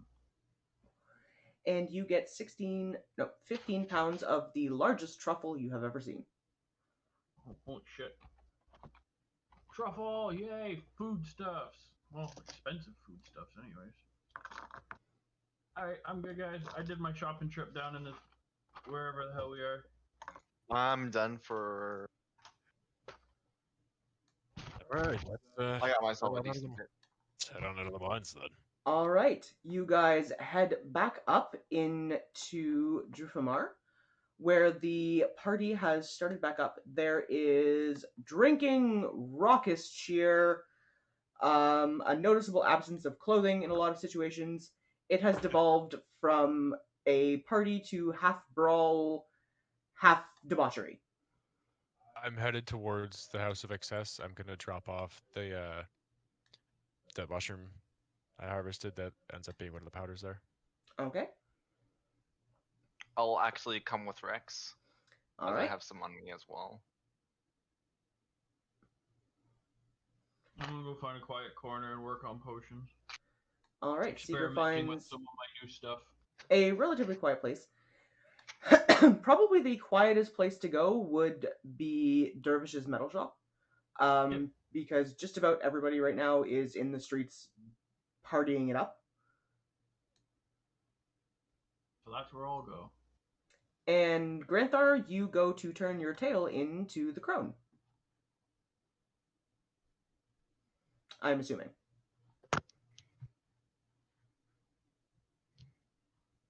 Granthar? Granthar is still here. You're muted. Maybe you're muted. Sorry, unmute. Yes, I take the tail over to the crone. I didn't realize it was still muted. Sorry. Okay. And Rex, the head, is currently sitting outside of the mines. But the crone seems to have noticed its presence. Okay, I was gonna like check on it in a minute. She gives you a nod as you pass by. I'll return the nod. Okay. Granthar, she takes the tail from you, gives you a grin, and says, "Our deal is square." Excellent.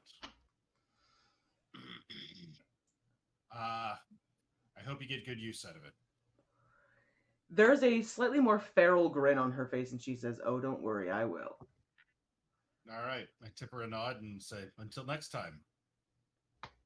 Take care, Arliss." All right. And where do you two find your places of rest for the evening? I'm gonna go to the. Wait, is there an inn that I can actually rent a room at? There is the Drunken Drunken Ox. Ox. All right, I'm gonna go to the Drunken Ox, and I'm gonna actually want to sleep for real. It's been a day. Okay.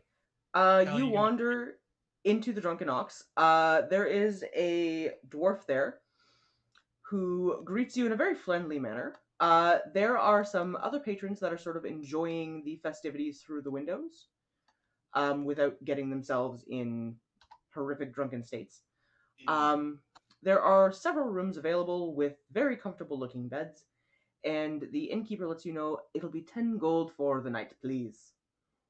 Great. I want a private room with 2 beds, one for sleeping, one for meditating. I'm going to bed. Cal, when you're ready to join me, that other bed's for you. And I'm gonna head into and pay the innkeeper. Okay, you pay the innkeeper 20 gold because it's 10 gold per person. Yep. And you take a room with 2 beds available, and they are very comfortable. Great. I'm gonna crash like the top half of that worm did in the bottom of the cave. Okay, you guys all spend your evening as much as you'd like to partying and enjoying the rest of the festival before you all find yourselves rest somewhere, be it in the actual inn or having passed out on one of the many couches available in the House of Excess, or perhaps, I shall pass out. perhaps drunkenly in the street. The festival goes on until the wee hours and the sun starts to creep over the horizon before things settle and the streets go quiet with the exception of the sounds of hundreds of snoring dwarves.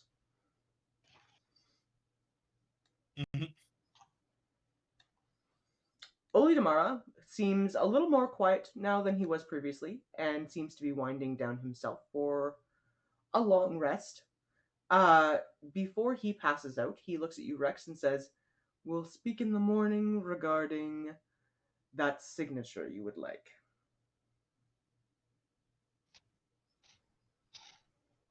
And that is where we are going to end the game for the evening. I would like to thank all of our players for coming out and having a good time, getting festively drunk, and throwing themselves and dwarves and hammers and betting and gambling and going through a myriad of insane things in an obstacle course. I would like to thank all of the viewers who came to hang out with us. I hope you guys enjoyed the show. Our episodes don't normally get this drunken and crazy, but today was sort of a letting off steam game for everybody because we've had some very heavy episodes.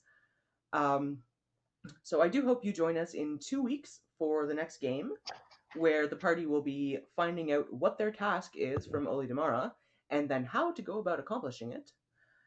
And as always, this is Deus Ex Machina, your friendly dungeon master, powering down. Buddy, thanks for coming. Bye.